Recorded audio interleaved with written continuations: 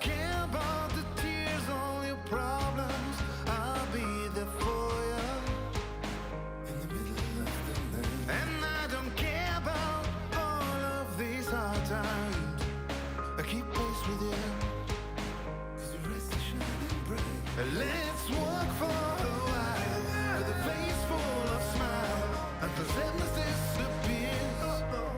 Oh, when weakness overcomes you, face it, go through, take things as they come.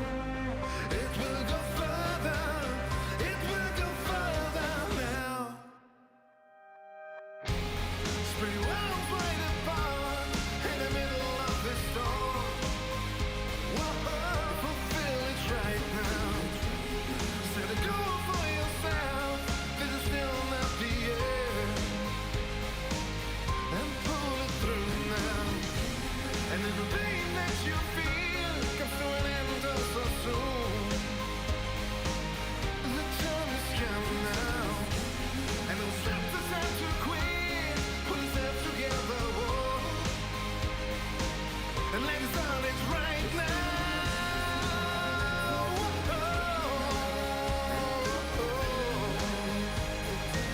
The time has come now, yeah, yeah.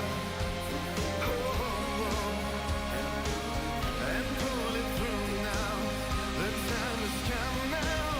The time has come now. It's come now.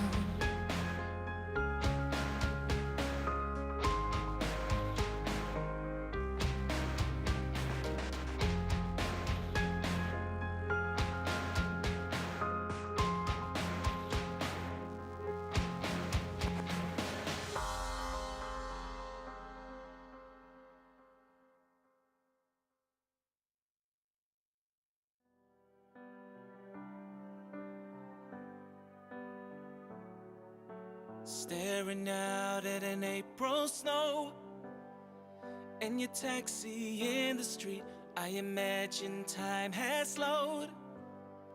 In sympathy, I'm packing up my heart to walk away. Still, it's all I want to say, 'cause I learned to love for you. I don't want somebody new. Impossible for me to let it go, let it go. So if it's goodbye, if you're running free, you ought to know, ought to know. You're the reason I learned to love,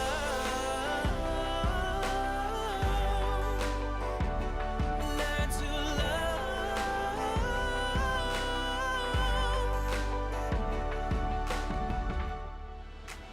Holding on to a photograph from the day we made our vows, and I bet we would have laughed to see us now. You're packing up my heart to walk away.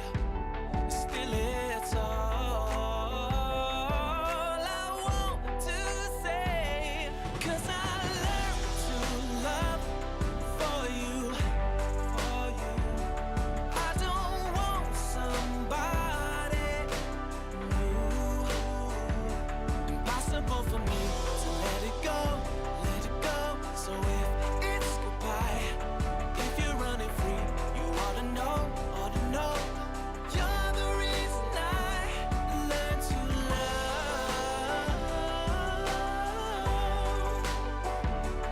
learn to love. 'Cause I learned to love for you. I don't want somebody new. Impossible for me to let it go, let it go. So if it's goodbye, if you're running free, you ought to know, ought to know. You're the reason I learned to love, learn to love.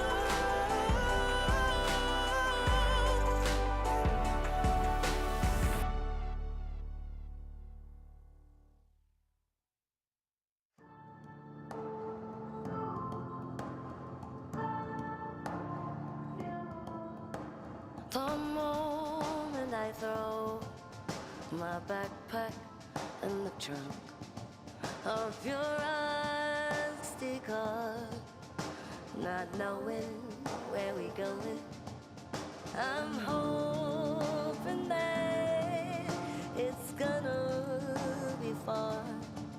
Oh, I'm hoping that it's gonna be far. And all I see is a white view light through soft clouds, the sun, the moon, and you.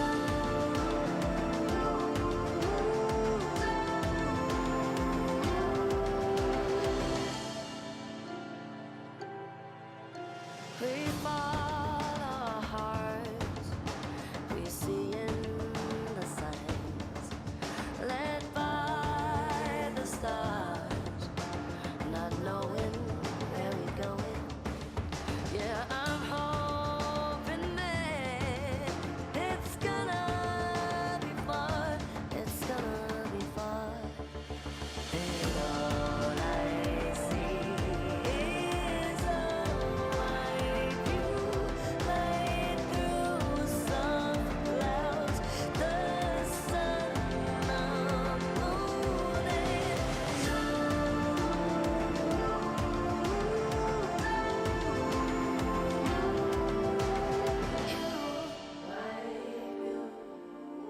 Emotional landscapes right here, making memories with you.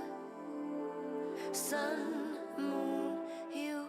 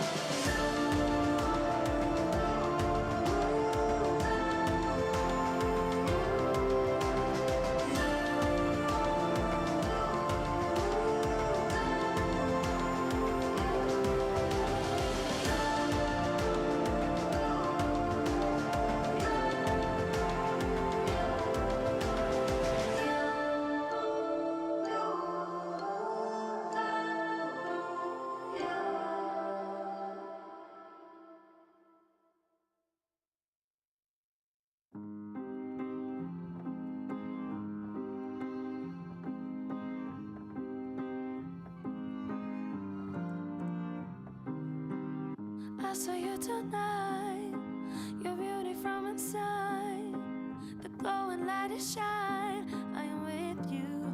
Oh, close my eyes, sense your vibe, being alive just feels so right. We are flying out of space and time.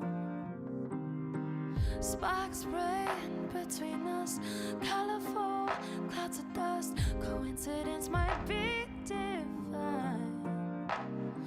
Wanna sing your melody, sounds like poetry to me. Let your key resonate all through my body.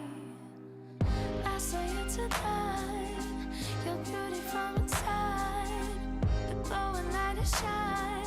I am with you. Oh, you saw me tonight, the soul of a child, the chaos of my mind. I am with you.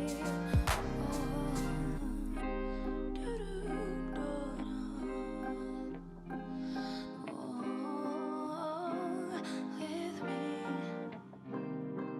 skin to skin, wandering landscapes we're discovering. Whole new world so new and welcoming. Am I dreaming?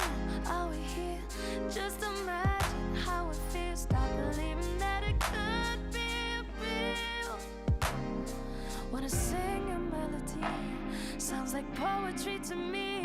Let your key resonate all through my body. I saw you tonight, your beauty from inside, glowing light is shine. I am with you. Oh, you saw me tonight, the soul of a child,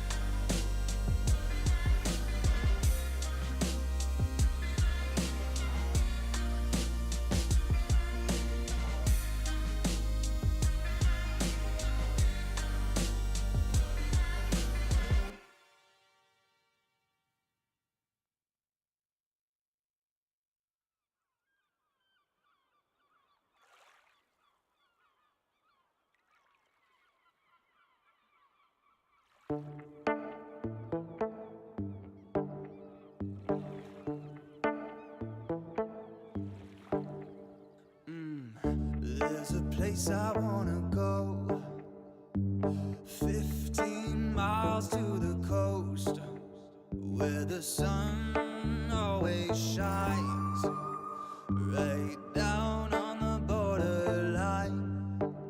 Here in Barbados, Santo Domingo, Kingston, Jamaica, Trinidad and Tobago.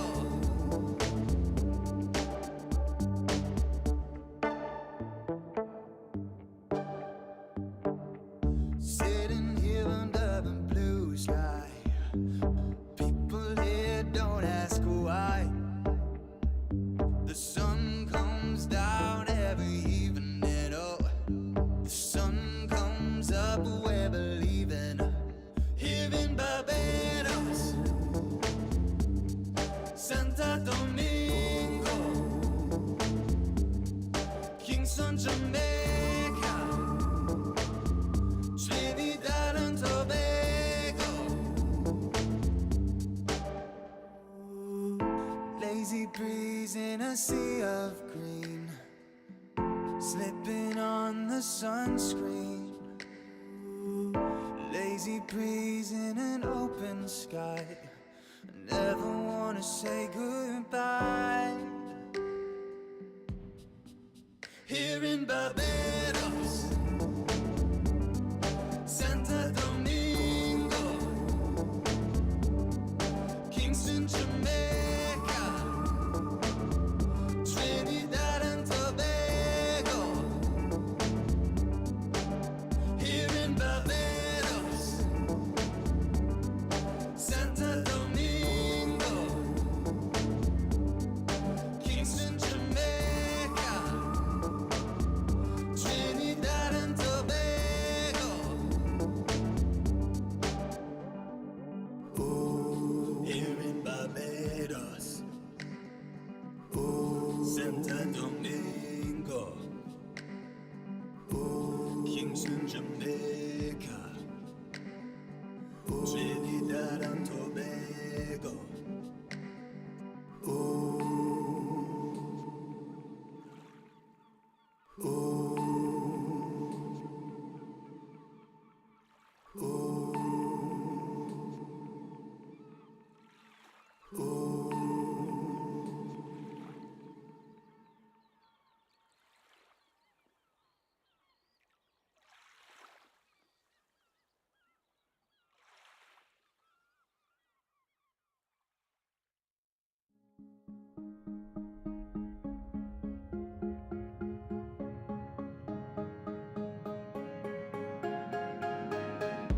Running in circles, waiting for the moment to come. There's no rehearsal when you want to reach the stars. I lift my head up and hit resume. Get me away from the waiting room, 'cause we were born to achieve our dreams. So just fire away, fire away. Well, do you feel it getting closer? I know each day we're growing stronger. Well, do you feel it getting closer? My eyes on the clock, the game is on. The game is on. The game is on. The game is on. The game is on. The game is on. I feel I'm on the edge, testing my own limits. It's taking me to the top. I'm taking action, okay, here we go. Well, do you feel it getting closer?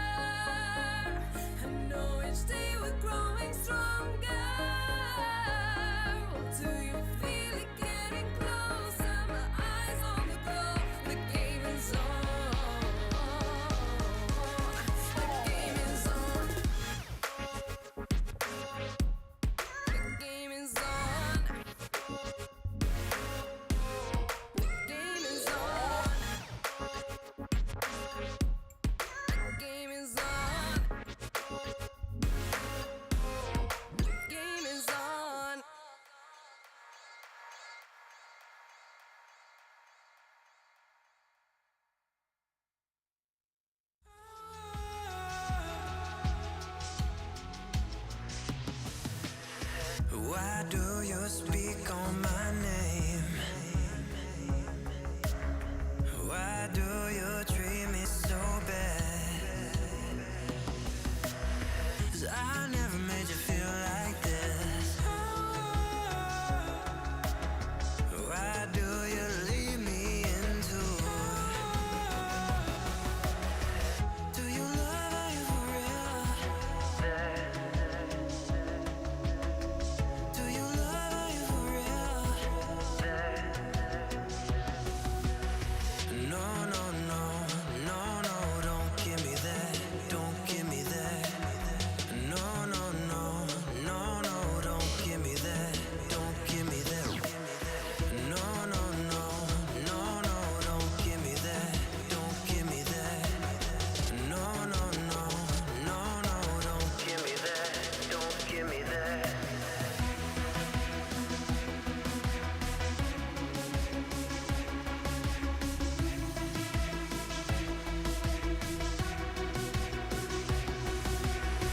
Why do you speak on my name? Do you love you for real? Why do you treat me so bad? Do you love you for real? 'Cause I never made you feel like this. Do you love you for real? Why do you leave me into? Do you love you for real?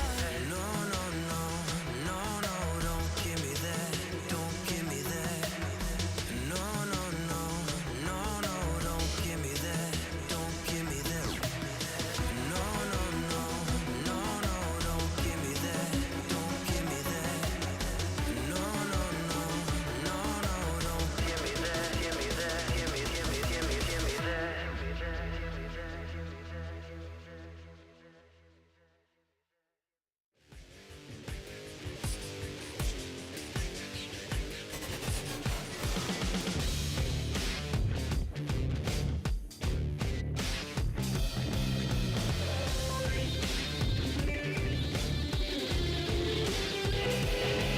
Like a siren without a warning. You never know what hits you if you wake up in the morning like a temptress in a red dress. Seduction is destruction, so you better get a move. Danger, danger, look where you're going. The heart is open, your blood is overflowing, baby. Danger, danger, look where you're headed. Got your pedal to the metal, and life is not ready, baby. Yeah. I'm gonna use you.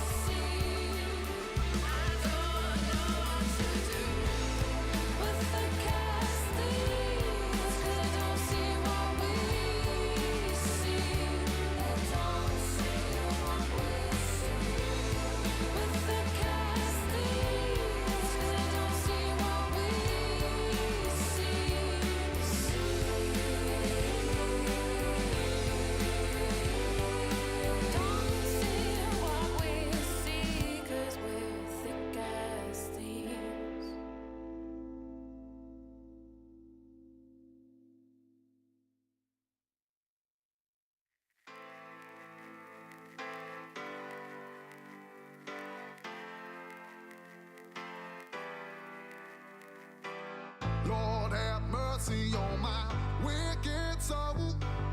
Nobody told me what makes right from wrong.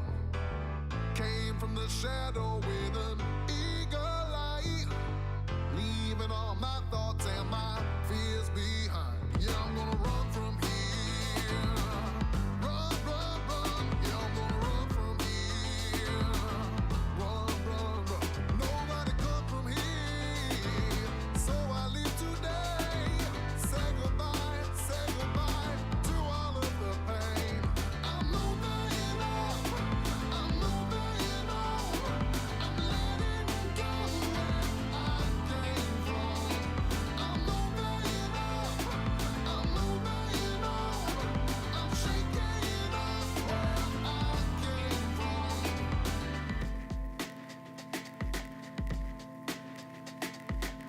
Riding with freedom and I found my way.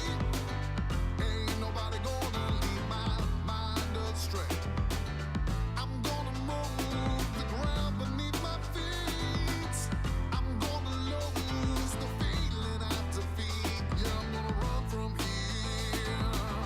Run, run, run. Yeah, I'm gonna run from here. Run, run, run. Nobody come from here. So I leave today. Say goodbye to all of the pain. I'm moving on. I'm moving on. I'm letting go where I came from. I'm moving on. I'm moving on. I'm shaking off where I came from.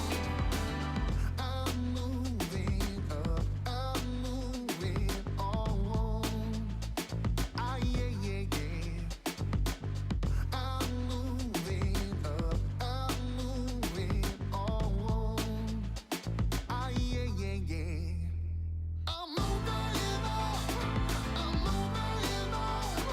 I'm letting go where I came from.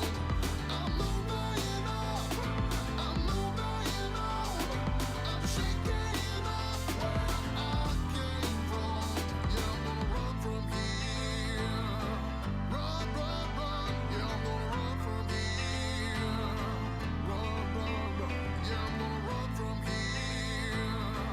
Run, run, run. Yeah, I'm gonna run from here. Run, run, run.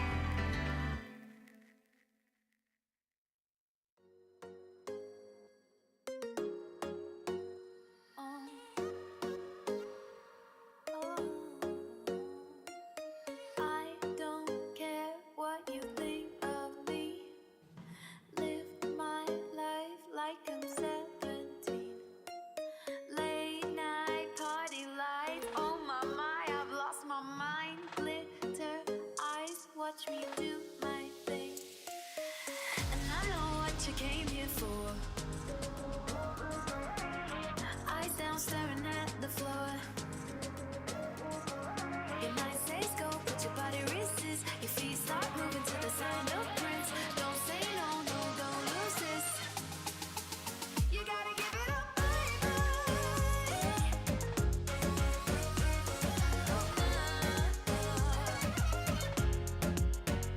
Give it up, baby.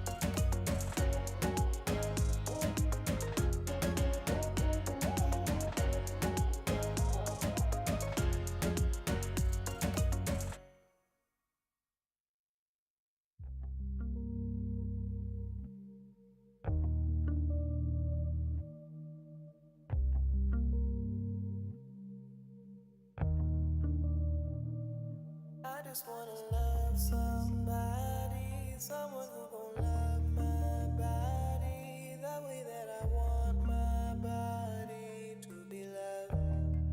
Give me love, love, love when I need it. I'll be right here to receive it. Only kind of love is the one you give it. I mean it, need it. Need the kind of love you give. I mean it, need it. I just really wanna know if you want.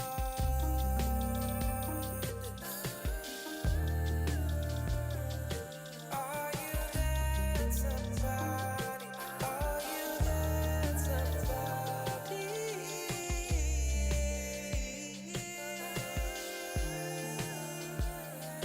Are you that somebody?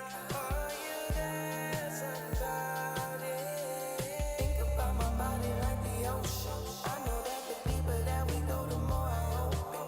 Emotional motion on me roller coaster. Round and round we go till we find the resolution. Some people need diamonds, some people need gold. I'm not materialistic, I just need your love. I don't wanna wait to figure out if you're the one. While you're on my mind, I think I'll call, I got a question. Tell me, are you that somebody? Tell me, are you that somebody? Tell me, are you that somebody? Someone who gon' love my body. Tell me, are you that somebody? Tell me, are you that somebody? Tell me, are you that somebody? Tell me, are you that somebody? Tell me, are you that somebody? Tell me, are you that somebody?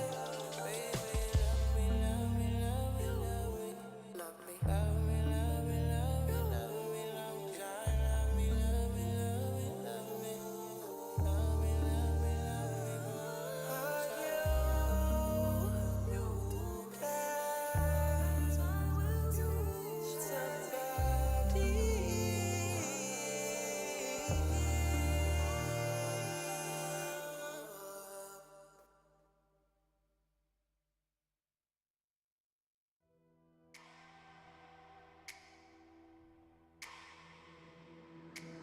Guess who's back to blow your mind?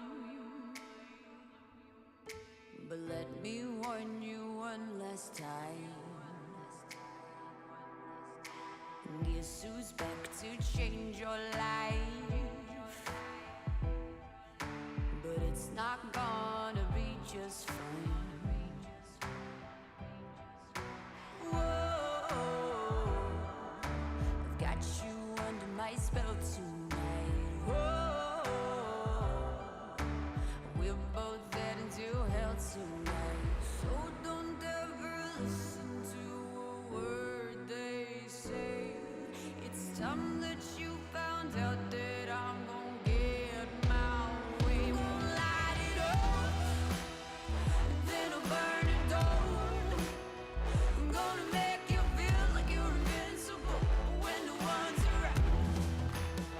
I'm gonna build you up, and then I'll strike you down. 'Cause you're about to know it's nothing personal. Sometimes good people do bad things.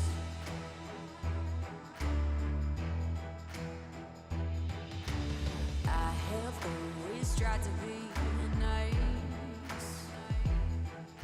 I've sat right back, I've tried to be quiet. But I can only take so much, and then I just explode. To feel it building inside, then I just need to let go. So don't ever listen to a word they say. It's time that you found out that I'm gon' get my way, okay?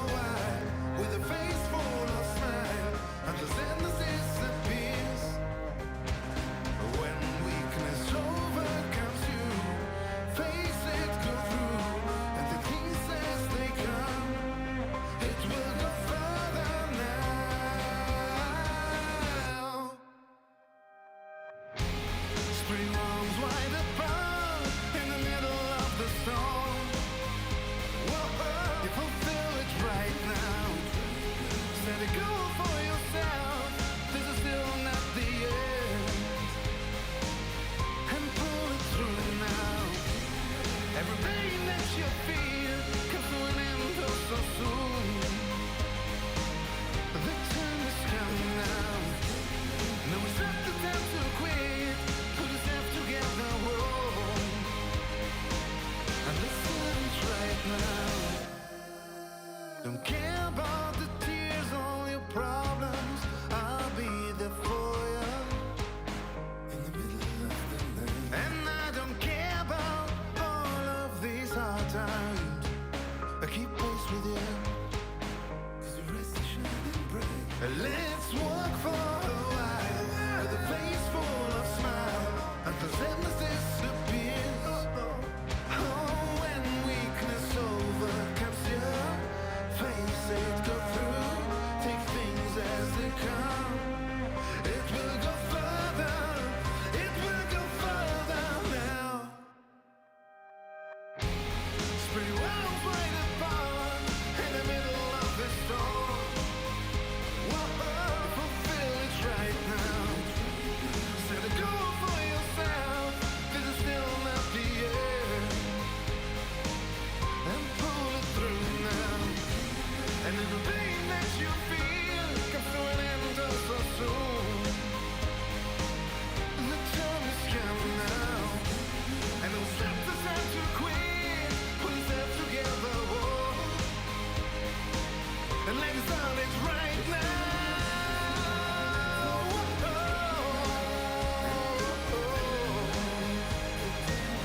The time has come now, yeah, yeah.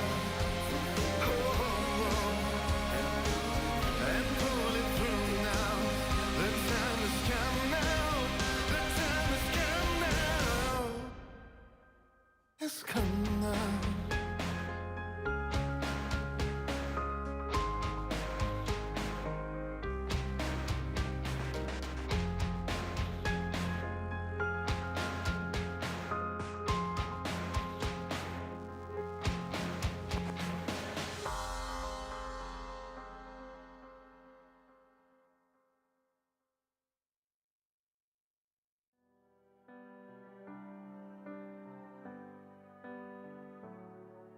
Staring out at an April snow and your taxi in the street. I imagine time has slowed. In sympathy, of packing up my heart to walk away. Still, it's all I want to say. 'Cause I learned to love for you. I don't want somebody new. Impossible for me to let it go, let it go. So if it's goodbye, if you're running free, you ought to know, ought to know. You're the reason I learned to love.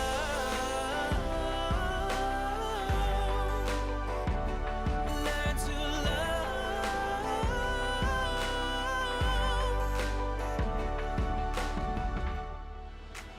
Holding on to a photograph from the day we made our vows, and I bet we would have laughed to see us now. You're packing up my heart to walk away. Still, it's all I want to say. 'Cause I learned to love for you, for you. I don't want somebody new. Impossible for me to let it go, let it go. So if it's goodbye, if you're running free, you ought to know, ought to know. You're the reason I learned to love.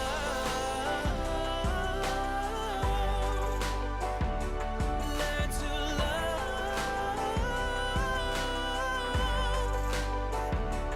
'Cause I learned to love for you.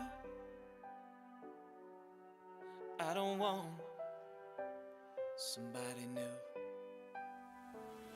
Impossible for me to let it go, let it go. So if it's goodbye, if you're running free, you ought to know, ought to know. You're the reason I learned to love,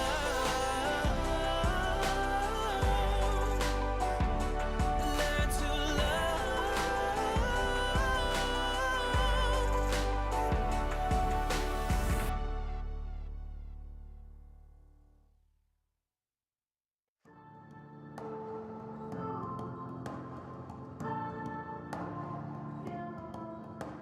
The moment I throw my backpack in the trunk of your rusty car, not knowing where we going, I'm hoping that it's gonna be far. Oh, I'm hoping that it's gonna be far. And all I see is a white view light through soft clouds, the sun, moon, and you.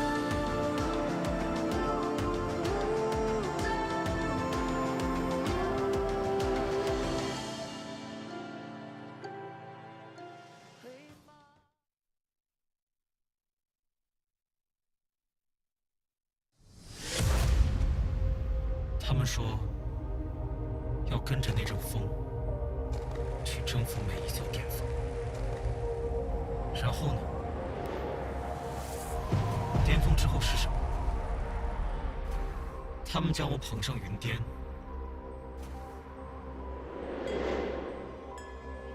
也让我从头来过。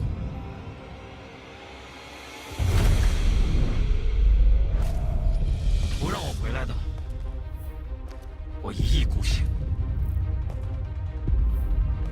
要让我折服的，我踏入光明；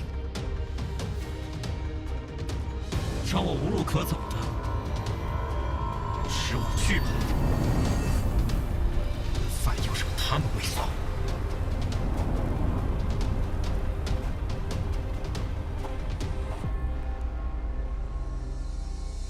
他们一直说个不停，因为他们害怕洪水猛兽，那就比猛兽更凶了，比洪水更滔天。势将到来的，终会成苦；汹涌而起的，终会证明。既然暴风将至，那就去把那些不服的、不屈的、不可磨灭的、非赢不可的，通通化成风。这里是我们，我们就是风暴。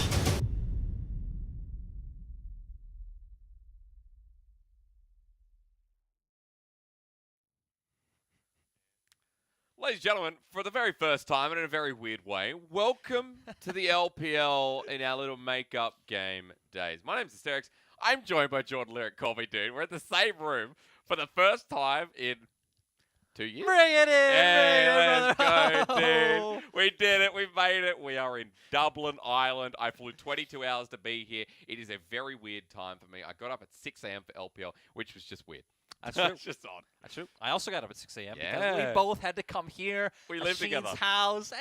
It's all great. It's good. And, you know, we haven't had LPL in a while. It's No. been a few days. That's true. It's been a little while, and look, we're not going to update you on yesterday. We're going to give you an update on, what has been happening through, because our schedule is a little bit different coming up. Again, next couple of days are makeup games, and as we go through, let's just talk to you about what ended the LPL split. Bring up the standings, Mr. Producer, sir, because we've only got 2 teams left looking for a spot, which we're going to find out over the next couple of days, of course, with FPX and OMG, but we've cemented the rest of the league pretty much. Yeah, and I mean, like, certain teams are just hard locked in, right? Like, V5 will end the split in first place. Yep. Obviously, things like JDG and RNG, you're kind of competing for second. Some of the lower tier teams also where they stand. But like you said, it's all culminating in FPX OMG, which could be decided today or might not be. Could be. It depends, right? A lot to talk about with that series coming up a little bit later.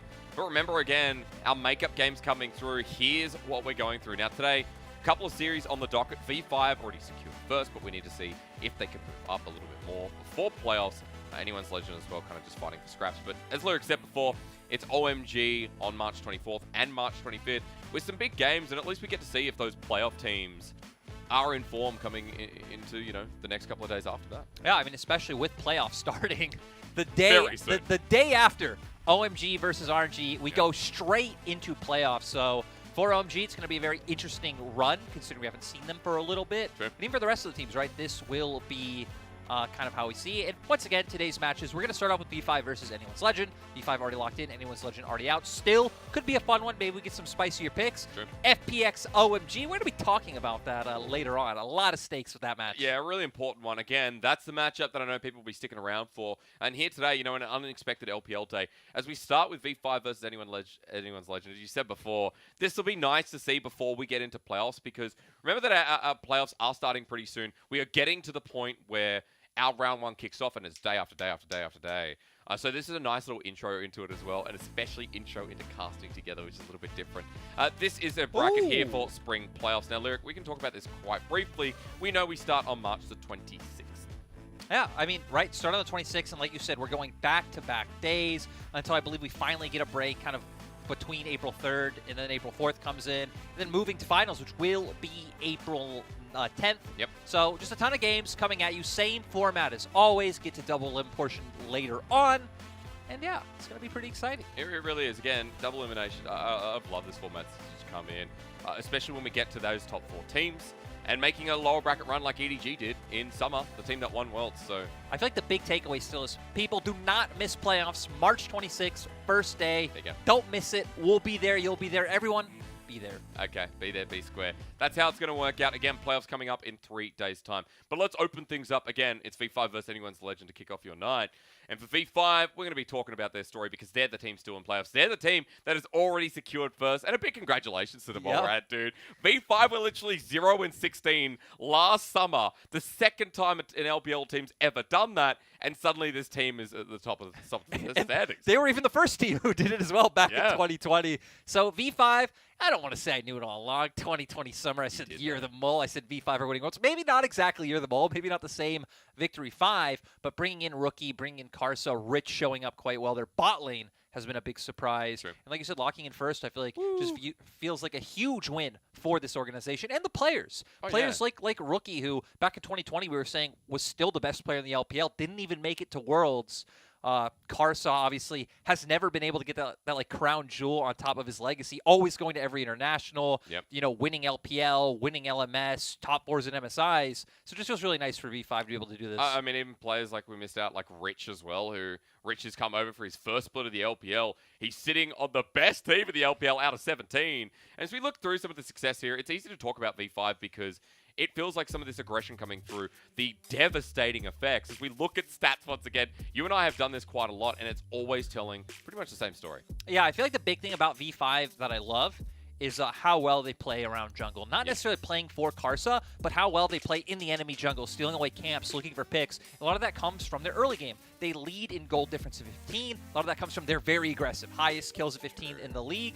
And then controlling the jungle camps, second in the region, which then leads to the Drakes, leads to the Heralds, and just leads to V5 being the team that I think is best at shutting out lower tier teams because they do just pretty much keep their foot on the gas pedal going forward like we see here and never giving the enemy team time to look for a cross map or try and find a way back in the game. And it's nice when you see players like Rookie still playing the same, right? Because this is the same story we kind of told on IG. Rookie was so lane focused. He was someone who always had an advantage. And it's good that that's translating through here for V5. Rich as well. Started the top lane quite shaky at the split. We're like, oh, we're not sure where he stands. Now, indefinitely one of the best top laners in the league after only one split. It tells you a story of V5. And then finally, we can round out to what has been a very successful 2v2, a very aggressive 2v2. Photic and PP God, a bit of a surprise when I thought they were going to be the weak link of V5. Yeah, I mean, you know, coming out from last year, I think PP God had a really rough 2021. Looked like V5 kind of elevated his play. Photic, I think, did get very promising towards the end of his time on Top Esports in 2020, but obviously still got subbed out for Jackie Love in 2020 spring, and everything worked. But we see here, very aggressive duo. They play extremely well together, and these guys have been just very hype for the squad. I'm so glad. You know, Photic got subbed out, man. He was with Yu Yan Zhang. We're like, we're not going to see Photic again. Here he stands, PP God sitting on the 0-16 roster. PP God has literally gone through it all and is the last remaining member of V5 from, one of the original rosters. As we get into pick ban, V5 already sitting first. Remember, it's anyone's legend who kind of want to move up a couple of standings, get a bit more prize money, I guess we could say. But as we go into pick ban, still 12.4 to note. We're sticking around with what the patch ended on before we go to 12.5B in playoffs. And a little bit surprising that we come in and, right, V5 are guaranteed first place. I was kind of wondering, especially knowing these players, knowing players like Karsa, like Rookie, who have been shown to have a bit of fun games in the past. I believe it was 2020 summer where they were already locked into playoffs. Rookie pulled out the Z, things along those lines. But they're keeping it very stock and standard, I think, with playoffs so close. Just wanting all the bit of serious practice you could get. Now anyone's legend locking in the affiliates on the opposite side. Rise still being open is something that stands out to me.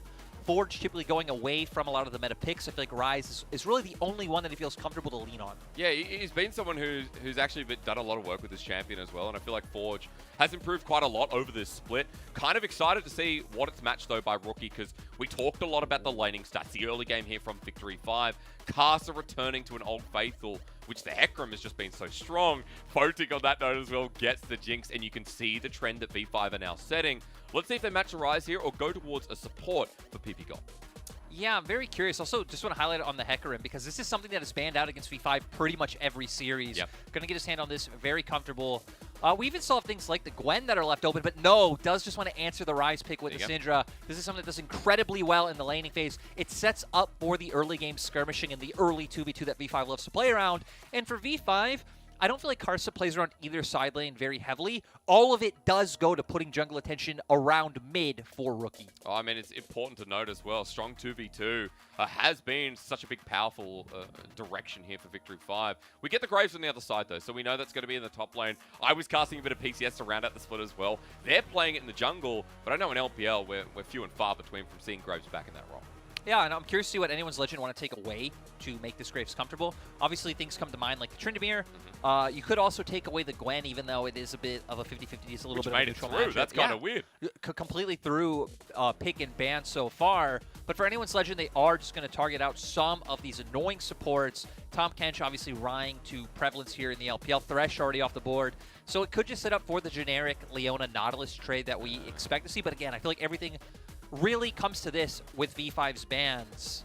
If they want to take away, maybe some of the higher priority junglers on the opposite side, the Lee Sins, the Xin Zhao still being left open for Xiaohao. But it's interesting to me that they go straight towards the top lane, thinking that, okay, this could be Xiaohao taking Graves into the jungle. Yeah, and it would be something that can work, right? We have seen a little bit of jungle Graves split. Certain players are willing to bring it out. Wouldn't really set up to be able to match the 2v2 that V5 have picked up in mid-jungle. But I feel like as the split has went on, we've kind of transitioned for anyone's legend, where early on it was Betty and Chocho, I think the big standouts for the side of AL. As we've gone later, I really feel like it's Xiaohao who's once again stepped up and looked like he did last split. And again, kind of imitating the shadow of Haro, who was on this roster before when it was Rogue Warriors. I see similarities in this junglers. They're aggressive, they're bloodthirsty. Huh? Sorry, well, look, let's be honest, he didn't last too long. We saw it for a little bit, but before that, Haro, of course. There were aggressive junglers, and I'd love to see it. So I guess V5 are saying, hey, we know that Xiaohao's probably going to be taking this Graves into jungle, getting away some of those top-side selections. Gwen's still left open, though, something you've raised before. Gwen's still being left open. Again, you could also just go to supports here. If this Graves was a flex, I'd actually be very surprised that they are just going to pick their top lane here and obviously hovering the Gnar now, because then you're showing, hey, this... it's defeating the point of it being a flex. So I think going towards the Nautilus here makes a lot more sense. You hold on to that Graves pick if that's what V5 thinks. V5 you expect for the Leona to come out for their side. And then the Gwen. I mean, there's no way you don't go for the Gwen with it still being open. It's so easy, right? So we get Gwen. We get a strong 2v2. We get the Jinx priority for V5. Feels like a very simple draft that anyone who's sitting on 12.4 would be saying, that looks pretty good. And PP God also, instead of going towards that Leona, instead opting into the Alistar. I mean, a lot of short range on the opposite side. You have good disengage tools. You're able to find the all-ins as well. And now for AL, it's going to be all about rounding it out. And it looks like they are going to hold true to what you're saying with V5 banning out those top laners. It was Xiaohao just wanting to bring out that Graves. You're going to go with the Gnar matchup. This is something where we've seen a lot of people, thinking of it as a counter. Yeah. But I feel like in LPL, we've seen Gwen just get pressure from level 1, be able to win out the matchup. But the only times I've seen Gnar win is if Gwen just completely misses everything. True. Maybe you have a full stacked Q, it misses, Gnar finds the all-in, some of your needlework doesn't hit, and it's like, is that really much of a counter? I'm not sure. ZDZ will have to show us. Yeah, I mean, again, there's such a large discussion. I know you and Orcs in the gaming house, we're going to call it. We're having a pretty in-depth one about this, but as we stand here in front of you guys together, we're pretty excited to get into this one. Even though for V5 they're holding their spot at first, for anyone's legend, a similar kind of trend. They can go up, they can go down, but they can't make it into playoffs. But it is more about seeing what they're going to bring going into summer and see how this roster's come together, because it's been a bit of a surprise. Yeah. I think a lot of fans expected, and including me, that anyone's legend was going to be 16th, 17th in the league. They surprised us. They did pretty well, and honestly, almost had a run at playoffs later in the split. And they've kept that true with the Rogue Warriors, right? Because Rogue Warriors were Yeah. always the team. It'd come close to playoffs. They'd start making a bit of a run. They would make you believe.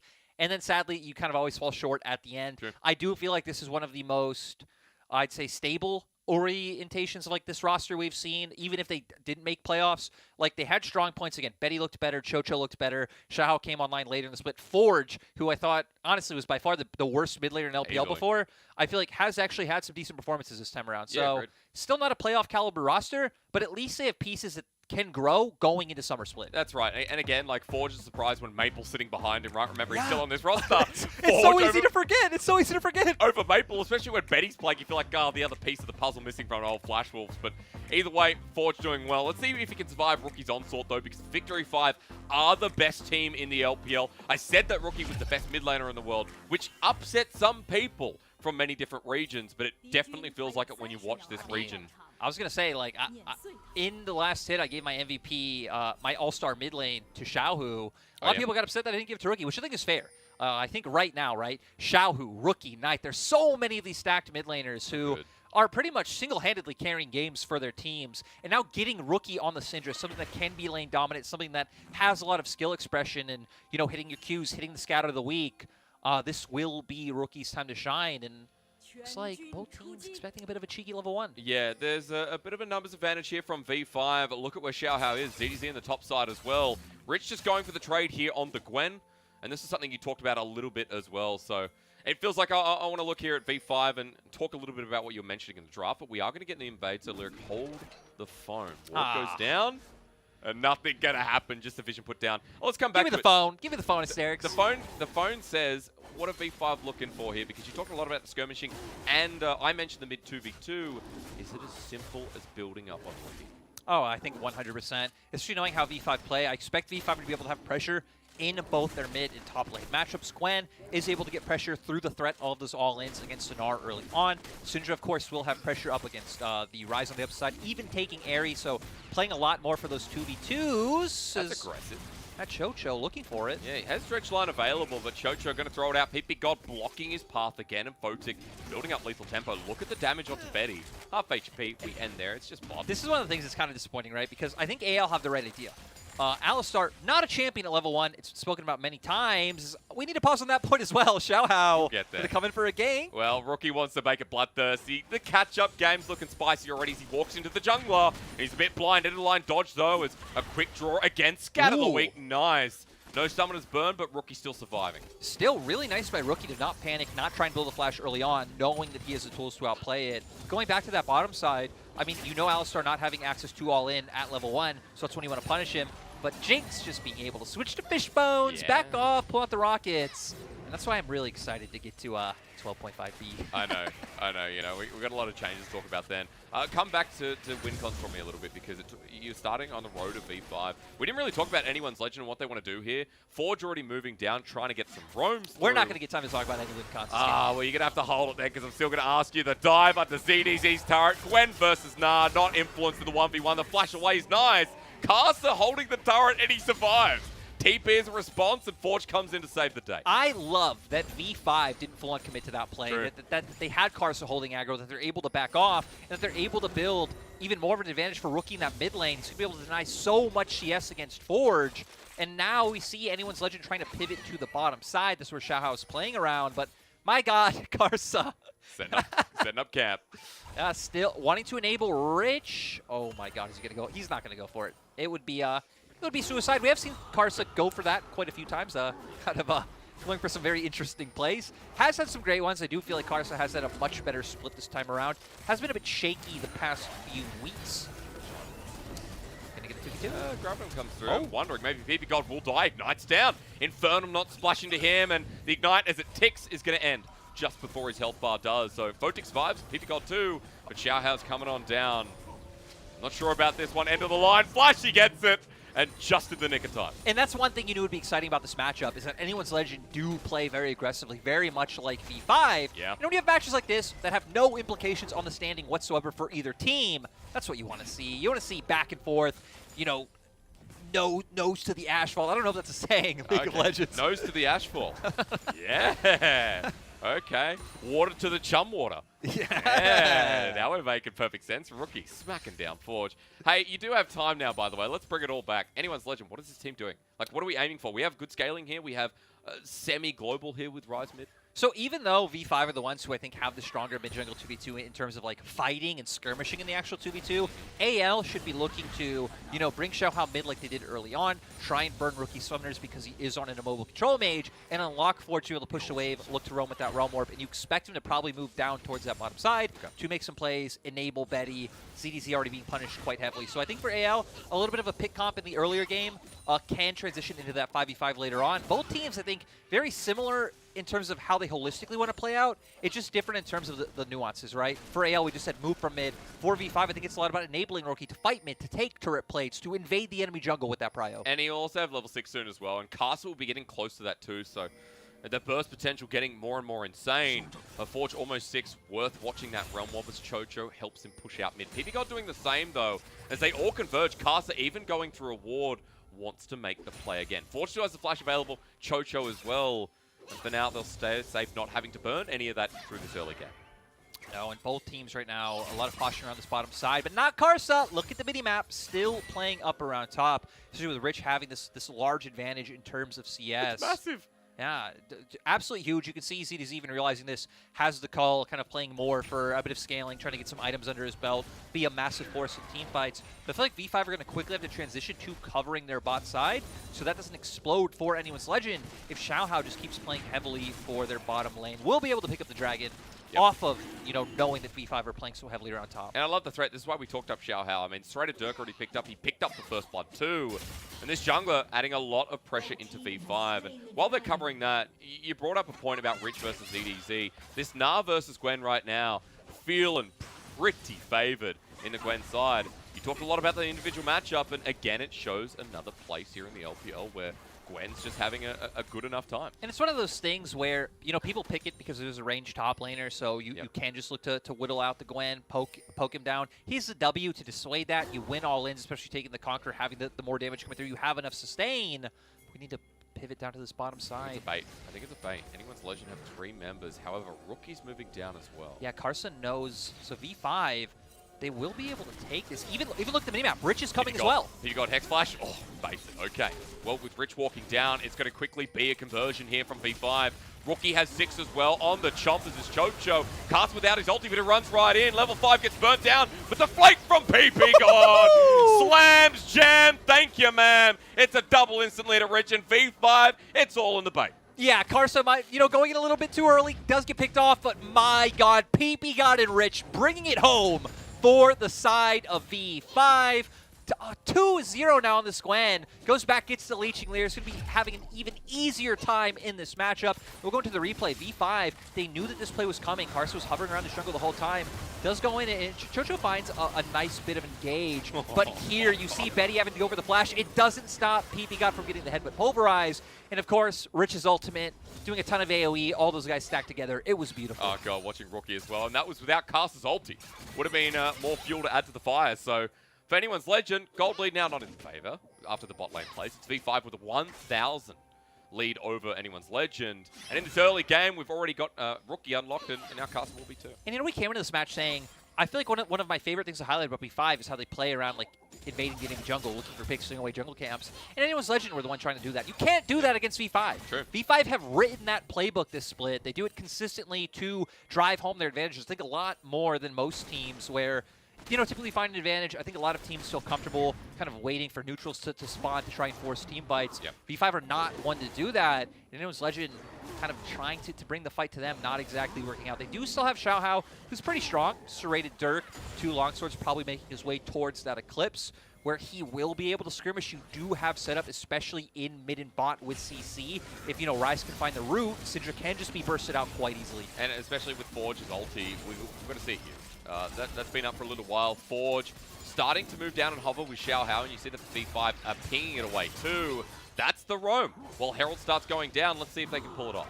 And this is the different dynamic that we were talking about, right? Is AL, they're committing. All right, into the back, into the turret. Wait, Xiaohao flashes away. Collateral damage, bit of an outplay. The jungler goes too deep. That realm warp was ambitious to say the least. And Rookie with an amazing flash from the dredge line. V5 outclassing anyone's Legend. The second time they're in their jungle where they do not belong. Forge ready to give over a third. This game feels absolutely dangerous now from here on. And we see that V5 didn't actually have any wards towards the bottom side to know this play was coming, but it's very obvious. V5 are taking the Rift Herald. They know that Forge is playing aggressively in mid to get push, which must mean Xiaohao is there, and they know that that's the Realm Warp plan, right? If us, as small brain casters, know that this is what's going to happen, them as players, especially players like Rookie and Karsa, know that this is what they're looking for. V5 have the setup perfectly, and they capitalize. Hey, remember how bot was even as well? Not anymore. There's a triple kill over to Photic. And let's just see this nice play from Beat God on the Alistar. Yeah, this Realm Warp positioning was not really it. No. Photic throwing out the ultimate doesn't do anything, but this is where everything goes wrong. Rookie comes through, hits the scout of the week, does have to flash the dredge line from Chocho, but it sets up for them to look for the turn. Throws out the Flame Chompers. There's nowhere to go for the other members of AL, and V5 just clean it up. They do, and after the back as well, Photic was able to pick up a Kraken Slayer after that. So we have first item here on the Jinx. Before anyone else on the map, before that Eclipse, which is a relatively cheaper item from Xiaohao, and it just feels like now anyone's Legend have to deal with so much. And it's weird, it hasn't been about the mid 2v2 from V5 at this early game. It's been about every other lane. Yeah, and I think that goes a lot to, again, I feel like Karsa the split hasn't played too heavily around ganking for his lanes. Yep. He plays around the pressure that his lanes are able to generate quite well, as we saw. How God did have to burn that flash, especially as Karsa on the Hecarim, right? Typically wanting to get to that onslaught of shadows before you're able to have a huge impact on the map. So now at that point, right, level 7, we can start to see him make more plays. The big thing I want to go back to is the fact that V5 not only won out that play on the bot side, but as you hit on, they were taking Herald top. So they pretty much won out on both sides of the map. And now Karsa going to be able to look to put this one down. I would assume you're going to look to put it down towards mid, enable Rookie more. V5's bot lane has push, so you can very easily make this 4-man play towards mid, drop the Rift Herald. Looks like they're thinking about starting up Dragon now and just take everything away from anyone's Legend on the bottom side of the map. But every time they move again, reaching the top side, someone we keep coming back to is just continuing to push away. Teleport boom by ZDZ as well. So it feels like anyone's Legend have to give this up now, especially, and as V5 continue pushing in, it's just more gold going down. 20 CS lead in the mid lane, 20 CS up on the top side. Bot as well even. Dragon going to be taken here equally. I also want to highlight that ZDC just got his back off, comes back to lane with a Hull Breaker. Oh, yeah. And to me, this one feels like a Hull Breaker to not get abused as hard as you were. Not really want to enable him taking turrets and pushing in and finding pressure because he just has been abused. So his extra resistance is going to come in handy to make sure he doesn't go down. It's going to be a 3v2 in the bottom lane, though. Let's pause there. Grabbing him onto Photic. He gets ignited down, but it depends on if he can kite back the flash burn. As BB God burns the ulti too. Zap. And a bit of a dredge line. A knock-up, though, and Caster going to bring it in now for Photic. Damage needs to come through. He's already sent out the ulti. The fear from Caster. Absolutely gorgeous. And with a double going down, 2 more for V5 versus 1. Trades keep going in their favor. And it's not just the bottom lane once again. Yeah, and right. This is why V5 are such a strong team this split, because they're able to generate so much solo Needlework pressure. Under turret, true damage comes through. ZDZ not going to be hit by the final one. Wouldn't kill him, but at the very least, Rich establishing control. Realm Warp to get out of the map faster. Anyone's Legend just want to be somewhere. Yeah, I mean, AL just trying to get back on the map sooner to try and stop this Rift Herald push coming out from V5. They do drop it mid like we expected. Looks like they should be able to get away. Forge. Very aggressive. This is what we wanted to see. Xiaohao going over the wall as well. Anyone's Legend. Nice little attempt play when they're so far behind. Still trying to bring tempo to this early game.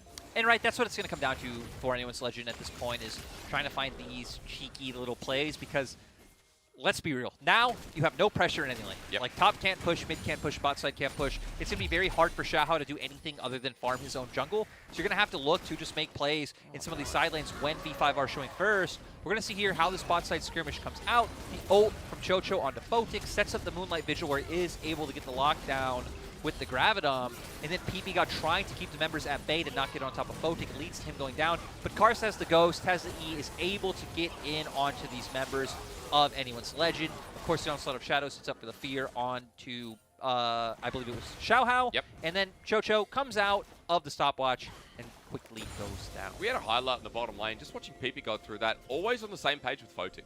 Blocking away for collateral damage, standing in front. There's such a good duo in the league. It really surprises me because, you know, coming up to playoffs, I've been like spamming a ton of V5 VODs these past few days, and they're so good at coordinating a lot of their engages with their level up timings. Like, PP God always knows, like, throw out a hook, throw out an anchor a few seconds before Photic's about to hit that last minion. The coordination with CC also incredibly good of, like, a hook comes out into Flame Chompers. Like, these guys are on the same page, and it's really beautiful to see, especially for PP God, who has had to play with a lot of AD carries that you assume he can't communicate quite well with, playing with aiming, of course playing with Sam D, and then the only AD carry really, Y4, which, you know, I feel like Y4 always more of a facilitator or role player. Like, like he does his job. He's not meant to be a focal point. So nice to see V5 pair PP God up with someone who can be a primary carry. I mean, speaking of pairing, look at this. They were so deep with a bit of a gank as Photic senses something's going on in the bottom lane. A little bit fishy as PP God's running in. It's a 4 versus 3, but anyone's Legend don't know yet. And V5 have one member separated from the pack.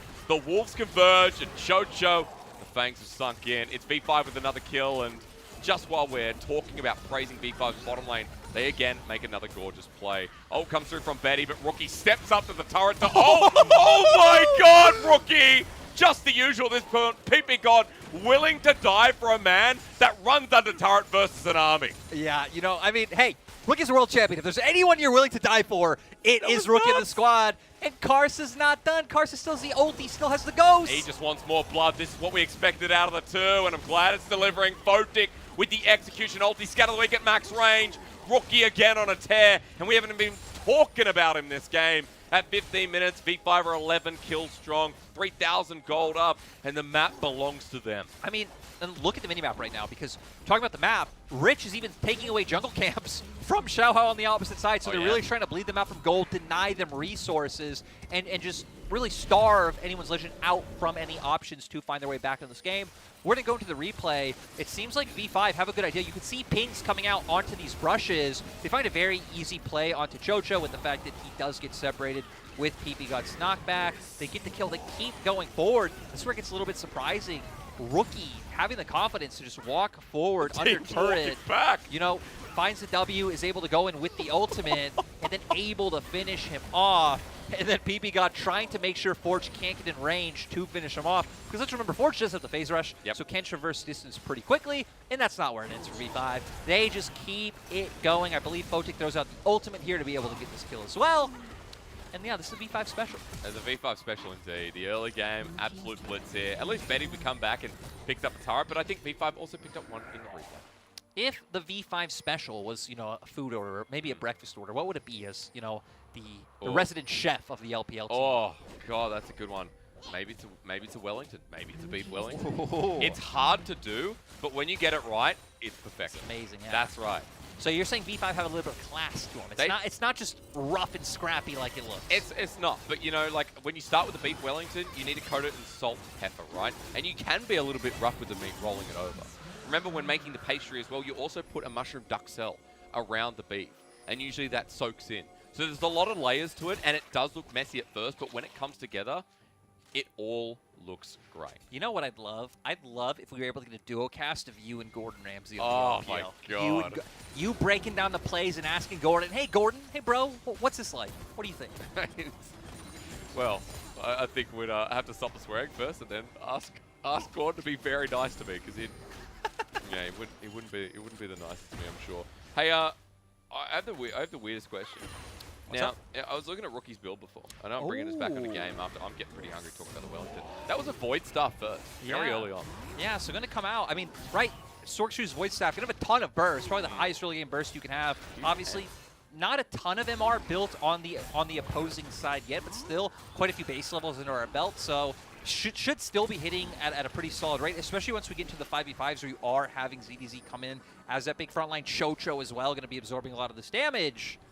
And Rookie should be making his way towards that Mythic second, then, you know, getting the Mythic passive as well from what you'd expect to be the Ludin, so getting even more Magic Pen under his belt. Even 10 stacks on the Dark Seal. Oh, yeah. Waiting for that Magi's to come through. And meanwhile, the camera's back on Rich. Hello, ZDZ. Ulti's coming through. Rich wants this again, even going into Meganar. All the needlework flies through, but Rich not against the wall. The flash away from the final part of the ultimate while we pan the camera up and the action continues here. V5 might only be 3,000 gold ahead, but in every single lane, every time we scan across, it is always V5 finding an advantage. And, you know, even though V5, I think, are very dominant, I don't want to, like, oversell V5 as this, like, indomitable team that can't lose, because I still also believe V5 are a very messy team. V5 are a very greedy team who push their limits sometimes a little too far and give overkills to the opposing side. So for V5, again, I feel like they're the best team in the league at pushing an advantage forward. Yep. But sometimes that does lead to, you know, maybe getting too much. We've seen them, like, dive inhibitor turrets. You know, they have a team who has been willing to flip Barons at certain times. Yeah. So can open up for possibilities for AL to find a comeback. They are only 3K gold behind. You have an Aphelios. Like, sure, there's pretty decent scaling on the opposite side as well with the Gwen and the Jinx. But one great Moonlight Vigil, you know, if V5 are grouped up, can just change the game. And also, you know, you talked a lot about how when we get towards fighting and everything for these compositions, there are some similarities coming across. As well, like, we're relying on things like Forge for repositioning, ZDZ for Ultimate as well. There are some big Ultimates for Anyone's Legend that can also change the face, and we haven't really seen Forge or ZDZ in a grouped-up situation, or a situation where they can use the Realm Walk to reposition. Yeah, I think they definitely prefer to play side, just with the fact that they have the Rise against the Syndra. 4v5, if you want to have Rookie push out like this aggressively, you're going to need constant hovers coming out from Karsa, so it's good that V5 are doing this. Yeah. Because when you look at how a 5v5 would go, the problem for AL is they're very short-ranged up against a Jinx and a Syndra. No one really going to be able to find ways to get in to do damage to the backline. So they wait for a pick instead. Look at Forge. Backline it is. Everfrost and Ulti. They find Cast, but the TP comes through. Rich is now in a choke. Scatter the week onto Chocho. Rookie dealing with the backside. And ZDZ able to get nothing off with the ulti. Betty flashes away. Even with the jungler down, it's a 1-for-1 trade. But it's only support down for Anyone's Legend as they hover again. And this is what we talked about V5, you know, sometimes kind of like, since they're always pushing for an advantage. Like this. Scatter the week, though, does so much damage. Rookie flashes away. Collateral damage blocked by VP God. And you know what? Even though ZDZ is going to dodge away from the Mega Death Rocket, V5 once again pushing an advantage. Yeah, and right, since they're always pushing for these advantages, they're always fishing for kills, it does open up opportunities like that. But they're strong enough at this point in time in the game to where they are able to consistently answer them back. Yeah. That whole time as well, Rich pushing on the top side, able to guarantee himself a turret. V5 going to be able to pick up this one as well. They are just straight up chilling right now. Dragon coming up in 1 minute should be another objective over to V5. Sadly, it's not necessarily the one that Anyone's Legend have to go and, you know, commit, what's it called, Senpuku, whatever the Japanese Seppuku. samurai. Yeah, there we go. They don't have to do that yet. Oh yeah, my God. they don't have to do that yet. They can wait for the next dragon to look to do that. But I think that's what I'd like AL to do. Yeah. Farm it out the next 5 minutes. Say, hey, they get to be on soul point. They're ahead of us. Finding any kind of fight right now could be hard. But actually, AL are kind of setting up like they want to be able to contest that dragon. I mean, ZDZ might be feeling confident. He's picked up the Trinity Force. We now have a Collector on Xiao Hao as well. So there is actually an item advantage through jungle. I'm looking at mid. The Fimble Winter is fully stacked versus Rookie, who's still sitting on 10 Darksteel stacks, but he has a stopwatch now. And as I look across the rest of the items, a Photic is the one advantage in the bottom lane. So the fact that Anyone's Legend is still close kind of ramps me up a little bit. Despite the 5k gold lead, despite Anyone's Legend losing fights here and there, it still feels close enough where... Oh, Rift Herald. Even if you don't fight for Dragon, yeah, the play around Baron, at the very least, is Anyone's Legend dropping some vision. Yeah, so 4v5, they are going to get the Dragon contested. So Anyone's Legend, do agree. It's like, hey, it's not time to fight right now. We don't need to gamble the game going here. They are just going to get more gold on the Forge, allowing him to push out that wave. We see them picking up some jungle camps, but V5 have been very good at denying Anyone's Legend access to that gold.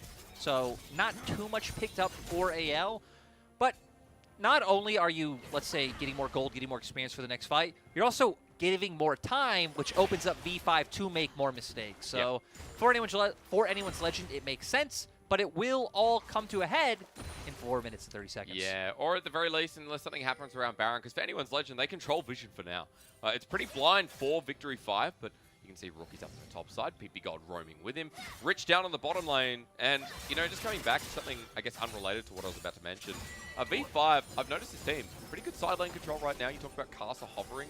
A lot of teams in the LPL struggling to monitor as Chocho, I'm going to say the same thing. He looks for the blast cone, but he's going to be knocked in with a flash away. Summoner down, V5 not over pushing, which is nice to see. Yeah, and I mean, even just getting that summoner from Chocho, right? Now, Chocho can't find a play where maybe someone like Rookie or Photic overextends. You look for the flash Q and you pick them off. So, really critical summoner is V5 just going to go ahead and start up this Baron. They're even fine with anyone's Legend knowing, as you see, that they didn't start to clear the control ward until later. Because either way, right, you either burn the Baron like you're doing now, or you find it an advantageous fight because you have great turn potential. I mean, they're going to walk into Rookie, right? He's on the wing, and as Baron goes down, a little bit of a slow smite, but it doesn't matter. V5 now turn for it, and Forge runs into the enemy flank. That ult not even used, and Rookie dealing with two people at once. The ult comes through. ZDZ a low health bar as Rich is doing the rest. Look at the ult he silenced through. Every member of V5 wants a highlight reel, and it's Cars's turn to be on the board. Run him over as Pete Big God steals it from under his thumb. And Victory 5 still towards playoffs, looking so damn good. And with these death timers, with the fact that they have the Baron push, I wouldn't be surprised if V5 can just look for the end here. This was slick. This was such a good game to watch. You know, coming into today, we're like, well, V5 already secured first. Anyone's Legend can move up and down. What does this series mean to us? Well, it's a little onslaught towards playoffs. V5 aren't going to end here. But at the very least, we're seeing that this team, the best team in the LPL, despite a hiccup a couple of minutes ago, are still looking so damn good in the early game. Also, let's be real. Every year, every split, our top teams have hiccups. I believe every year going into Worlds, like teams like Damwon do look stronger coming out domestically because LPL teams do look so messy. It isn't until they're able to go into the competition. Okay, Rookie's dead. There goes the stacks of the Dark Seal. I do got to say, though, going back to that point. What were you saying? You know, if we get to see, you know, Rookie versus Faker, Rookie versus Showmaker, Rookie versus whoever, Rookie versus Chovy, I don't care. I just hope we get to see it this year, considering, you know, the past 2 years not getting Rookie on the international stage. V5 so far looking quite poised to do so, at least for MSI. We're going to get to see how the man himself, who I'm praising, gets picked off. Yeah, forward with the ulti. Nice stuff. And a teleport committed as well. But, hey, anyone's Legend just had their face swapped open. You also look at the minimap, right? Everyone else on the side of V5 had reset. He was trying to push out that wave. Yep. That's kind of the overstays we were hitting on. Ulti hits. Nice Everfrost from Forge to get away, but almost dies. Rookie, Rich, having a great time. Ulti so close. Oh, that's admirable here from Photic. But look at what's happening on the other side of the map while Forge almost dies. Yeah, Forge almost going down, but V5 still having the Baron. They're going to keep the siege up. They should be able to push this one forward. Again, the range advantage that they have is so massive on AL, always able to threaten these Scatter the Weaks. They're going to keep pushing as Rich still just answering in the top side because he has teleport. God. I mean, the slows as well on top of the range you already mentioned. Look at that. With the rapid fire cannon, Photic again tells them to shut up. Anyone's Legend sitting in front of their Nexus turrets. That's all they have left. A good depth charge and dredge line. Forge flashing in, but Rookie's away, Photic's away, and everybody's off to the races.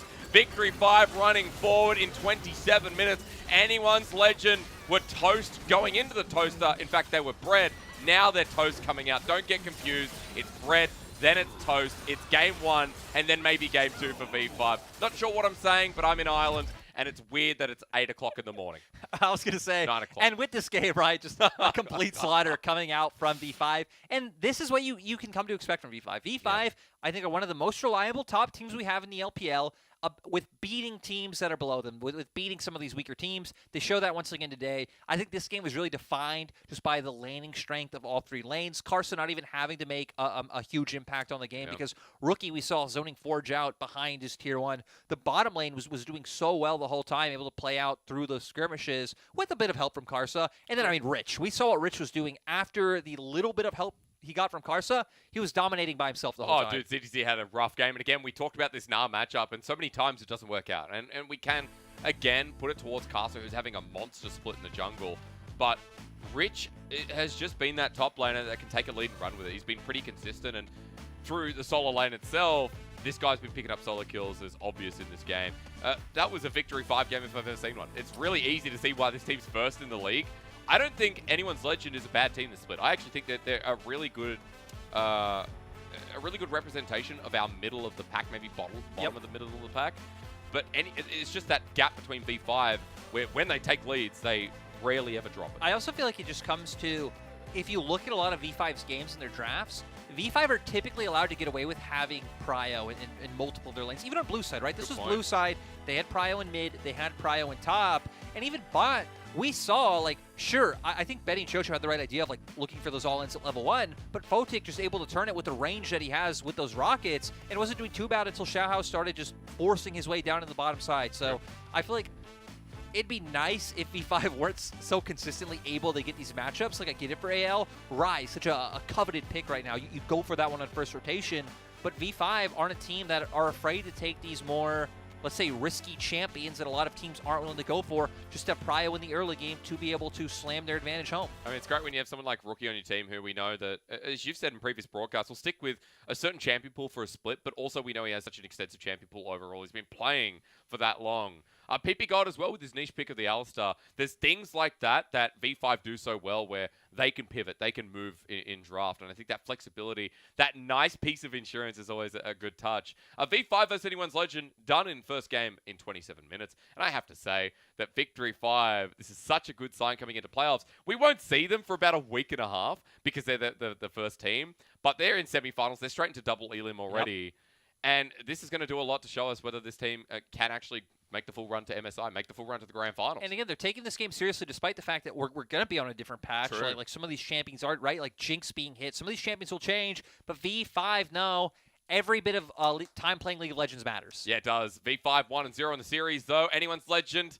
It all comes down to this, or does it? It doesn't really, but it will soon. Ladies and gentlemen, I'm Hysterics. That's Lyric. I could be Lyric to you, but he could never be Hysterics. We're going to go to a break. We'll see you after this. I'm sorry. I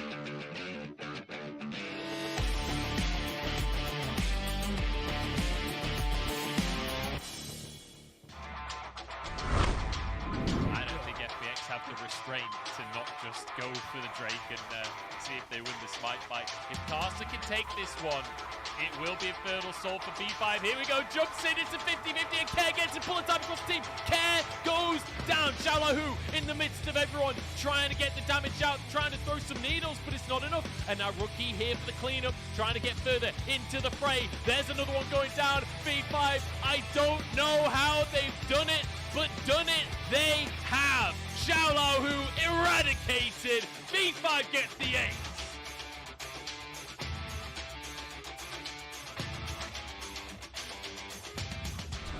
For the AD carry, and now RNG are a little bit caught between a rock and a hard place. There is the Cannon ultimate all on top of the back line, as we can finally see Bin join this fight. But look at Gala free hitting now on this backside. This Zeri is just getting so much free reign as Bin needs to use the Hexagonal momentum to try and keep himself alive. Hacker just has to back away as look at Gala go. He's getting these resets. He's getting himself ramped up and ready to go. Shousey needs to try and back himself away, but you cannot run from this massive triple kill. Gala steps up huge. But BLG walking with the Dragon. They're heading the team by so far, but this fight's not ending. Okay, they got grabbing him as well. Uzi eating up for a second. Chris will throw him out with a massive shield. He now gets reset. It's a bait. Elk walks into the trap, and Uzi and Chris deal with him, but no. What? Wait. Somehow, Elk gets it. Chris is going to be next. A triple kill. What the hell did we just witness? And now Drake up in 10 seconds time. See the whole of EDG already moving over. Leyen might just have been caught. He gets out to safety, pulls himself into the brush. That could have been disaster as Flandre has no fear, but he has no health left. Oh, Scout! That was unbelievable. Solar player onto you, Yanja, EDG. Nothing happens for 30 minutes, and then they come alive.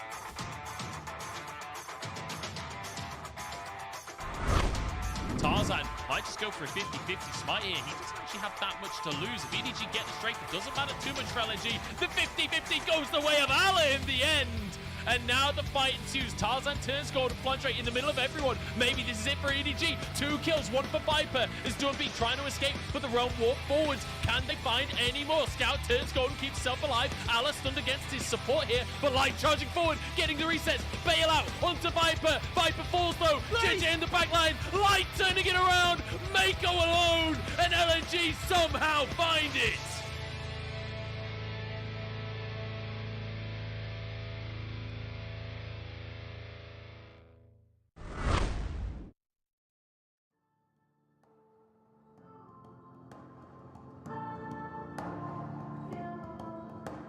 The moment I throw my backpack in the trunk of your rusty car, not knowing where we going, I'm hoping that it's gonna be far.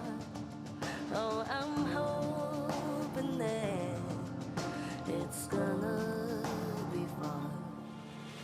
And all I see is a white view light through soft clouds, the sun, the moon,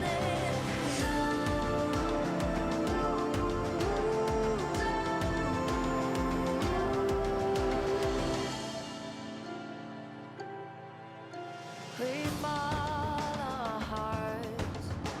We see in the signs, led by the stars, not knowing where we're going. Yeah, I'm hoping that it's gonna be far. It's gonna be far. And all I see is a white view light through soft clouds, the sun, the moon,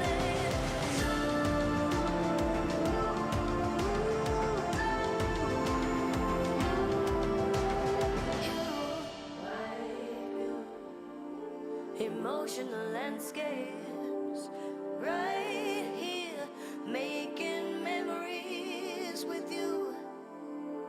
Sun, moon, you.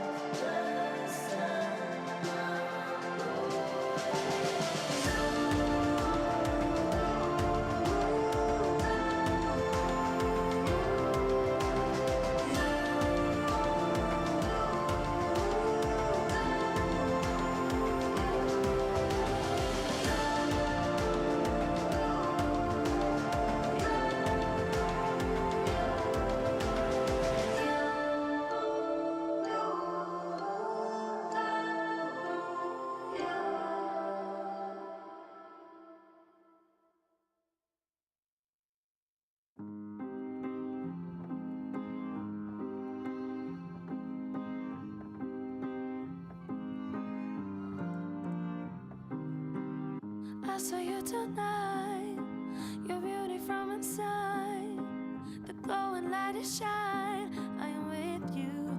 Oh, close my eyes, sense your vibe, being alive just feels so right. We are flying out of space and time. Sparks spraying between us, colorful clouds of dust. Coincidence might be divine. Wanna sing your melody, sounds like poetry to me. Let your key resonate all through my body. I saw you tonight, your beauty from inside, the glowing light is shine. I am with you. Oh, you saw me tonight, the soul of a child, the chaos of my mind. I am with you.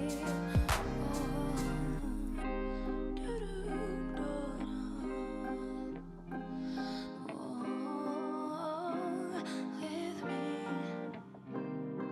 skin to skin, wondering, landscapes we're discovering. All the world's so new and welcoming. Am I dreaming? Are we here? Just imagine how it feels. Stop believing that it could be real. Wanna sing a melody, sounds like poetry to me. Let your key resonate all through my body. I saw you tonight, your beauty from inside.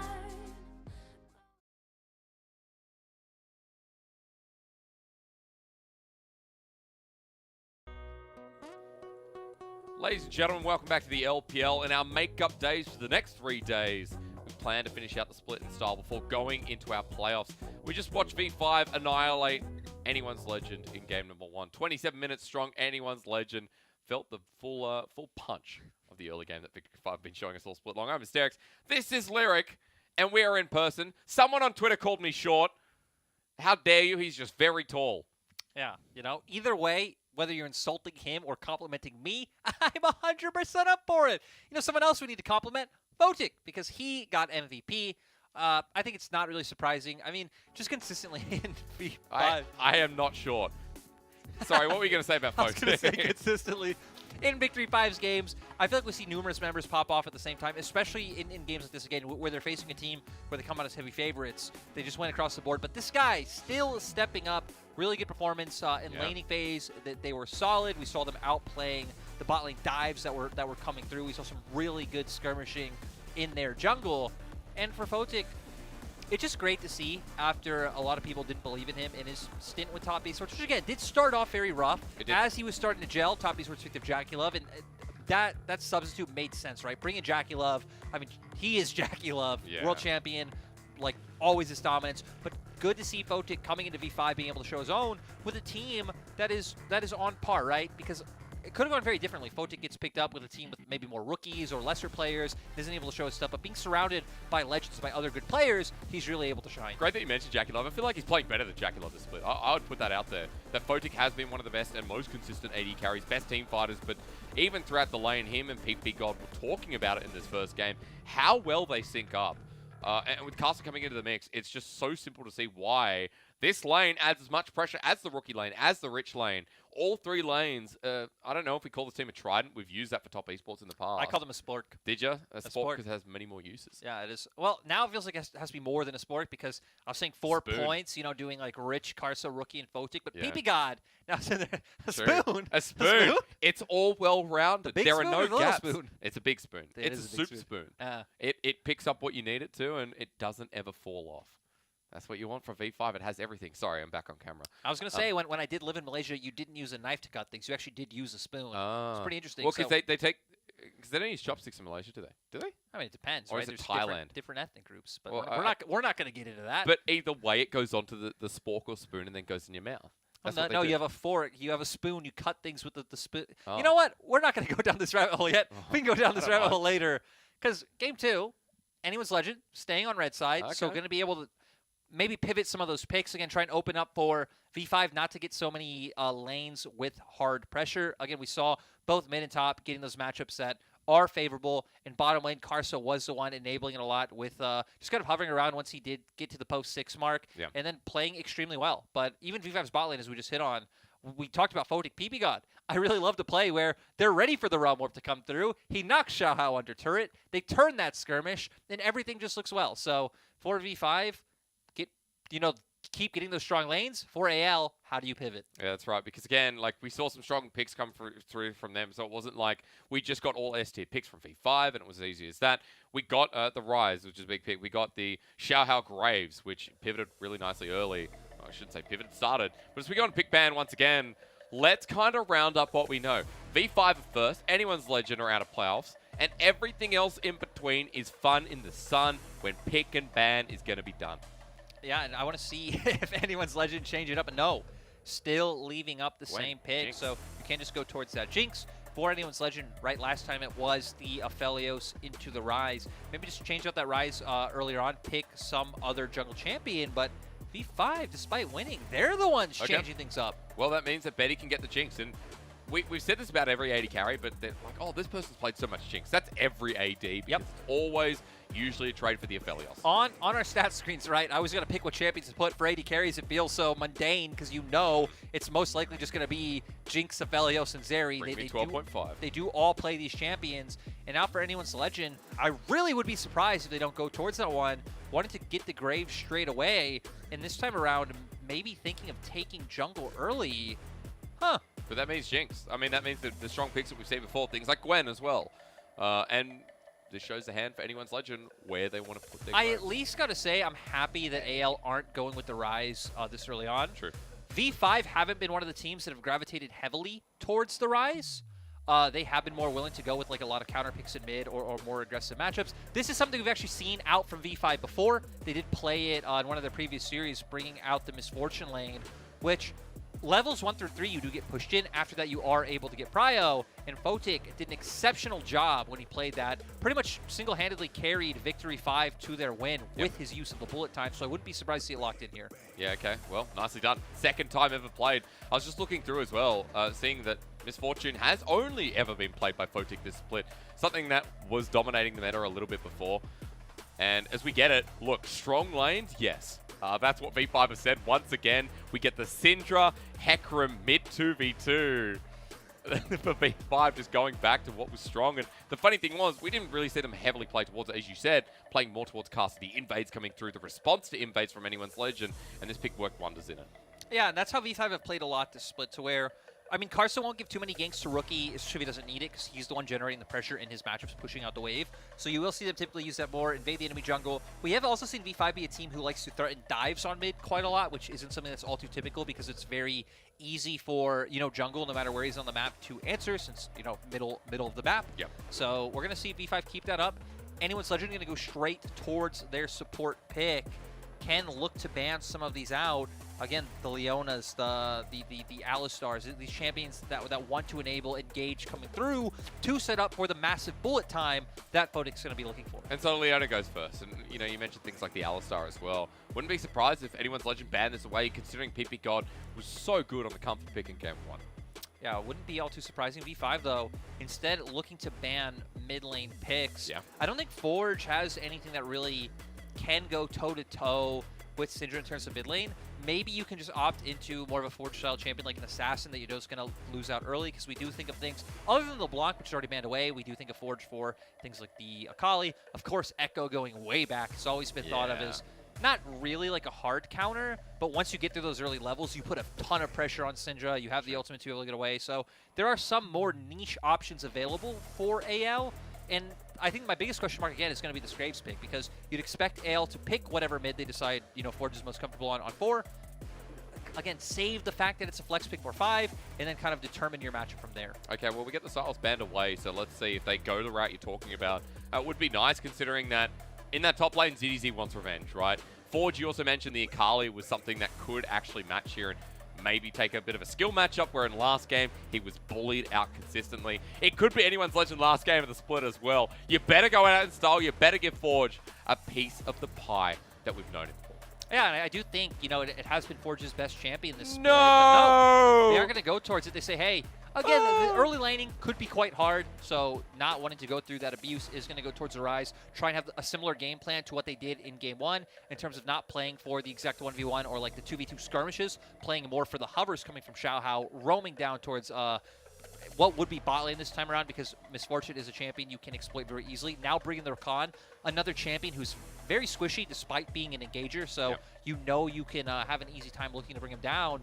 Now 4v5 without Gwen open, I think Gnar is the obvious blind pick, because when you think of blind picks in topside, the first two that jump to my mind are always Gwen and Graves, and then Gnar kind of being that third option just because of his versatility and being able to play either sides or with team fighting.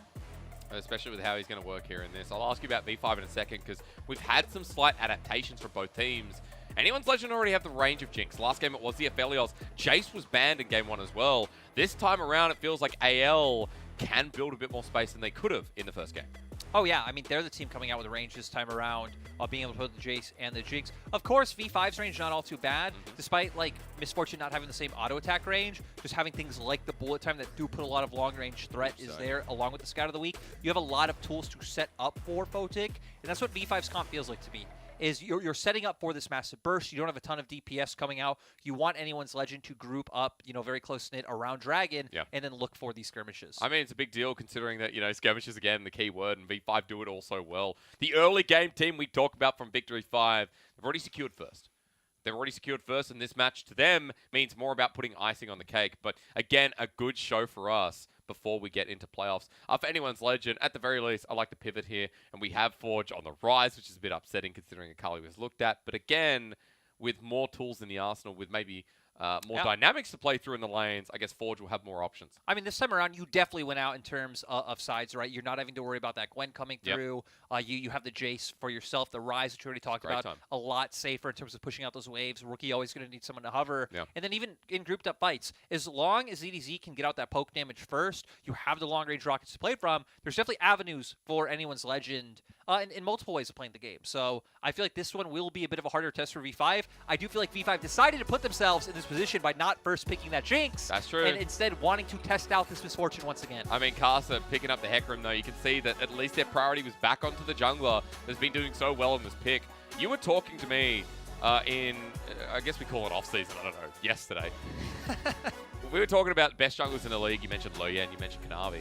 Karsa's got to be close, right? Oh, I definitely think Karsa's, up there in terms of jugglers, whether a third or fourth option. I've seen a lot of people put him, as if he should be first. So overall, great split. I think he started off strong. I think as the split went on, there were some shaky games, despite him solving impacts. Games like his Vi game come to mind where it wasn't perfect, but he was able to find his ultimates onto the targets that did matter. So true. That was a bold game. Picking up Vi in competitive play. Somebody watches a bit of Arcane. You remember the Golden Ricks? Yeah. He won the award. Best play of the split from us. Oh, that's true. Yeah, that's true. His back door. On the Hecarim as well. It was a cool ward play in Victory 5. I think they've had a lot of cool plays this split. And as we come through and go into game, like Victory 5 have the expectations of once again cleaning house with anyone's Legend. It went from bad to worse here for AL, but they put up a bit of a fight. They kept the gold lead in game number 1. We're going to see what they can do with different elements in the composition. Bit of an invade starting off here. Chocho moving in, and this is what happened in game 1. They dropped the ward down, they backed away, but this time it's late enough where they are going to be starting on the enemy's red side of the map, and V5 can't respond. Yeah, you can see, V5 aren't comfortable in going into this level 1 skirmish coming out from AL. AL are quite strong. They should be able to guarantee themselves bot prio, but nice job from Photic shutting out Benny and Chocho from being able to get to lane. For Jinx, it's quite easy to just be able to put on your rockets the first few levels, push out those waves, and then once you hit 3, where V5's bot lane has a lot of skirmishing potential and all in to set up the misfortune damage, is typically when it could come online. And speaking of the bot lane, I would like to see AL put a lot of focus down towards this side of the map, despite having Jace top, because V5's bot lane is so squishy, it is so fragile. It is. The flash forward here from Chocho. Dredgeline blocked by PP God again. They know how to play against this matchup, but it is a summoner taken down from Photic versus the Nautilus, and anyone's Legend getting a bit of revenge for game 1, number 1. Down we see Xiaohao steals away the red side camps, comes back up to his top side, trying to make sure that doesn't get stolen away. And look, pings are coming out into Karsa's jungle. Xiao wanting to look for the skirmishing. This is how we've seen Hecarim shut down in the past. Look for the early invades. Not the strongest early game duelist. Blue buff, is it in the brush? Smite's coming up over the wall, stolen. Xiaohao with the Chad move at half HP. Karsa now trying to survive, but as he pulls out the ghost, Xiaohao matches the flash. This is what we love about anyone's Legend jungler. Anyone's Legend with the first blood in a cheeky way. Yep, AL read it very well. They know how to play against the Hecarim this time around with the fact that they're able to generate some pressure of their own in that top side. You can see, since Xiaohao cut through mid, it allowed Forge to be able to get the early push that we saw Rookie have in the last game. And that opens up for the invade to come through, for you to find that kill and start shutting Karsa down. That's why it's always fun watching these games from AL. Again, Xiaohao, a point of interest towards the end of the split. Really great strength in the jungler. Picked up first blood in game number 1 through bot side. This time around, it's his solo kill that puts V5 in the place, at least for the time being. So a great little start here. And I want to come back to what you talked about. We talked about priority in the side lanes here for AL, and Forge having more options this game. With a jungle lead and Xiaohao just bullying around Karsa, that's definitely going to be opened up. A flash here from Forge. The mid-jungle 2v2. Lyric, I like what I see. Yeah, anyone's Legend coming out more aggressively this I like time what around. I see in the bot as well. Chocho with the root down, but he doesn't have enough damage. Betty needs to get there. Lethal tempo springing up as PP God's out with the hero's entrance. We saw this last game. Xiaohao needs to come in, and he flashed for it, but he doesn't have it available this time. Photic looking for the ward. And in the nick of time, he drops one before Xiaohao makes himself known. But hey, anyone's Legend, what a big start to game 2. And it's great to see, right? Because anyone's Legend, we were hitting on a lot about V5's early game aggression in game 1, but anyone's Legend have been one of our most aggressive teams in the LPL as well. It's just about if they're able to find those laning leads to enable Xiaohao's aggression, like we're seeing here in this game. Oh, Dredgeline under turret. Betty's low. That's what they want to dive this, but Xiaohao doesn't care. He's at full HP, and he's running forward. A smoke screen down, and V5 are zoned out from the bottom side turret. Betty's still low, but they're like, hey, we can keep zoning. Yeah, and 4v5, I mean, they have to feel some threat, right? Xiao being full HP, having double buffs, you know, incredibly strong right now, but not wanting to lose too much. But hey, they still are. And even just ignoring the gold, ignoring the CS lead, right? They're losing a bunch of experience. AL's bot lane, level 4, V5 being stuck on this level 3 mark. We're going to see Betty and Chocho able to find these resets, come back with a lane lead, be able to keep pushing this forward. Ooh, timing from Rookie. Feels like, again, anyone's legend keeping the tempo going. And we're getting towards Forge's level 6, and I was going to ask you a question before the action started springing off. What's this in the bottom right? Let's have a look. Oh, this is how it all happened. Photic burn double summoners here after getting caught out from a trade line. Yeah, you know, Chocho finding a nice Q angle to be able to hit on the enemy AD carry. And now, I mean, heck, when we talk about scaling, I mean, I feel like AL definitely wins out in that department, having the Jinx. Jace being a champion much better this time around, but Dive coming topside. And ZDZ has no mana. ZDZ with no mana, and Rich about to go Mega Now. Scout of the Week doesn't connect, but as the flash comes through from this top laner, hang on a minute. V5 trying again in a second game to get topside dive, and for now, it'll just add the pressure. And Rookie going to lose out in terms of mid lane. He is. Forge, in game 1, felt like he really wasn't able to have an impact just because of the amount of pressure that Rookie was putting on. But from the early game pathing of Xiao to cut through mid, from Rookie now looking for this play, Forge getting a lot of free time in this mid lane. Rookie not having all too much mana right now, even though he does have the corrupting taunt burning, is even allowing Forge to walk up and play really aggressively. 160 gold from Turret Plating, so Forge feeling great. And that Realm Warp's up and available. Lyric, I still haven't had a chance to ask you, but I mean, now that he's got it, now that Xiaohao's still with a massive lead, and it feels like all these lanes are doing wonders, the options available are immense. Oh, you definitely have a ton of options, right? You can try and enable your Jason with topside, but I want to see them keep playing her up bot. Yeah. Because once Misfortune falls behind, it can be quite hard to find an impact. Again, you don't really have any DPS coming out. All of your damage pretty much is indexed into burst, into being able to hit, you know, a massive bullet time in a team fight. The fact that they don't have a really tanky support champion as well just opens for decently easy engages and very easy times to look for the kills, like they're doing here. Well, Forge with the ult, let's wait and see. He doesn't wait for Xiaohao. The Realm Warp right on top as Caster with the defensive play, but he doesn't have the Onslaught of Shadows. Xiaohao without 6, but it doesn't matter. Bottom side for V5 are so in the deep end. PP God's lost his AD. Caster with a trade, though. It's buying space and time. Hang on a minute! PP God surviving. Betty wants the reset in front of the Hecker, in front of the Horsey. Betty dies to the rest of the minions. Anyone's legend now stuck on a turret shower with 2 turret shots that he should not have taken. Scout of the Week at max range. And AL are just so brutal sometimes to watch. And I feel like PP God was the hero of that play, finding that knockup to keep them locked under turret even longer. A ton of kills going over to the side of V5. A blue buff now for Rookie, so he's going to be able to just pretty much endlessly punish Forge in that mid lane matchup. And so we're going straight into the replay here. Karsa expected this play to come through. Again, V5 know the win conditions of anyone's legend as well. They know they're going to be looking for these plays. They set up this dive, and AL try to set up by going onto Photic. They burn him down right away. Chocho tanking on the opposite side. Of course, he gets brought down, but here, the knockup that we were hitting on coming out from PP God to make sure that Forge goes down. Xiaohao and Betty still far away on the opposite side of the fight. Opens up for V5 to find an amazing turn. Rookie walking down this whole time. Hits the Scout of the Week, reads it well. Xiaohao not sidestepping backwards, but even if he did, probably still would have gone down since Rookie able to, you know, close the distance the whole time. And I feel like that was so necessary by V5 when we were just hitting on the scaling options coming out from anyone's legend are immense, and especially with the Realm Warp in the mid lane, they could just keep the pressure up the whole way through. And the game was running away, and so that's why it's such a big play here is Rich.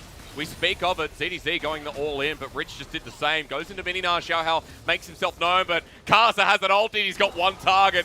ZDZ at melee range, the chilling smite there, and he gets cleaved through. The Onslaught of Shadow is still available, but he uses it to get away, and Xiaohao will not get a response kill. The game back near even in gold after V5 have brought us something to smile at in the second game. Yeah, anyone's legend looking for the aggression of the bot lane. We're going to do it again. Are they going to turn onto Betty? There's a shield once more. The quickness not available yet. We're looking at the EXP bars.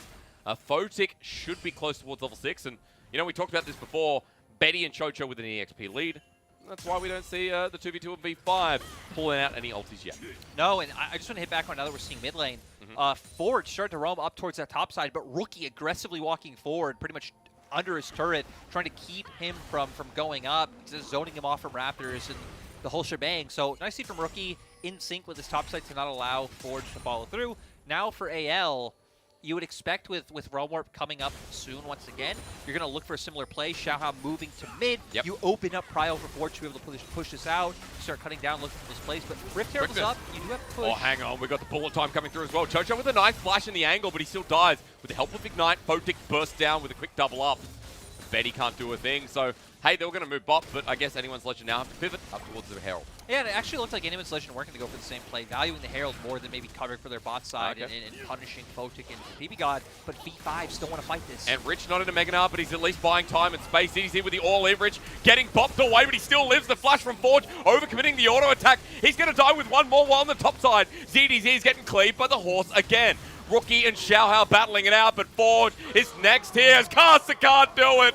Now Rookie for the cleanup crew. Is it going to hit? Yes, PP God with a quick auto. But Herald traded off Anyone's Legend, and the blood continues to fall. And I feel like this is a great example of V5's issues in terms of overreaching. Sure. You have no Mega Gnar. Karsa doesn't have his ulti. Like, I don't really see how that play can work out well unless your enemies make mistakes and you, I mean, quote-unquote, outplay, those mistakes coming through. The IG mentality. Exactly. Hey. So we saw V5 go for that. It doesn't work out like it shouldn't, considering AL did have everything. They had positional advantage. They have the poke from Jace to stop people from going first. And now we're going to be pivoting down towards this bottom side. Both teams going to fight for Prio to be able to take this dragon. And with the speed this game's been going, first dragon has been picked up. It's been all about the kills exchange, the supports, go head-to-head once again. And I want to kill a minute. Come back to, more than that. 14 in 11 is pretty insane. Come back quickly to V5 trying to escalate this game, trying to push it back with the skirmishes. You talked a lot about the skirmishes that we saw in game number 1, but also related to the fact that V5 have some similarities in the second game, but with a comp that's a little bit harder to execute. Ooh, though we have to come to top side. Yeah, we It's do. A lot of heavy Screw Atlas! trading. Screw Atlas! Oh, Rich was about to go Mega Gnar. ZDZ just laughs it off. Another solo kill in the second game. Once again, just kind of misreading how soon you'd be able to get that and find the kill. And these are the dives we were talking about blood. Forge! Knocked back. That was anti-synergy, if you ask me. Forge still alive, but Rookie presses the outplay button, and it's all okay for Victory 5. Yeah, they have numbers advantage because they moved PB God from bot lane, which opens up for AL to make this play. I'm curious if Xiaohao maybe recalled on a ward as well to know that he wouldn't be around to follow up, because if he had answered, that could have gone sideways for V5. But V5 able to find something. Look at this Graves. Boy, oh boy, that's scary. But, going back to the point, I feel like the thing is, AL were still able to get something in return. They were able to answer in bot side with the plate gold coming through. We're going to get the replay up in top side. I don't really know what there is to break down here. We see ZDZ going in, has the distance coming off, playing it completely in hammer form, able to get the shock blast. Mega. And here, like you said, I feel like Rich kind of feeling like he'd be able to hit that Mega, maybe follow through with the kill and be able to get away, wasn't able to. And just it going nice for the side of ZDZ. You can tell that this is the last game for V5 and Anyone's Legend, and I'm excited because I was excited coming into today because you talked so much about how the blood trades for these two teams, the early game, the explosivity, to put it mildly, has been so great from these two teams, and we're seeing it here in the second game. It's ulti nice from Rich. He's going to get revenge. And Rookie comes in to get his third kill of the game. We keep on going, but Rookie's a little bit sus. He knows Xiaohao's there. He's got a level advantage. He does some damage to smoke screen. The fancy footwork again. He's dodged one. Looking for end of the line. The scatter of the week. The flash forward again. Ulti from Xiaohao under the turret. He doesn't get to press the R button. It wasn't up and available. And Xiaohao again wants to be the alpha. And even the whole time, look at Forge on the minimap. Forge just getting free plate gold in this mid lane. It's not 14 minutes yet, denying Rookie minions. Rookie going for the play to try to relieve some pressure from his top side. But I feel like with every play that V5 have been looking for the past 5 minutes, Anyone's Legend are able to answer more of the map. Man, I just love it. I love that this is the game we're getting. 18 kills, 13 minutes. I'll keep you updated because it's all I'm thinking about right now. First Start Blood goes over to Anyone's Legend. They're 3,000 gold ahead. Forge has a lot more to work with this game, and he hasn't even had to use the ulti half the time. As Dragon's finally going to get started here, V5 are going to be slow to the chase, objective down, Herald gets a full take, and it looks like Chocho goes in for the depth charge, and the dredge line knocks up Photic as Caster has an angle, but Forge is there. Everfrost missed so unfortunately, but the smoke screen slows him down. The ulti for a return play. Rookie's now here. Always gearing up for more fighting. You know what? PP God should go in, but that's not by his choice. Bye-bye, Mr. God. And bye-bye Photic, actually. At this point, who cares about turrets? Chocho's going to take it up. Death Rocket flushed away. Collateral damage there as well. and Photic only lucky to keep his limp. So when you're a team that's so used to having an advantage, right? You're constantly looking for fights. You're constantly pushing forward. And I feel like this could be a symptom of that. Of V5 typically coming out with those lane leads, typically being the comp that is accelerating. They really only know how to look for fights. Somewhat reminiscent to, I think, how TES played over the past few years, at least in that regard. I feel like overall very different, but V5, I mean, even Karsa kind of posturing around mid lane once Rookie came up, even though he's 25% HP. PP got disrespecting the fact that they can just pivot down towards spot. Chao doesn't have to walk into his jungle and clear his camps. What are you thinking? It's funny that you say reminiscent to top esports when Karsa was on TES. Photic has been on TES in the past as well. And then we go to the other team that has similarities. Rookie was on that team. And as we pause here, let's fight again, actually. Rich, Meganar, will you get it? Yes, you will, but will you survive? No, you won't. Okay, 4 members from Anyone's Legend coming up, but a Realm Warp, that doesn't really have a response on the rest of the map. And no good way to respond as well, because, I mean, you just look at the positioning of people on the map. Everyone on V5 already hovered up towards the top side, so not able to pivot down to where Photic was in bot. Oh, he knows. Oh, the quickness comes through, but Scatter the Weak, Rookie. It's unfair that Syndra gets to press R, and as he flashes away now, he's going to feel it as Forge matches. And here comes ZDZ, not getting the angle, not getting the Death Rocket. Rookie kiting away. 3 members on the chase, but they've gone so deep that his PP God with the response. Anyone's Legend walk into a bullet time. Chase Rookie, and the rewards will not be great. And Scatter the Weak again. This man on Syndra is insane. The blood continues to rain, but it's Anyone's Legend this time that have to walk away with a limp. And it's, again, just completely unnecessary so deep for the side from Anyone's Legend. Like, I can't wait to get a replay of that whole sequence, because I feel like V5 allowed to get away with a lot of what they did because they have the Recon pick coming out in the bottom side and then running into V5 when no members are showing on any lane. They should know that they're waiting up in that top side jungle, maybe making their way from bot side, but regardless, they would be close. AL still keep the gold lead. They're still feeling pretty good with, you know, mythics coming out across the board. Heck, Xiaohao sitting on 2 items, even having the collector is absolutely huge. And, you know, V5, they don't care about that. They don't care about the advantages that the enemy has. Nah. V5 want to fight. At least Rich this time, close to Mega. Hey, that's right. So we're bringing it together a little bit more. Photic without bullet time, though. That's an ulti we got to look at. Quickness as well down. So, however threatening, without as well the onslaught of shadows, I'm still a bit sketchy. I also want to highlight that none of their mobile carries have summoners up. So this one could be quite rough. Betty on the opposite side does. ZDZ does as well. So it is a V5 fight after all. Yeah, V5 still not completely restricted tools yet, but they do see Forge down on the bottom side. We need to remember Forge does have TP. Yep. TPs are unleashed in 17 minutes in the game, so this can just be a 5v5. And he does have Realm Warp coming up by the time this gets started, but Anyone's Legend pivoting away. They're going to leave the second Herald. Look more for some of that mid-priority. Teleport coming through from Rookie to defend the bottom lane turret.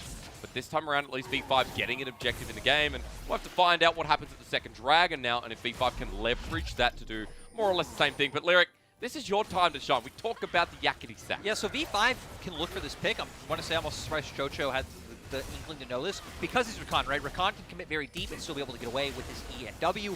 Rookie then doing a nice job just running. of I guess, yeah, just running. But does hit the Scatter of the Weak here, which I think does help enable him to get away. So we're talking about, I don't know why Anyone's Legend chases far. No one was showing on any lane for the side of V5 this whole time, so you know that they're coming through.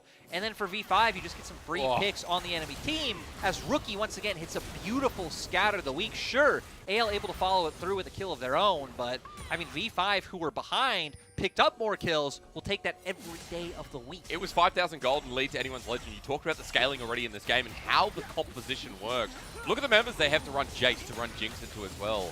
But V5 still holding on, still clinching on. And we're going to find out around this next Dragon when they have their ultimates available. And some of the summoners getting close as well to those timers. What V5 can do here, Lyric, because again, they're grouping up for a fight and Anyone's Legend still want to contest. And again, the name of the game for V5 is Burst. It's finding these picks, catching people out, taking them out right away, disengaging until your cooldowns come back up, and then following through. Knock up onto Chocho. Bit of burst damage coming through. Rookie forces him to flash, even without the ulti. Summoner down, and he doesn't have Hex Flash. Anyone's Legend down a bit for the count before the fight even begins. Nice by V5 to realize what they need to look for, chunking people out so they aren't able to walk the river. The thing about Anyone's Legend is they do have this chase here, can throw out the accelerated shock blast to chunk them out. That's why I really like how Anyone's Legend are deciding to go with their lane allocations. don't have ZDZ in a side lane, which he also doesn't have teleport up, which is another contribution. But I think even if both of them did, keep Forge in the side lane, because ZDZ is the one who's going to do more grouped up in a team fight, you know, chunking members down than the Rise will on the opposing side. As Herald goes down, so at least for now in front of the setup, you can see that Forge is now moving down after pushing out the top side wave. Further to your point, ZDZ hovering off to the wing. Herald gets a charge through mid, but doesn't open the mid lane turret. But Anyone's Legend still not in the river. It's pretty much blind. In fact, it's completely blind. Anyone's Legend moving into Rookie. That's a mistake. Quickness used from PP God. The bullet time on top of Forward. He almost gets out, but collected at the very end. Victory 5 now making a 4 versus 4. But health bars as Caster runs back in on the Flashless Nautilus. He goes Golden Scallywing from Rookie. The best team in the LPL bringing the fight once again. And Rookie blowing him up. This guy always means business on a carry. The sheer amount of confidence coming out from B5 is the thing that you love to see. That shouldn't be surprising at this point, but every time you see, like, my God, they see the angles, they know how to find it, they find the quick burst, even with PP God going down. Again, if you freeze frame the second before Carson went in, I think, my God, this does not look like a good setup coming out from B5, but they're still able to find the engage, Rookie able to fall through with the burst. And heck, we're going to go straight into the replay of it. The very start of, like you said, AL have no vision. So it sets up a Rookie to hit an amazing scout of the week. PP God chains it through. Bullet time comes in. Does get collected, as you pointed out in this fight. And then here, AL look close enough to their turrets. We think, hey, they're fine. They're just chilling. But Karsa still goes in, knowing he can get the fear onto Chocho to bring him back. But the key thing is, we see ZDZ walk forward. Rookie off to the side of the fight the whole time, is able to hit that pretty much guaranteed scout of the week that ZDZ gave to him to set up for that kill. So overall, I want to say nice by Karsa to realize that that angle was possible. Yep. I feel like a lot of teams probably wouldn't take that, thinking that it was too risky. They find the kill. We see once again Void Staff coming out for Rookie, this time second. Once again, has 10 stacks on the Dark Seal like last time, even having the stopwatch in his inventory. So quite a bit of safety now that he has his flash up as well. I mean, Rookie's just always on the same but different wavelength in the same fight. Rookie is always targeted towards core carries, and I just love watching him in that last fight. Again, a classic moment. Why we talk up this mid lane in the LPL, it's evident once more. He's got 10 out of 16 kill participation on the Syndra, the Void stuff, and you already mentioned the item build coming through with the Dark Seal. I was more curious about Photic here, who was set back early in this game, and how he's caught back up. Because even though V5 are behind 2,000 gold, I feel like it doesn't feel too much for them. Photic's putting out the damage. He's 2 items strong here against the Jinx, and he's caught up in CS himself as he tries to defend the mid wave, but Anyone's Legend are going to push through. In fact, the fear comes through on top of Photic. He flashes away Forge, running him down with the Emfrost. Collateral damage. I was just talking this guy up, but maybe V5 have left 2 little members towards mid. Rich flashing away, Rookie trying to bring it back, but Anyone's Legend have 5 people here. There's a realm warp. Okay, Forge's not going to get in, and V5 have just lost 2 people in an instant. And for Anyone's Legend, it looks like it's our favorite time. Baron! It's Baron time! Woo! Anyone's Legend going to pivot towards this one. They still have their Nautilus up, so they do have that turn potential available. They're able to try and chunk V5 out from being able to come in, as we just saw right there. The Accelerated Shock Blast coming through, but it's not going to stop V5. Yeah, Rich has no Mega Nava. 5k, 4k, it's going down so fast. Rookie needs a gigantic scat of the week. Can he get it in? No. It's taken by Xiao Hao. Dredge line avoided. Shock Blast avoided. Victory 5 are down in the second game. And now the Baron goes back to AL. We're with the same narrative that AL are in control once again. Yeah, 5,500 gold lead on their side, but V5 always fishing for these kills, always looking for a way to come back into the game. Now, knowing AL has to reset, they should be able to take this mid-turret now that we're panning over to it. Thank you, observers. Yep. 4v5, you can go into the bot side jungle like you're doing now, try and get some of this vision out. But no, look, V5 are still trying to set up picks on the top half of the map with PP God and Rookie. PP God and Rookie are actually on the top side. Oh, Dolph forces double flash. Look at PP God. Wow, wow. Wait, what? V5 off the back of the Baron play, losing everything now to 5 versus 3. Chocho's next. There's the ulti coming through as Rich gets low as well. Xiao trying to carry it though. Well, Forge does the same. Rookie going golden in the nick of time. They get the fear into the jungle, but Xiao is so strong. Anyone's Legend in their last series of the split. They just make that a clutch play. And these are the 2 members that were huge. I think V5 came out with a really sneaky play to start this one off. Photic should be able to get away. You don't have a Realm Warp up yet for Forge. True. And you don't want to waste too much time just kind of running around the enemy jungle until that comes up. Now we're going to see if for some reason Photic walks into Xiao Hao. Xiao, go over the wall. We go over the wall. Photic gave it away. Autos into the Krugs, but that's a collector again. Photic wanted to spot him, and it cost him his life. Yeah, you know, I feel like Xiao Hao might have even just taken the red buff and just, walked away. Yeah. I guess it's hard to say for sure, but 10-1-4 now on this Graves Big pick. dude. Even having the Last Whisper, which you can assume he can look to upgrade right now. He just did. We'll get the replay of it. V5, I mean, they're playing on two fronts. You can see most members down towards the spot side, but Rookie and PB God up towards the top side of the fight sends members into them, which allows for the burst to come through for them to find the kills. Again, it's a bit unexpected. Teams playing from two different angles when they are the ones behind. But we see once Forge gets in the fight, when Xiaohao comes through, there's a ton of damage coming off, and both of them relatively tanky considering, right? I mean, tank build coming off from Rise. Yep. You're pretty much a bruiser coming out in the Graves as well. They have the burst from how far accelerated they are. At this point, Xiaohao was sitting on 2.5 items, and they were able to clean up the kills. So huge coming out for Xiaohao. Nice coming out from Forge on the flank.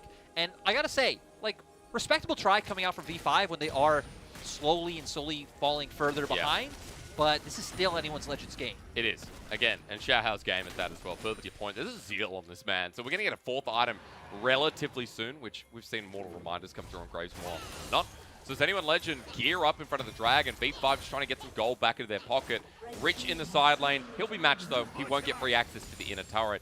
And gold continues to be at a stable point for AL. As we're coming through, you know, we're getting to 3-item territory. What has piqued your interest? I was just, because you look at the minimap, Karsa's actually playing up around top side. He is. I thought maybe he tried to loop around, they tried to find the kill, but isn't going to go for it. It's instead just taking away the Raptors. AL pivoting into the enemy jungle on the bottom half of the map. Should be able to turn down towards this bottom side and take this tower. I don't think V5 have any way of answering this. No, I mean, it's a slow move as well. 3 members coming down. Rookie Photic, Big God, but even though as they come across Vision in the jungle, they can't do too much. Inner drops through. And anyone's Legend continue to be in a great place. So we'll just wait till the next Dragon, next Baron to come through and see what AL do. Because at this point, again, you already mentioned scaling, what they can do. And we got Forge as well, who is the 3-item rise, who is near unkillable unless everyone from V5 get that burst down you talked about earlier in the game. But Forge has been carrying fights alongside Xiaohao, so Even hard to see how it then, works. Yeah, I mean, even then, right? Even if, I feel like you have to commit pretty much everything onto Forge to be able to take him down because obviously having a ton of armor under his belt, so Photic's not doing much damage to him. Yep. Rich not really going to be able to do too much as well. You're relying on all of Rookie's damage.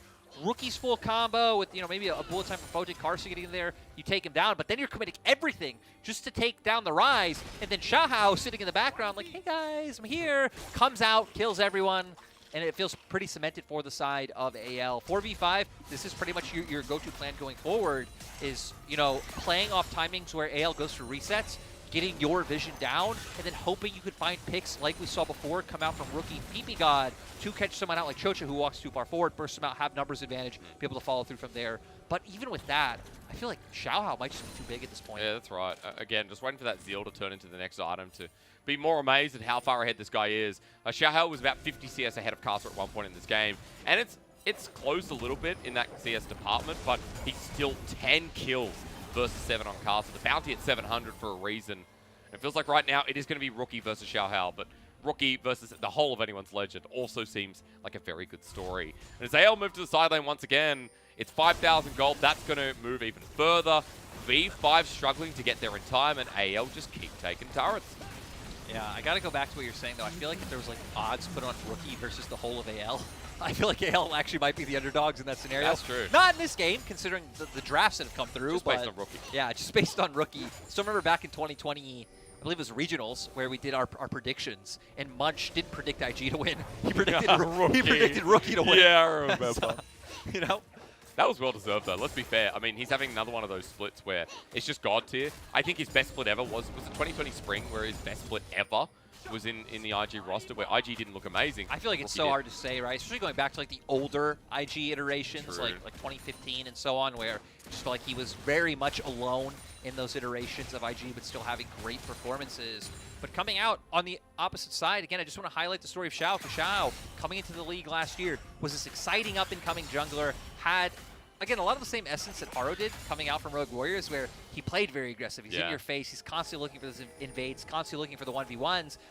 Was one of the most promising players of the split. Comes into this year, quite slow, not able to find the impact, was playing much more for himself, and I think the aggression was kind of missing out. It was Betty the one stepping up and carrying alongside Chocho. But since we've got into the later half of the split, Xiaohao has really started to shine once again. It is sad it was so late that AL are now out of playoffs.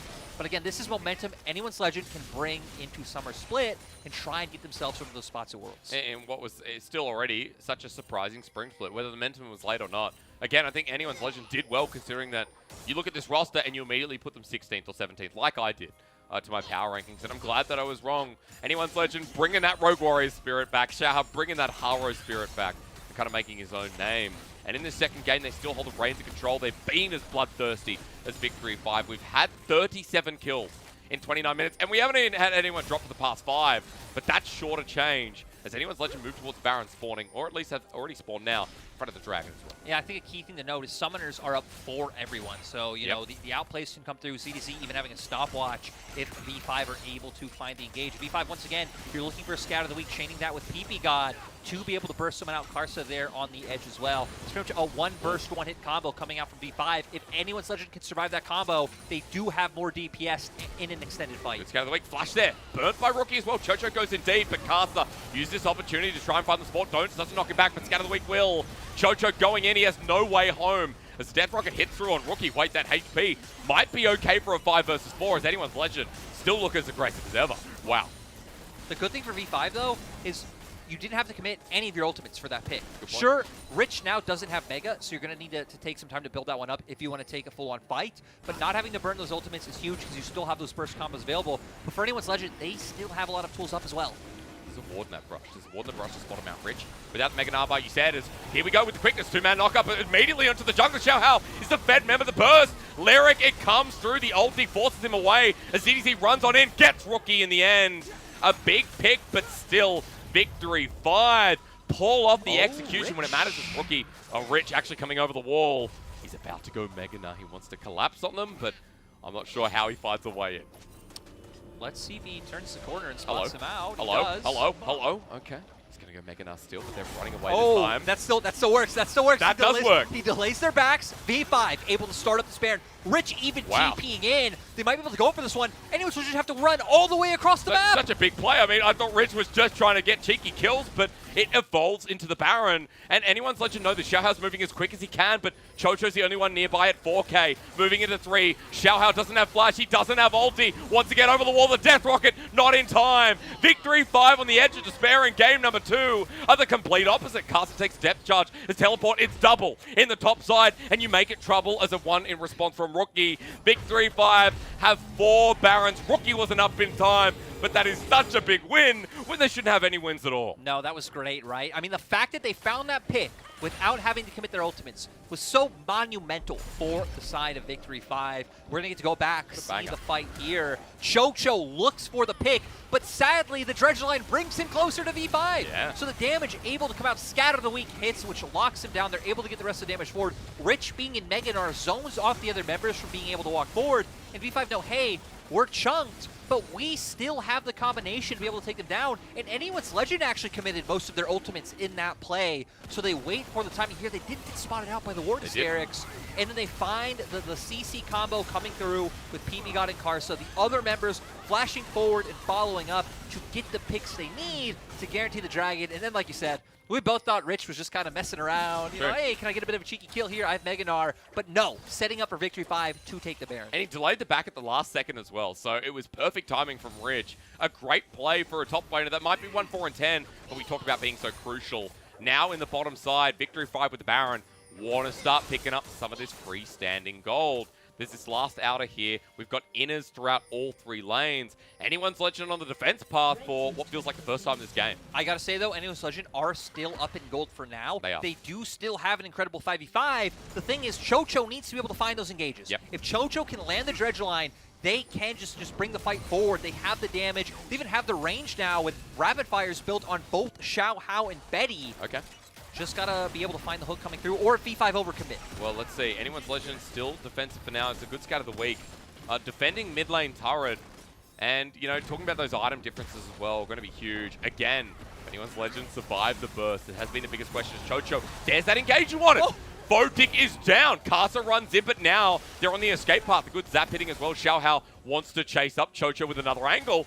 And Photic, that's a big cost. That was such great like synergy coming out from Anyone's Legend. Chocho finds the hook. Instantly, ultimate comes out from him. Betty throws out the death rocket. Collateral damage comes out from Xiaohao. He was on our screens. He was gone. Yep. Blown up by CDZ on top of that as well. So that's the Baron play. Slowly but surely halted out. Gold only moves up by 2,000 for the play itself. Turret will go down through minions, but now Anyone's Legend can survive another day. I gotta say, overall, like if we look at the past 5 minutes, right, it was still a positive play for V5 because Anyone's Legend were just choking them out, just bringing this game home. True. So the fact that they're able to get 2,000 gold at the Baron play is huge, but Chocho, shout out to you for this hook. Photic walking forward, not expect this one to come through as he was in the animation of throwing out the E, and right there we saw a Jinx Rocket collateral damage. He is just completely blown up. Next Dragon up in 1 minute, 15 seconds. Okay. This will be soul point for either side. We take a look at summoners. Looks like Betty, Forge, Photic, all of these flashes going to come up soon. So once again, going to have those tools to reposition. We're still looking at the same things for Victory 5. Consistently, they've been looking for that pick potential on one member. It feels like every time they found it, it's been a hook coming out from Chocho, which has been flashed or missed and brought him into the enemy team. So I think for AL, played a bit slower, use your Jace more, because even though Jace was behind, Jace is still massive at this point, having the Serelda's Grudge in his inventory. Put up the control ward. Oh no, the control ward was there. They thought, nah, they're not in there, no way. Forge going golden in the nick of time, but that Zonya's now down as teleport coming through in front of the Dragon in 35 seconds. And V5 heading forward. Castle with the ulti wants to get back in. And it is Forge who gets caught out, but a dredge line connecting again. Victory 5 jungler low. The Everfrost come through, but the scat of the week, wow! Rookie just got Xiaohao as well. Both junglers going down, but Xiaohao is a bigger trade. Right now, V5 still going forward. Is the bullet time! Rains down, Hell Scout of the Week at max range. Rich flushing away. It's a tempo play after tempo play. And Victory 5, never say die. No, it's so tragic. Carson looked like he was going to go down. But V5 finds Xiaohao, like you said, that's not a fair trade. Xiaohao, so much more important to Anyone's Legend at this point in the game. They're able to push through and get another turret on their side. We see Dragon going over to Rich as well. Realm Warp, here we go, but it's into a scout of the week. Like Forge just ultied into Rookie. Everfrost with the flash away, he survives for now. PP God takes up the damage and another one bites it does. Rookie without mana as well. It's for Dragon, but 3 members going down. Anyone's Legend are like, yep, the game will continue. Now I want to see how much Anyone's Legend can get off this push because they have Betty coming from base. You have 40-second death timers. You want to be able to take an inhibitor here for their side because there's nothing else up. And heck, who knows? I wonder if they can even look for an end in this time if Rich or Karsa overextend and give over kills. I mean, that's a good point. The death time is actually quite massive as we've just had trade after trade. But 30 seconds on Rookie, 20 on Photic. PP God with another 15. Karsa has ulti, but 4 members running down. Xiaohao shortly behind. Dredge line a little bit slow. No Mega. Rich wants Mega, but yeah, will he get it? Karsa buying time. He goes golden. Rich about to go Mega Gnar as well, but they're taking no damage. Is this how it ends? Anyone's Legend. This game's so hard fought as Rich about to go Mega Gnar. Xiaohao now here as well. He gets hit up, but Anyone's Legend still running in. PP God back in as well. The ulti into Photic in a great position with the bullet time. Forge off the wing. They've got one Nexus turret. They can't stay down. Rookie is there too. Anyone's Legend. Run for your lives. Photic with a triple kill. It's a quadra kill. Run, rabbit, run. ZDC off on the edge. It's Misfortune turning ZDC into unfortunate. Rookie, you absolute dog. Why did you do that? Rookie not being a bro to Photic in this one, but still V5 able to hold on. Karsa buying time, Rich buying time. It sets up for the cavalry to come through. Now they're going to be able to pivot over to the inhibitor. It looks like this. Rookie taking inhibitor, the other members start making their way towards the Baron, and V5 finding the answers from that play. We're above 50 kills. Yeah, we are, dude. It might not be solo queue, but boy, oh boy, does it feel like a bit of a pull and push. V5 on Baron. Let's do this dance once again. Karsa's on his way. And the blood of this game, the amount of LPL action, like this is what fans think of when they think of the LPL, this pure game. Super Mega Death Rocket comes through. Yes, Smite. Yes, Smite. Yes, Smite. Yes, Smite. Yes, Smite. Oh, Karsa, you big brain man. Luckily, they even have these wards here right behind Red Dot to spot it through early, so we saw them kind of back away, get this one through, and they're able to get that one. And you know, I'll save my point for later because we have a replay Okay. right now of how this one comes through. I understand what Karsa's going through here. You know, even if it looks like he's running it down, you got to buy time. Clear You the got to minion go in. You got to pull them away. You got to clear that minion wave. You even give more time to Rich to get his Mega Gnar bar up. Sure. He's able to get in here. He finds a pretty nice ultimate, I believe, onto 2 members. If we see here, and we see Peep God's already up. Fotik's coming up. Rookie will be up in a few seconds. And it was just enough time. Really nice bullet time following the engage from PP God and Rich. Scatter the weak hits, and they're able to follow up. Fotik, sadly, doesn't get the penta, though. Rookie ults it, dude. Rookie wasn't helping, he ults it. Like, imagine this is your mid laner. Rookie comes in like, I'm going to help, right? Presses Q ulti. Fotik Oopsie wasn't going to me. die. Oh, I do too much damage, bro. Oh, sorry, I gotta dude. say, mean you weren't supposed to cast this. This was supposed to be Munch and Dagda. Oh. Thank you, boys, for giving this stay up. As now we take a look at items, right? Fotik finally on full build. Rookie pretty close, having the death cap now as well. I mean, he finds Betty, he finds ZDZ. They're gone. Heck, he even finds Shocha, right? Nautilus. I mean, supports in general, not having a ton of items under their belt, not that tanky. So V5 keep looking to push this advantage. I feel like the key thing for them is making sure that AL can't find a backdoor option. Luckily, AL have no wards, but look at Forge on the minimap. Oh, yeah, he feels like he's going to go a little bit deep here. V5 using the Baron buff for now. Spotted out Forge on a ward crossing over, I believe. So they've got full understanding of where this mid lane is going to be. V5 using Rich in the bottom side with the whole breaker to continue pushing out. Anyone's Legend grouping up themselves. Rookie over the wall. And it feels like it's just a time game here, trying to break the base, which they've only done through the mid lane, but everywhere else remains strong with a seasonal wave clip from AL. Yeah, AL have solid wake though, right? Having the Jinx on their side. I mean, even Xiao Hao with how strong he is, Forge at this point in the game can just spam his EQ ability. So AL options are there. We've seen V5 able to find pickoffs after AL typically does win fights. So AL, I still feel like should be favored in a full-on 5v5, but I mean, they got to be careful, right? The amount of burst, the amount of CC coming out from V5 means V5 find one angle. That is a fight win for them, like we saw when they picked off Chocho earlier. And V5 are controlling vision really well. Rookie sitting over the wall, control ward there, control ward in any brush they're lingering in. They're doing their due diligence, which is really nice to see from a top team, as Rookie keeps getting Scatter the Weeks like this, knowing where anyone's Legend are and pivoting likewise. I also want to highlight that anyone's Legend, they do have 2 GAs. ZDZ and Xiao Hao, feeling safe. They have a stopwatch on Betty. They have a Zhonya's on Forge. They are going to lose Soul. But let's be real, this fight is going to be snappy. The fight that decides the game is going to be one engage into an end. Realm Warp, where are they going? Oh, they're looking at now. Oh my god, they've brought a minion wave as well. Hang on a minute. Anyone's Legend have decided to snap back to reality. And V5's Gravity, where did it go? Rich in Mega Gnar wants to flash on in. Hold back Xiao Hao. But anyone's Legend, this was a game breaker. But will it be one as the negatives? Betty has reset, cleansed away, but Fotik gets him down. A knock up on the backside. Anyone's Legend wanted to be so innovative. But now they're getting taken down. ZDZ surviving for long enough, but as he goes into the GAs you were talking about before, it's all gone wrong. Fotik remains from the left side of the fight. He gets close to another Quadra. And victory 5, that's what it's going to be. It looks so smart coming out from anyone's Legend. They see the opportunity. They know that V5 are going on a Drake. They think they can end. But Fotik gets his recall off fast enough. Rich, desperate with that flash. Oh, Like, yeah. I'm flashing in. I need to ult anyone I can. What a man. They still do it. The fight breaks off on 2 fronts. Rookie finds a Scout of the Week. And, I mean, look at these death timers. I wonder if it could be an end as well. Betty's coming up soon. We got before. 20. I think they're coming up, man. I think anyone's Legend will be up, and we might get another fight. Yeah, we will. 42 minutes of it as well. These fast teams, these thirsty teams have broken the bases severely. Look at this minion. We're focusing in. He's a bit of a hero. They're going to take up for now. Hang on, it's only Betty. They want to end it here. Victory 5, the best team in the LPL, have been pushed so deep and with an open Nexus. This is how it ends. This is how this 60-kill game is going to finish. A 2-0. Victory 5, are they the best team? You better bloody believe it. You better believe it. Anyone's Legend of Golden World. I just can't believe that. I can't believe that they finished right as the respawns from Graves, from Rise, from everyone were coming through. My God, an absolute mess. AL thinking they outsmarted the opposing team, outsmarted themselves in the end.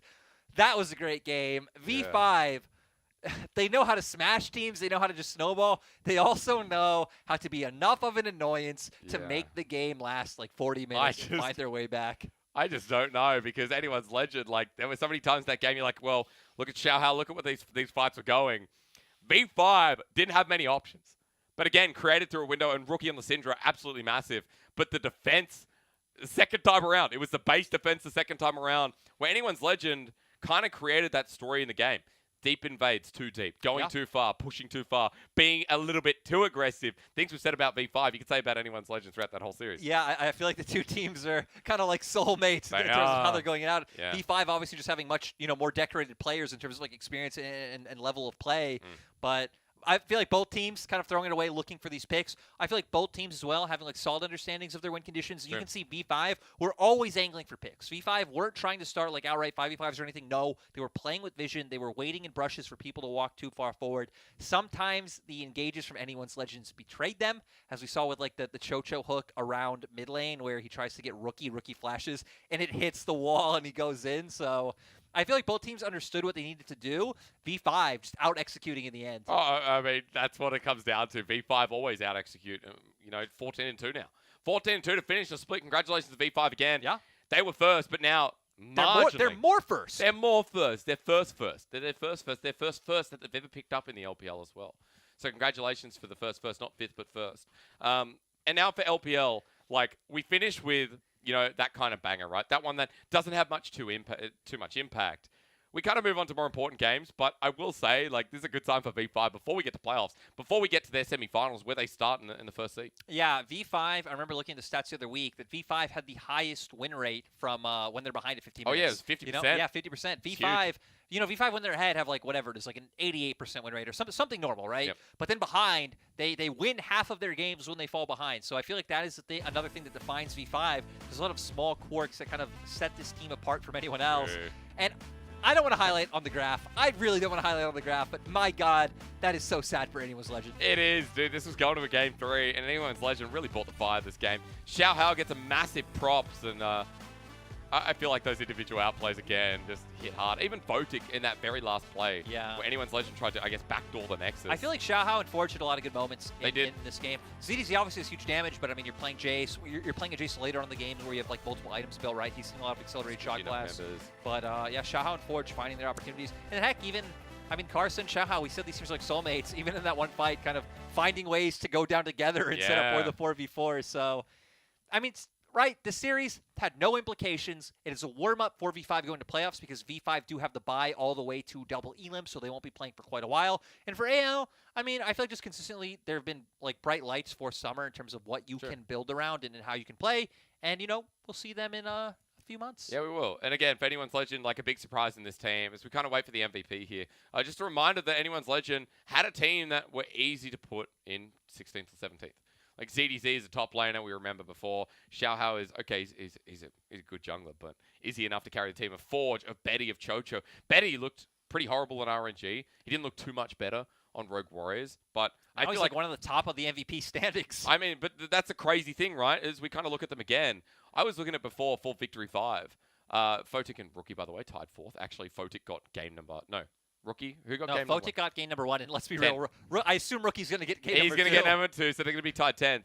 But you're right, like Betty, 8 MVPs. Yeah. And so it's a really big standing that for anyone's legend this split, when the odds were against them, when a lot of people like me doubted them, people like Betty stepped up and got to that LMS level, 80 carry again. Yeah, Chocho as well. Again, there's a lot of improvements on AL, so just look at them again for summer and see those improvements coming through even more. And for V5, it is just taking a break, kicking back, scrimming some teams, drinking some pina coladas. Oh, yeah, dude. Playing more League of Legends like that. League of Legends. Yeah, dude. I mean, that was crazy. Again, like, we got into a game where we thought, oh, maybe it would be crazy drafts, maybe because there's no real stakes for this one, it would be thrown to the wall. But V5, you can see they were actually trying in both games. You can see that V5 were hitting their namesake, which is best team in the LPL. Now, people can judge that second game, but at the end of the day, they were the team behind. They were the team that were getting outscaled. But they still found ways in to make it work. They found the mojo. They found the mojo.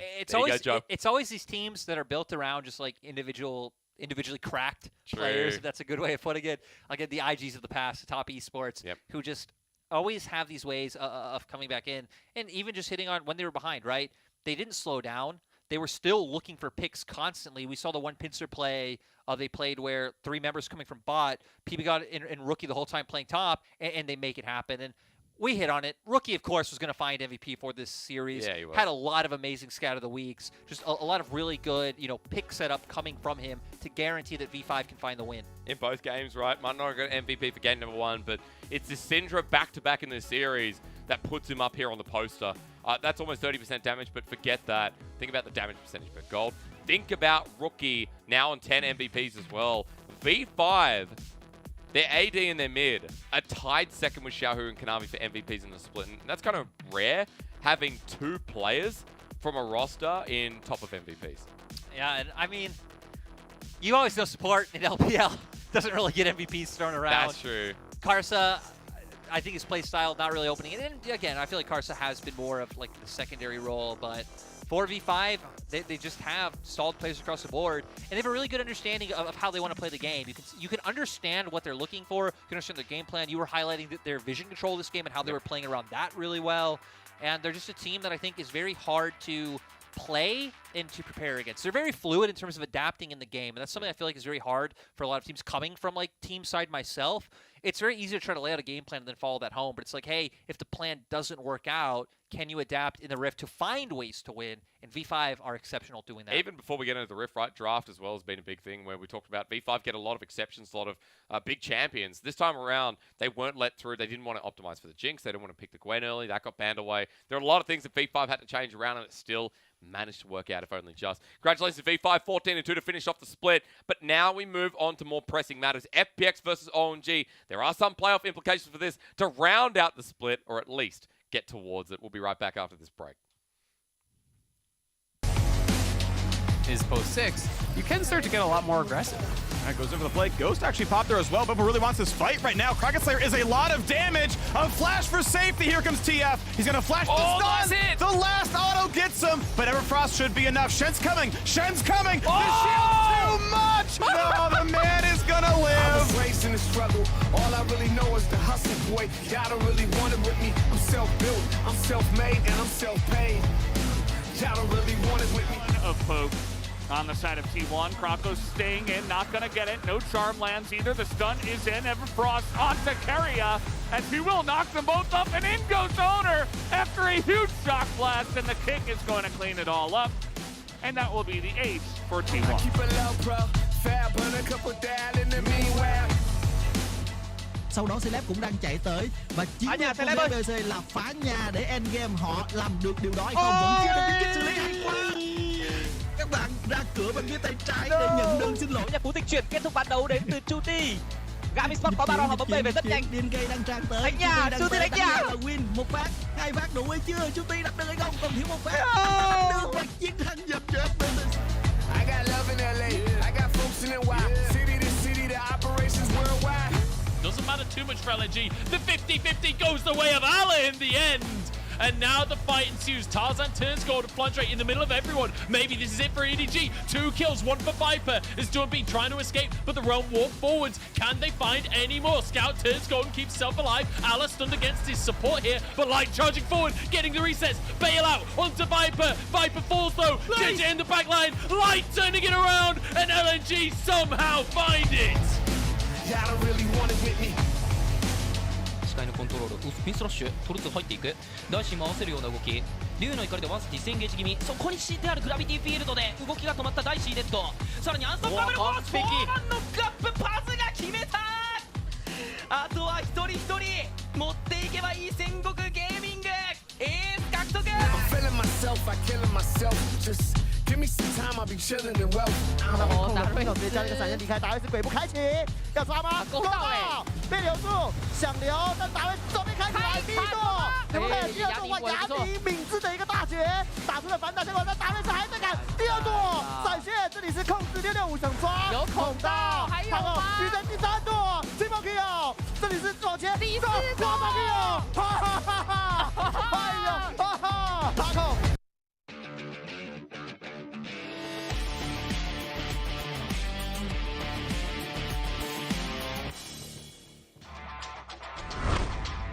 I don't think FPX have the restraint to not just go for the Drake and see if they win the smite fight. If Caster can take this one, it will be a fertile soul for B5. Here we go, jumps in, it's a 50-50, and Care gets it, bullet time across the team. Care goes down. Xiaolahu in the midst of everyone, trying to get the damage out, trying to throw some needles, but it's not enough. And now Rookie here for the cleanup, trying to get further into the fray. There's another one going down. B5, I don't know how they've done it, but done it they have.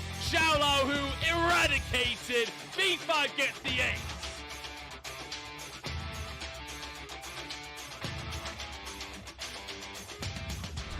For the AD carry, and now RNG are a little bit caught between a rock and a hard place. There is the Cannon Ultimate all on top of the back line, as we can finally see Bin join this fight. But look at Gala free hitting now on this backside. The Zeri is just getting so much free reign as Bin needs to use the Hexagon momentum to try and keep himself alive. Hacker just has to back away as look at Gala go.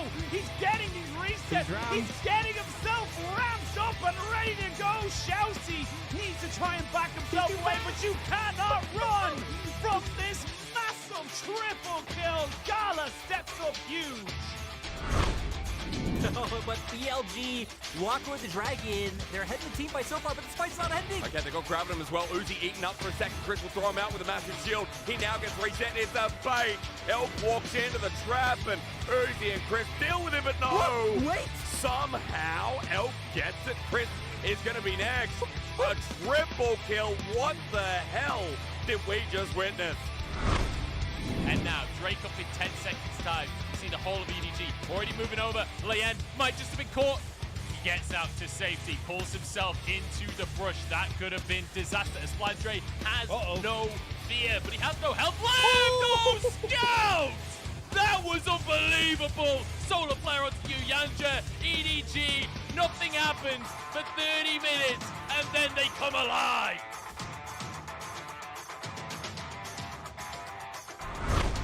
Tarzan might just go for a 50-50 smite here. He doesn't actually have that much to lose. If EDG get the strength, it doesn't matter too much for LNG. The 50-50 goes the way of Allah in the end. And now the fight ensues. Tarzan turns gold and Flandre in the middle of everyone. Maybe this is it for EDG. 2 kills, 1 for Viper. Is Dunby trying to escape, but the Realm walk forwards. Can they find any more? Scout turns gold and keeps himself alive. Allah stunned against his support here, but Light charging forward, getting the resets. Bail out onto Viper. Viper falls though. JJ in the back line. Light turning it around. Mako alone, and LNG somehow find it.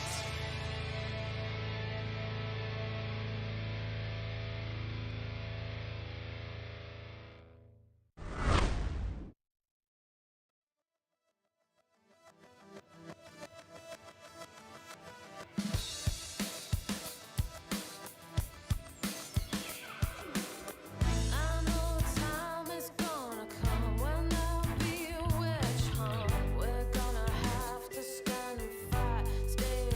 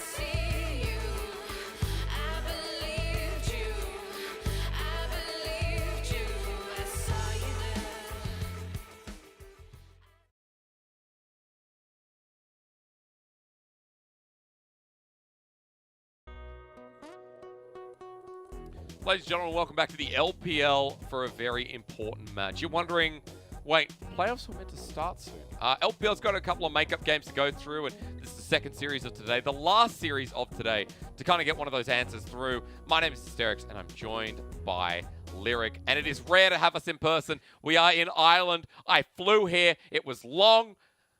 It's 9 o'clock. No, it's 11 o'clock now. The sun's out. I'm casting with the sun out. The sun I don't is know out. what this is. Dude, I cast it. Wait, what time do you normally cast? Midnight? 2 a.m. I'm normally at about 8 p.m. 8 p.m. all the way to 1 a.m. But 2 hey, a.m. this series, there's a ton of playoff implications. Hey, that's true. Maybe we should talk about it because with FPX and OMG, people have been waiting a long time for this one. We still don't have our playoffs locked in completely. Our 10th spot is still up for grabs, and it's between FPX and OMG. And we need to kind of show our audience, if you're wondering, hey, what are you guys talking about? Well, this will make it a lot easier for you. Bring it up! Lyric, that's what's on the line. Yeah, these two teams being the last teams competing for playoffs. FPX having a really good, actually both teams having a really good early split. Yep. OMG as well, coming out just slaying everyone. Now competing for this last spot.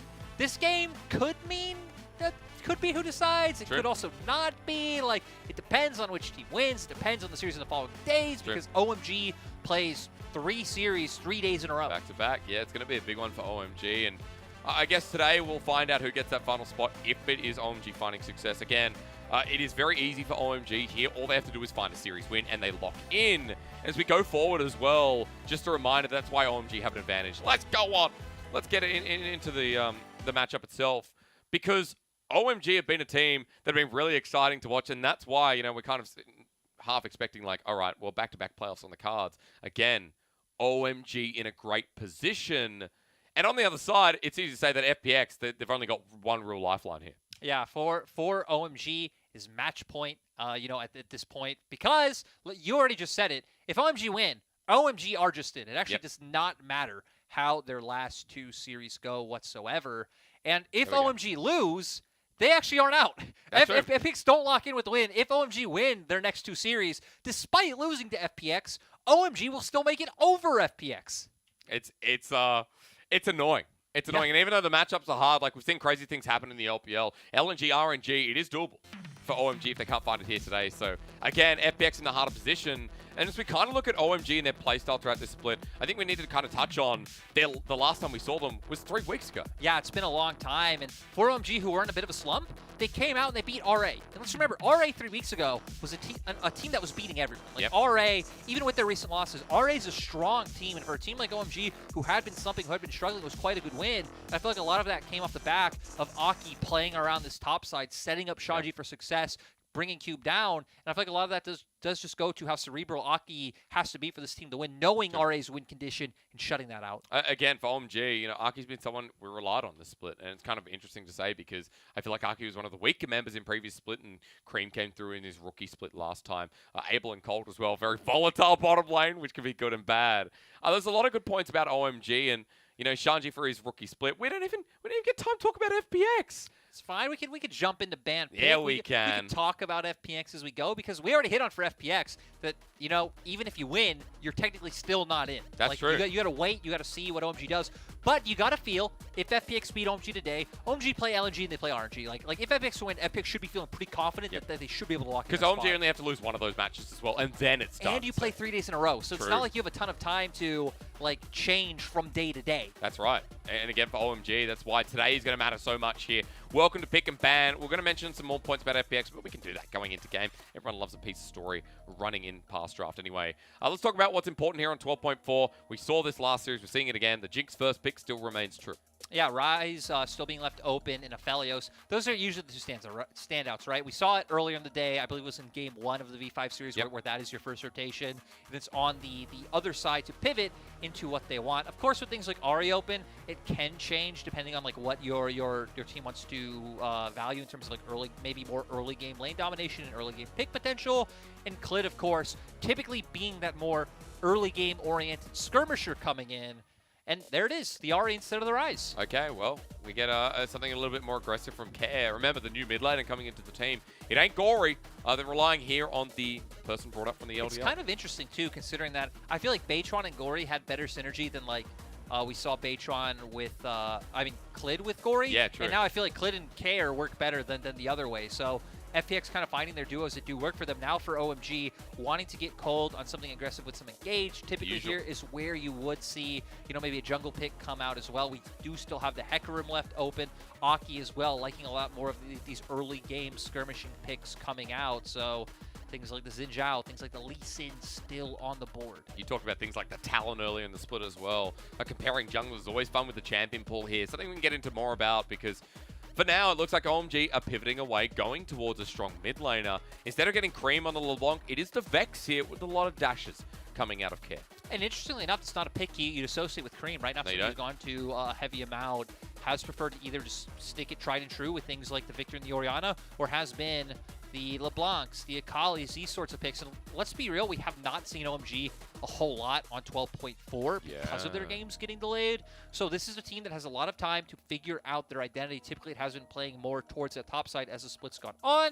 In FPX, though, and keep it tried and true, we know how FPX play. For FPX, it is all about the bottom lane. It's all about setting up LWX and Hung. Typically, you see Klid playing a lot with them, having a lot higher jungle proximity to that bot lane. And it's all about how Care can enable that. And Shallow typically just left on an island. And we've seen a lot of the Alistar into the Nautilus today as well, and how well it can go when Nautilus goes in. So Hung picking up a matchup here in the 2v2. Feels like for FPX, they can work a lot around. Now, then we go into the second ban phase. We don't have solo laners up in the top side yet. We don't have junglers for each team as well. And already we're getting some of these comforts banned away. Yeah, one thing that also jumps out to me with Shallow being on the Rift would be something like a Jace. Yeah. That's something where, I mean, even thinking back to FPX last year where he came in and subbed in on the roster, right? That was his standout moment. That was his clip popping off on the Jace. I believe he was getting a triple kill. So it would be too surprised to see OMG take that one away. On the opposite side for Shanji, Shanji's had a lot more of a, I'd say, diverse champion pool coming into the top side. The fact that they took away Gwen themselves and now Graves off the table. The only real things coming to mind is, again, Gnar blind pick, I feel like going to be very massive in, going forward. But beyond that, Shanji has been Gragas. He's been the full AP Malphite with Rocket Belt into Zanyas and Banshees. He's been the Rumble player. So for OMG, I'm kind of curious to see how they round it out.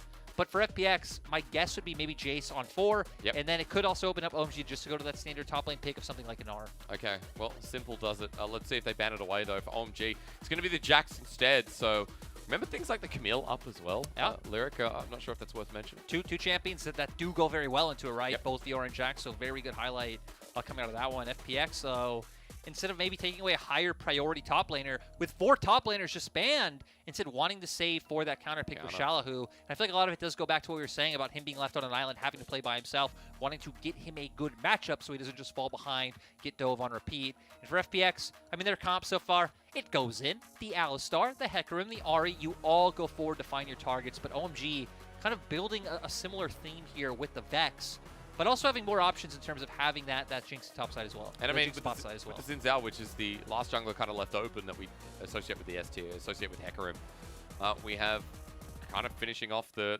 theme. Now, thematically, this would also add a bit of extra dive and a Shanji comfort. Nice to see again. Highlighting that this is one of the things that once you get a lot of these top laners off the table, Shanji has gone more towards comfort rather than necessarily playing what is strong in the meta.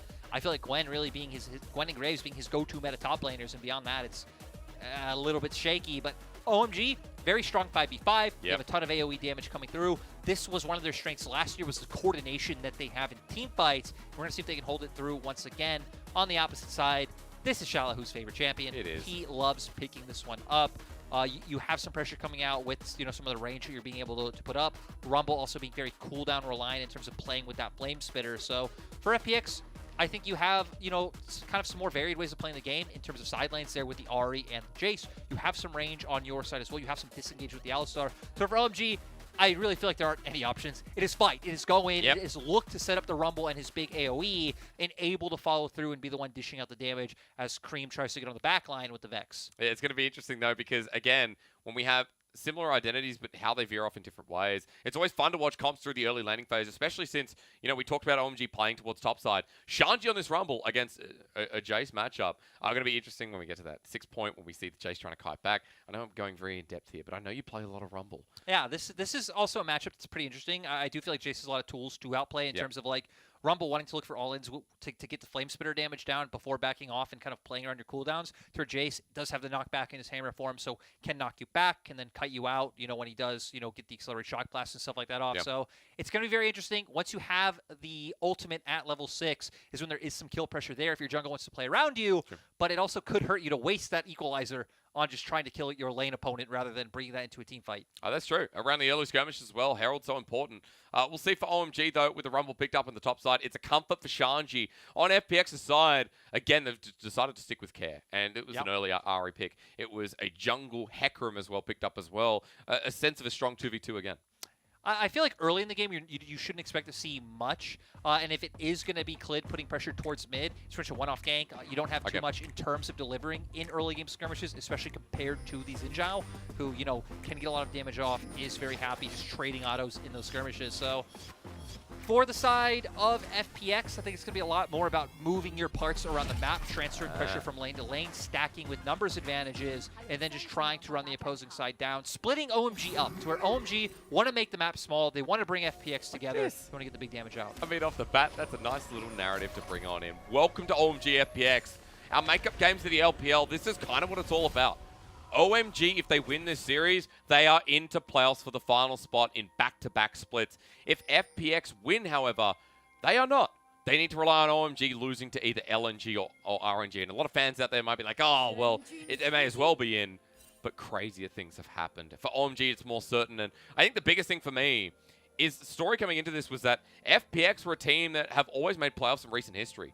It's only since their inception in 2018 spring where they didn't make playoffs at all. But every other split since then, this team has been the old reliable. Yeah, we think of the roster, right? The LWS Chris being there. People like Pepper, Shinyi joining, Alex coming on in summer from the LMS. Like, a cool on the roster. So that was the only FPX lineup that didn't make playoffs. Since then, they always have. And even kind of bringing that into this split, both these teams and their playoff implications. I feel like this split, these teams had very similar trajectories. Both came in very strong, very hyped. I feel like they both had pretty one-dimensional play styles in terms of, like, for OMG, it was all about Aki and Cream setting up around that bottom side, trying to get Abel and Cold ahead, going into teamfight strong and playing through these 5v5s, but it really was just the Cream show. And for FPX, it was all about bot lane. LWX and Hung finding advantages. Hung, this guy who is afraid of absolutely nothing, will put himself in harm's way every game, and then just snowballing through having your bot lane so ahead, they were just winning out through these early games. I mean, if you're a Hung fan here, you need to see this game play out. It's everything for FPX. Good trading in the mid lane, actually, from Cream. Not often have we seen Vexes really take over the 1v1, but a nice little start here from the OMG mid lane. I feel like Vex, in terms of laning, and a lot of her lane matchups are not impossible unless you're facing like really long range champions, things like the Victor obviously doing quite well into you, because you have that E there to be able to not only hit minions but try and set up for the fear onto the Ahri. Q, a very good trading tool, and then against other assassins, having the W, it's just so much if they're looking for the all into you, not only trying to get that damage down, also giving yourself the HP on top of the passive, since Ahri does have the dashes with her ultimate. So I really like the pick coming out from Cream and seeing what he's able to do with it. Sets him up to be a playmaker as well if he can find his ults onto LWX to be able to take him down. Hopefully LWX doesn't get accelerated to where he can just red-white blow him up. Yeah, Shanji's actually chasing Shallow. This is super deep. He's going to overheat, however, so the natural harpoon stop. And while we're talking about individual lane matchups, let's pull it out a little bit. Let's come back to what we talked about for compositionally, right? And start with the laning phase, because Shanji has Ignite. OMG play towards top side. We did kind of talk about Aki trying to make something happen in the top lane. And this is what we saw when they played against Rarana before. It was enabling Shanji up in top side. Both junglers making their way up here. Look at the mini-map. Aki is coming up here now. Will be a bit of a 2v2 for FPX. I mean, it could be rough because OMG definitely having some more early skirmishing power, more burst coming out with the Rumble and with the Xin. They do. It's going to be about who gets there first. Clid is a level up, though. Worth mentioning here is Aki spotted out. And there's the mana. Yeah, he misses. Wind becomes lightning. Shallow, who getting low but doesn't have to burn the flash. And so you can TP in the Jace here, keep Clid here, and still look for the play because they don't know Clid's here. They have no idea. If Clid was here, they would think maybe poke his head out before. They can look for this. Oh, and Aki just back. Aki just back. The minion wave pushing up. Shanji's being patient, and he's sticking around. Clid with the huge brain play. Ghost pulled out. And as Shanji might have to burn the flash, he's going to decide whether it's worth it. He tries with the Ignite, but Shallow flashes back, buys the space, and first blood in a very intelligent topside gank. I'm actually really surprised that Shanji burned the flash and tried to think he can get the kill off. True. Really nowhere close to the damage. Like, sure, in hindsight, it looks like you got close, but with how low Shanji is, I don't think there's any reality where you would have been able to find the kill. Now you just make it easier for Clay to find the repeat gank. Because one of the reasons why I feel like Rumble died out in top lane and started making his headway into mid is because, I mean, it is so hard playing that long lane as Rumble as an immobile champion who can just be so easily punished for overextending. And in a lot of Rumble's winning trade patterns, you want to push because you're using the Flame Spitter, you're pushing that wave aggressively, and you're putting the enemy top laner down. So this could open up Shanji to just be bullied in the top lane match. Depends, though, because Shallow, who has actually made a bit of a mistake backing. He has no flash. Electro Harpoon for the slow. Flame Spitter again. He burns him down. Shallow, who might have found the opening with his jungler, but Shanji hits it right back. And like you said, Shallow, who overstaying a bit, trying to get the wave in, was able to get the wave in, but even just the recall position not accounting for Shanji. Spotting that one out, did have the ward and walking forward aggressively. So nice by him to be able to find that one back. Both top laners as well, right? Both of them immobile, both of them easy to take down if you're able to find those opportunities. Sure, both have ways to enhance their movement speed to be able to get away, but if you are the one pushing away, you will just be too far forward. As OMG now trying to look towards mid. I gotta say, it's pretty interesting for FPX that they have been the ones also playing to this top side. When we hit on, like, FPX have been a team that, no matter the draft, no matter their matchups on the map, have just put everything into getting LWX and Hung ahead in this bottom lane. Because it was reliable. At the start of the split, that's how FPX found their wins, and quite easily, I'd say, as well. LWX and Hung ended up dominating the laning phases, and, you know, we had coach like Casual coming on, finding big fans of Hung, but also just other people coming through, new fans, really investing in LWX and Hung. You wrote the letter about it. I did. I wrote it to Mum. Unfortunately, I never sent it, though, because FPX started losing, and I was a bit worried about how I'd get judged in the family, you know? My family are IG fans. Well, or were IG fans. I'm sorry, they went with the shy. Okay, we get to see what happened here in the bottom right-hand corner. As just got spotted out, so knew that was coming through. And now for the top side, Shallahoo's wave is pushing into Shanji, so puts it up for a gank coming out from Aki. You see him right now pathing up towards the top side because that is where his camps are spawning. So Shalahoo gonna have to be careful. It looks like he's getting a bit of his own vision down now to try to account for that. No, actually no ward available. It's just kind of hovering in river to spot out if Aki would be here. And for the side of FPX, I mean, you do have some like decent ways of playing the game in the late game with the damage you have out, but again, just Jinx on the opposite side always feels like the thing that tips the scale in one way in terms of how later fights will go. Again, 12.4 folks if you're tuning in. For sense of fairness, I do like that we're playing this on the patch to finish off the season. Would have been crazy if you're playing this on 12.5B, but again, a great decision. Well, decision making is big here for FPX too. Yeah, this is what we're talking about, right? Playing towards this bottom side, trying to set up the dive commander, but Cream is reading this well. He knows that Care move from the mid lane. Now with the ward coming out, they just know. Here's Shadow Surge too. He can get under the turret immediately. It's going to pop through. It misses, I believe. Cream won't get the ulti through. Personal space as well. FPX making an easy dive. No one dies. That's just so unfortunate. Yeah, like you said, Cream not able to find the Shadow Surge onto a key target. Actually not finding it on a target at all. And then Aki going up to his top side to play with those camps. Shanji's been holding this freeze for quite a while. I think OMG were looking to make this play on top side. Shalahoo didn't give an angle, so for OMG, instead they have to rotate bot, try and answer the play. They don't have enough time for Aki to get there, and the members of FPX light it up beautifully. There's the advantage that you want to see on FPX, on LWX specifically, if you're an FPX fan. I mean, again, 20 CS lead. He pushed in for turret plating, 160 gold there.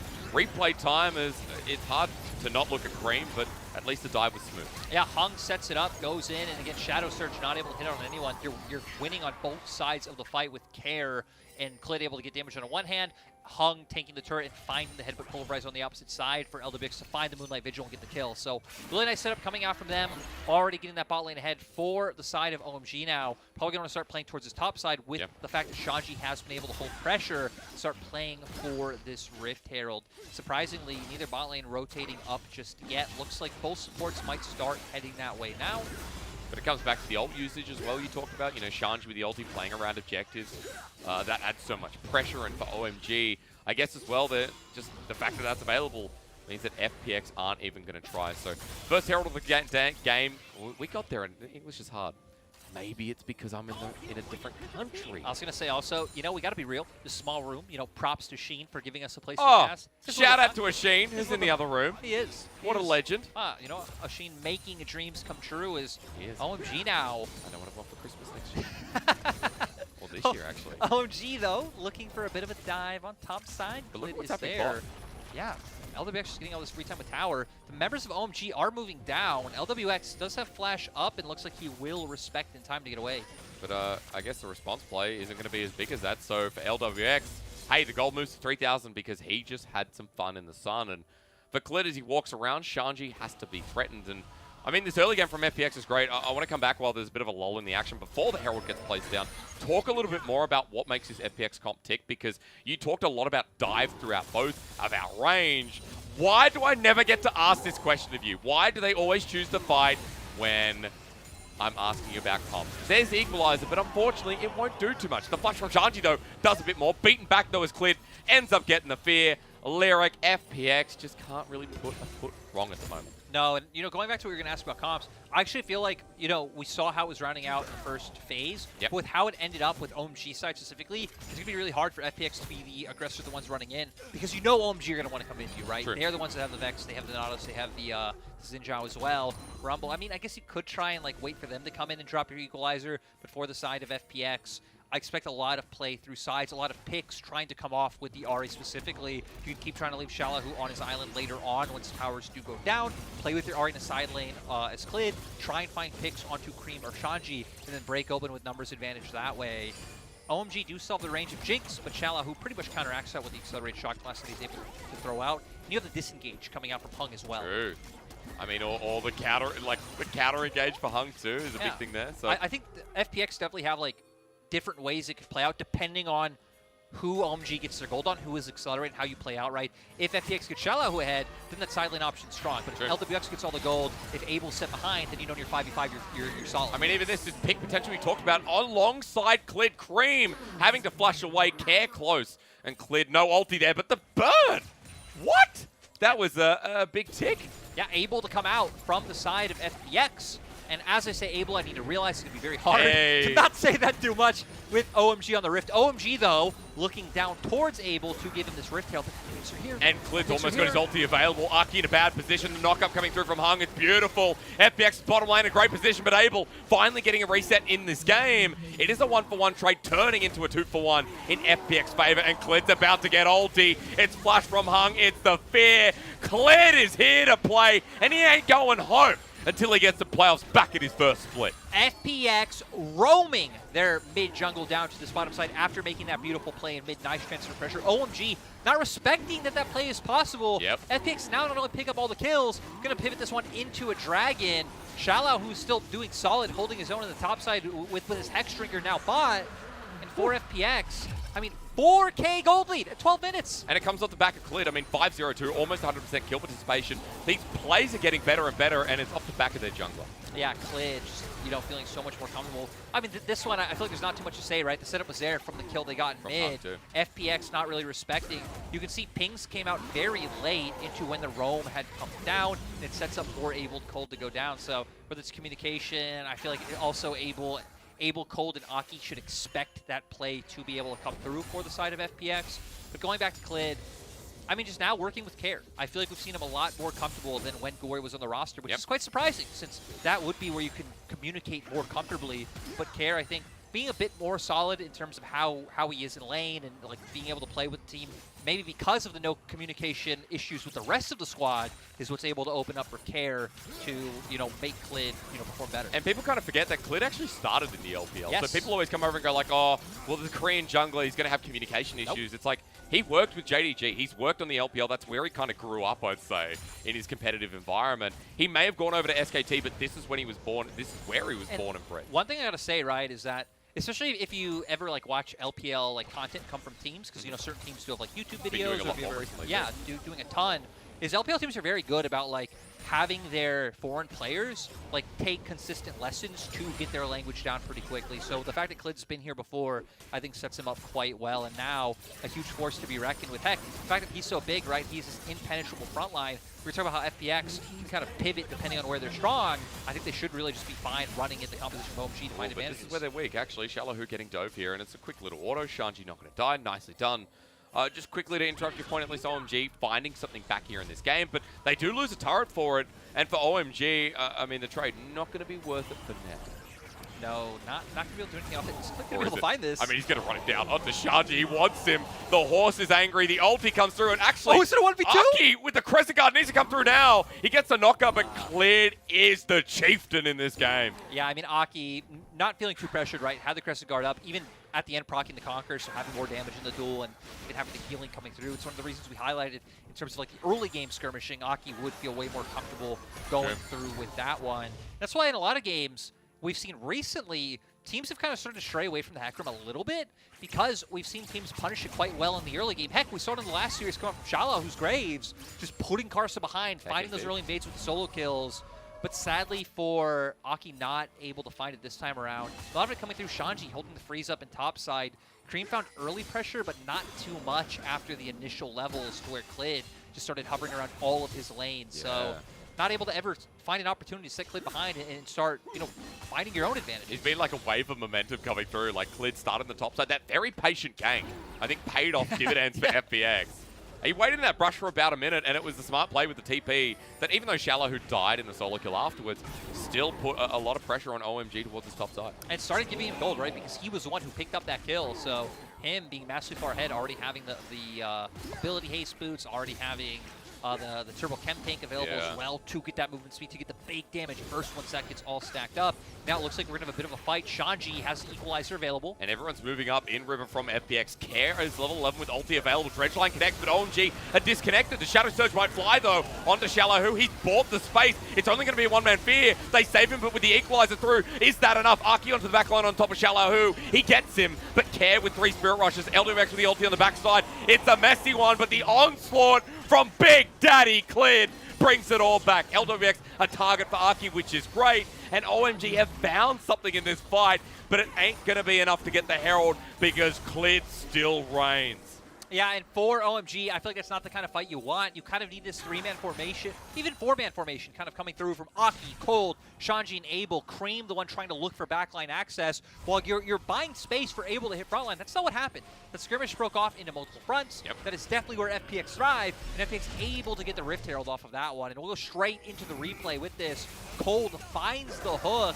But again, the members of OMG are split. Look where Shanji's in the fight right now. Jinx not in as well, throwing out the rocket.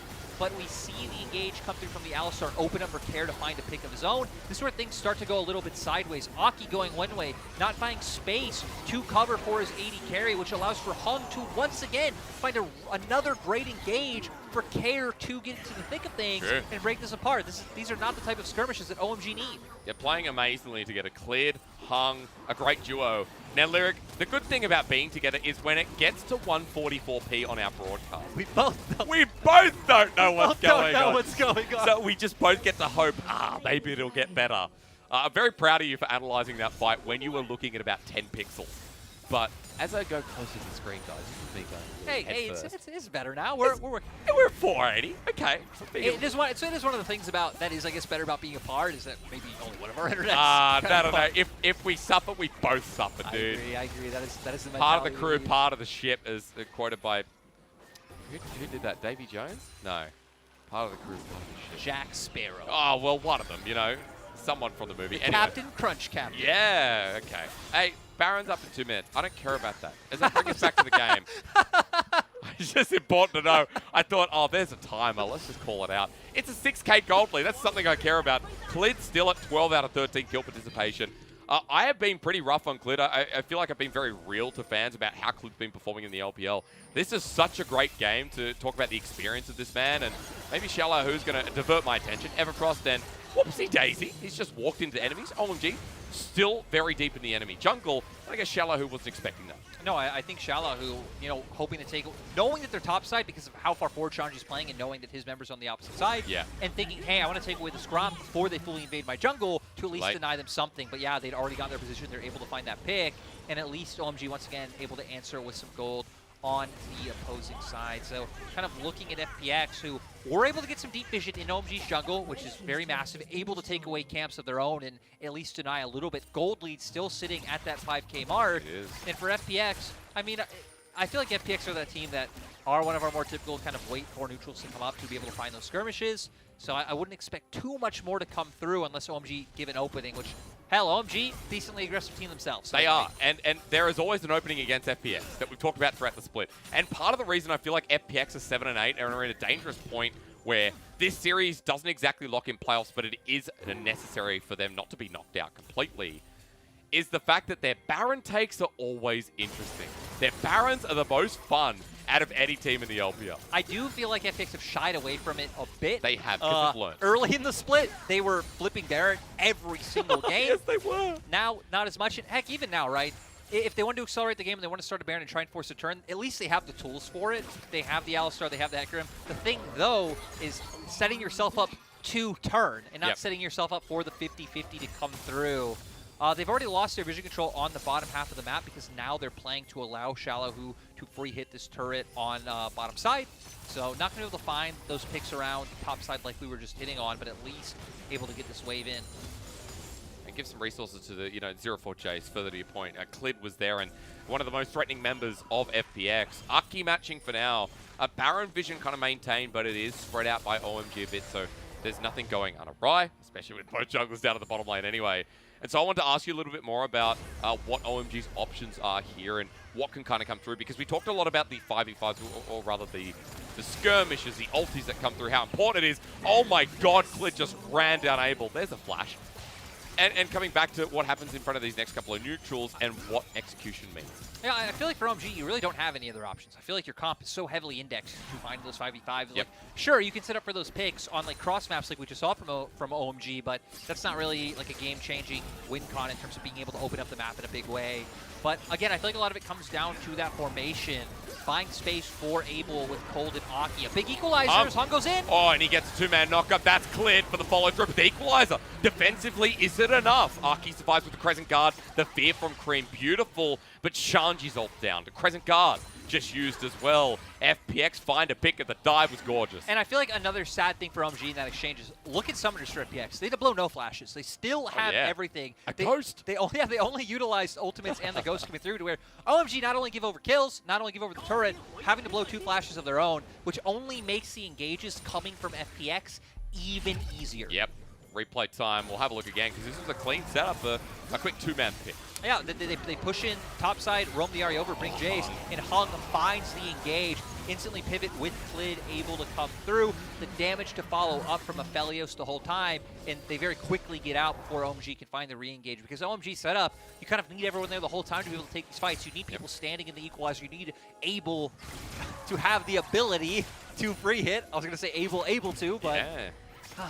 It's okay, it happened. It's happened to me many times. Cream as well, getting a fear with the equalizer too, like making it a, I don't know what you call it, not a fearsome hot pot. That already belongs to Jarvan and Rumble as we get an engage. Jump on the backside, but FPX with confident. Hung blowing up the damage, but LPX running in melee range. Equalizer great, especially now that Hung's down, but Everfrost usage from Care. He spirit rushes over. He takes a quick pick, and he makes it equal himself. Forget the equalizer from Rumble. The equalizer from Care was much better. Yeah, Care coming out huge. And now this just opens up Soul Point for the side of FPX. Ooh, OMG not even going to look to contest this, losing your mid laner and talking about how the synergy of ultimates is so important. I feel like maybe we could call Cream finding a Shadow Surge into 5 people and like hitting a fear into the equalizer. The Raz Habanero. If you saw that the other day. I did. Yeah. The Raz Habanero. Okay. Well, a shout out to an ex-LPL caster. Let's look again. Now we're going to see here, Aki being the one to start the exchange, opens up for Hung to find a very easy setup.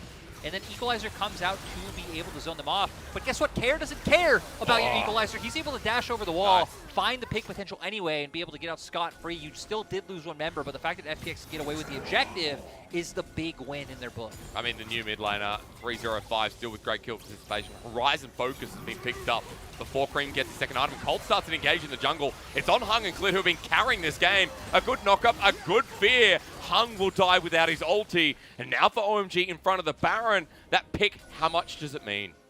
Looks like OMG not having the confidence to go for this one. For FPX, right, being on a red side, being able to just go over the wall. Shala, who throw out the accelerated shot flash, chunk them out. They're not a very tanky team in any regard to be able to go for this. And now at least it buys OMG some time and some space to be able to pick up some gold, put a bit of damage on this mid lane turret, to try to pull members in to find engagement. Now that Shanji's grouped up as well, and once again has that ultimate. But Cream's here on top of Shallow for the wing. Is he going to pull off the engage? I mean, that Shadow Surge is there, and we want to see the Raz Habanero, and we get a spicy one. Raz, you better be watching, because OMG inspired by your little duo. The Shadow Surge flies through it, unfortunately misses, but Cream dies down with it. A 1-for-2 in favor of OMG, and when it's playoff time, when it's that last seed remaining, OMG are going down fighting. You know, it was kind of memeing when I thought the setup would actually be Cream going in, finding a massive fear, and then following through with the equalizer. But they do it! They do it! It works! They get the kills. One person does go down, but still any gold you can find when you're the team 5k gold behind is massive. We're going to see here Cream coming from behind, waiting for his moment, flashes in with the personal space, gets the fear instantly into the equalizer, and it looks like Cream, taking turret this whole time, just ends up going down, not feeling comfortable wrapping around from the opposite side because Shallow, who is there, will probably get brought down regardless. So for OMG still coming out ahead is a big win. I mean, a big win considering that OMG were just falling further and further behind. This early game has been dictated by Clit, has been dictated by Care. It's been so successful from FPX, but OMG finally pulling off one of these team fighting combos allows them to get closer towards opening up mid. They only have one turret, but it is about the objectives on the board. Where OMG, if they find another pick, a Shallow who just takes down Cream in a solo kill, it doesn't matter about my point. Throw it out the window. Shallow who's a happy man. Yeah, Shallow who... I have no idea how we just got that one. Cream coming off base, full HP, has everything available, still goes down. Pretty questionable. Hello. Okay, well, Shanji versus Shallow in the 1v1. The explosion! Oh my god, Shallow more than laughing. Destroy Shanji. Go back to base, kid. That was so great to see, but OMG still trying to contest. Hung has ulti, is over the wall. It's not steal a clock, or is it? No, it's not. It's going to be FPX who pick up the Baron as LPX is flashed on. Abel wants to keep it going. On top of Clint, dodges the charm, but Care helps him out. And Shallow who breaks down the base. FPX, it's a game of margins. And this is why we've been saying for Shallow, who, like, my God, this guy's insane. It's sad he doesn't get a lot of resources put to him from the side of FPX because we've seen him able to outplay. We've seen him able to push his own advantage forward. And now with Baron, with Death Timers on OMG, it's an inhibitor. Oh, it is. He teleported back in for this, so it's well-deserved. Shallow, who this clutch top laner, who was 1-4, even 0-4 at one point. I don't know what to say more than this is such a he must find the accelerated shock blast here. Huge damage comes through, instantly follows forward with the To the Skies, and I mean, the combo's just there. Really nice by him playing that one patiently. You know, Cream not knowing he was there to be able to avoid that damage. And then here's the one I'm completely shocked at. Just goes in, finds the To the Skies, knocks him back, like I said, and just the damage coming through from the accelerated shock blast. I mean, at this point, right, huge eclipse, Serelda's Grudge already being built to Hexstring to survive the damage. Did a lot, yeah. And on this front of the fight, I think this came down really close since FPX once again didn't want to commit to the turn. They wanted to commit to the Baron. Instead, they could just kill everyone first, then commit to the Baron. But oh well, what do I know? What's fighting today? I mean, 33 kills in 27 minutes. We do it again. Look at the ult in the back line. FPX bring it back. It's a bouncy castle. And unfortunately for OMG, it feels like they're in the corner. They're that kid that's been knocked around, bullied out. They're crying for their mother. Let me out. And now I thought that was going to keep going, but FPX now going to go for the game-winning push. Like we said, for FPX, if they can win this series, it might not guarantee them playoffs, but they will feel extremely comfortable. But it feels like it would at least put OMG in a must-win position. At least game one shows the power of FPX. A well-deserved win when it's all on the line at the end of the season. FPX up 1-0. Take us to a strong game two. Yeah, that was incredible coming out from FPX. You highlighted Clid quite a lot. Clid having an exceptional early game, reading it quite well. Again, the cheeky play up in top side. He sees that Aki isn't able to make the gank work, waits to be able to wrap around, finds the kills, translating that all around the map to bot side. And it felt like for a large part of the game, FPX were kind of winning everywhere on the map until OMG started to realize, hey, let's just keep punishing up in the top side with Shanji. But at the end of the day, it didn't matter. We saw, like you said, 0-4 Jace at one point, able to start turning around because he was getting so much global gold, because he was able to farm freely once we got into the mid-game. Just started deleting everyone. And I mean, coming back to the early game, before we even talk about Shallow, who, I mean, Clid Clid's performance this game is MVP worthy. Yeah. I think Care had a great role in it as well, but Clid through topside, transitioning right to mid with that gang, then to bot. He was everywhere he needed to be, which is a bit of a cop-out, but truly feels like this jungler deserves to be called the man of many lanes in this game number 1. Yeah, Clid doing so much work. Again, he covered everywhere on the map. He played towards topside. He enabled bot. He was roaming with Care from mid, like we saw, down to side lanes, down to play around his bottom lane.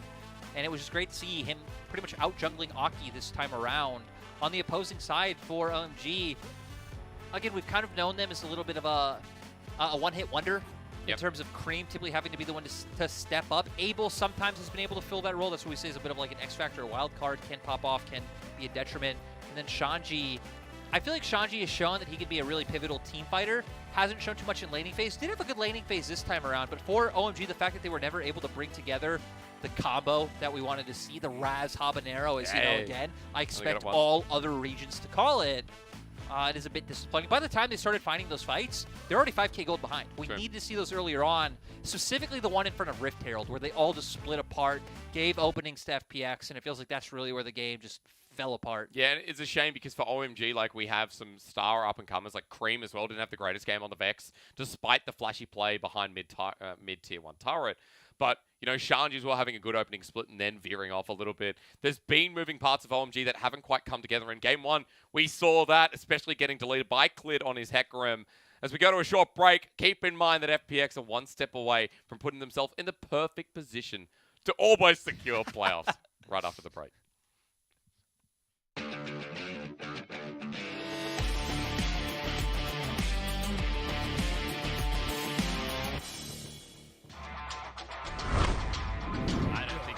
Have the restraint to not just go for the Drake and see if they win the smite fight. If Carson can take this one, it will be a fertile soul for B5. Here we go, jumps in, it's a 50-50 and Care gets it, pulling time across the team. Care goes down. Xiaolahu in the midst of everyone, trying to get the damage out, trying to throw some needles, but it's not enough. And now Rookie here for the cleanup, trying to get further into the fray. There's another one going down. B5, I don't know how they've done it, but done it they have. Xiaolahu eradicated. B5 gets the ace.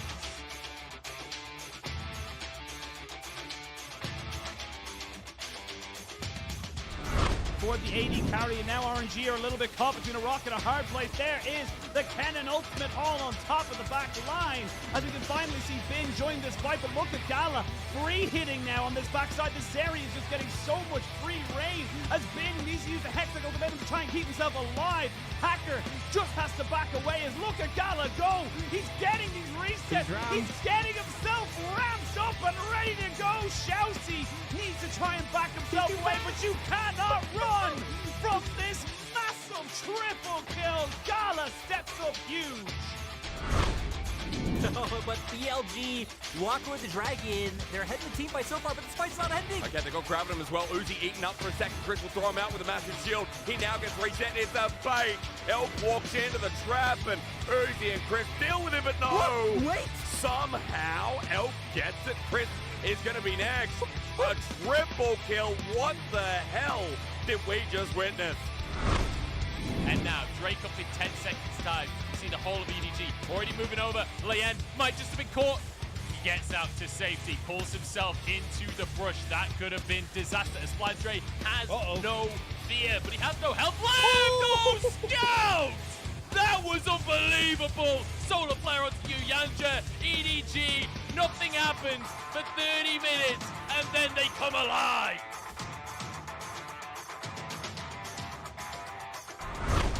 Tarzan might just go for a 50-50 smite here. He doesn't actually have that much to lose. If EDG get the strength, it doesn't matter too much for LNG. The 50-50 goes the way of Allah in the end. And now the fight ensues. Tarzan turns gold to Flantre in the middle of everyone. Maybe this is it for EDG. 2 kills, 1 for Viper. As Dunby trying to escape, but the realm walk forwards. Can they find any more? Scout turns gold and keeps himself alive. Allah stunned against his support here, but Light charging forward, getting the resets. Bail out onto Viper. Viper falls though. JJ in the back line. Light turning it around. Mako alone. And LNG somehow find it.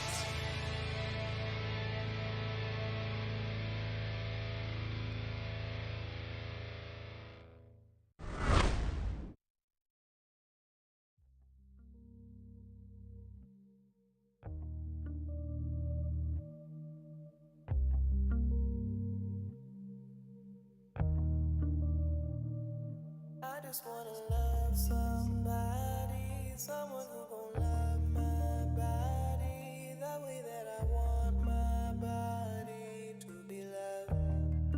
Give me love, love, love when I need it. I'll be right here to receive it. Only kind of love is the one you give it. I mean it, need it. Need the kind of love you give. I mean it, need it. I just really wanna know if you want.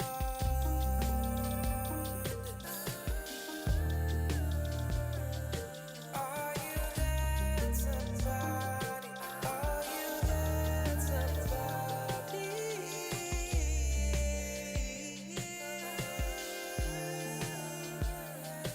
Are you that somebody?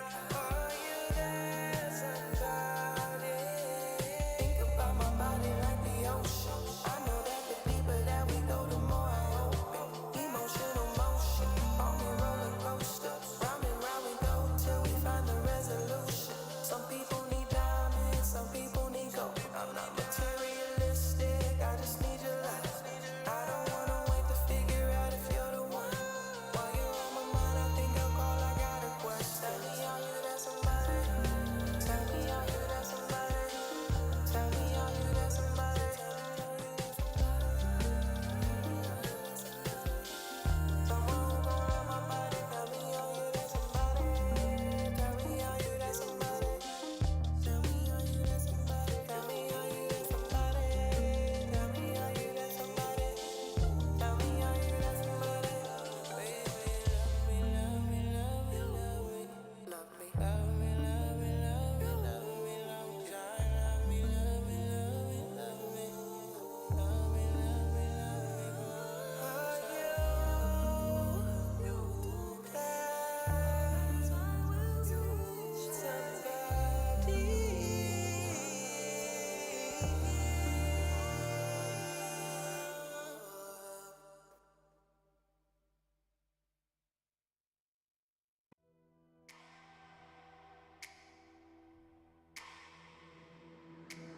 Guess who's back to blow your mind?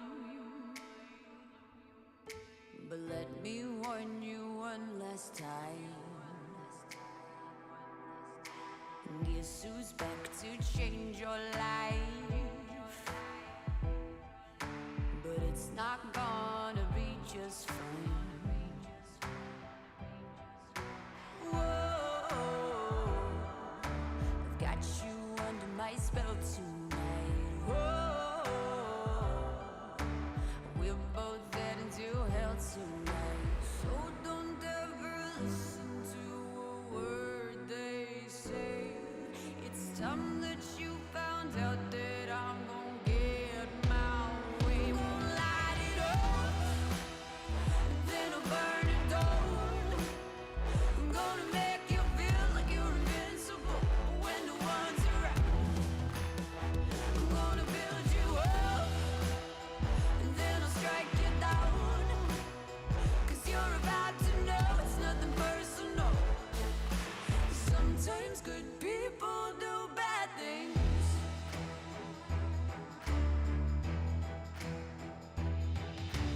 I have always tried to be nice. I've sat right back, I've tried to be quiet. But I can only take so much, and then I just explode. To feel it building inside, then I just need to let go. So don't ever listen to a word they say. It's time that you found out that I'm gonna get my way. Okay, I'm gonna light it up, and then I'll burn it down. I'm gonna make you feel like you're invincible when no one's around. I'm gonna build you up, and then I'll strike you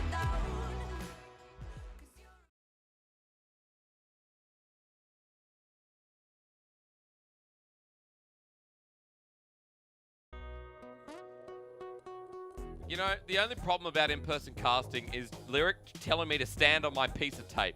You stand on your piece of tape. Don't tell me what to do.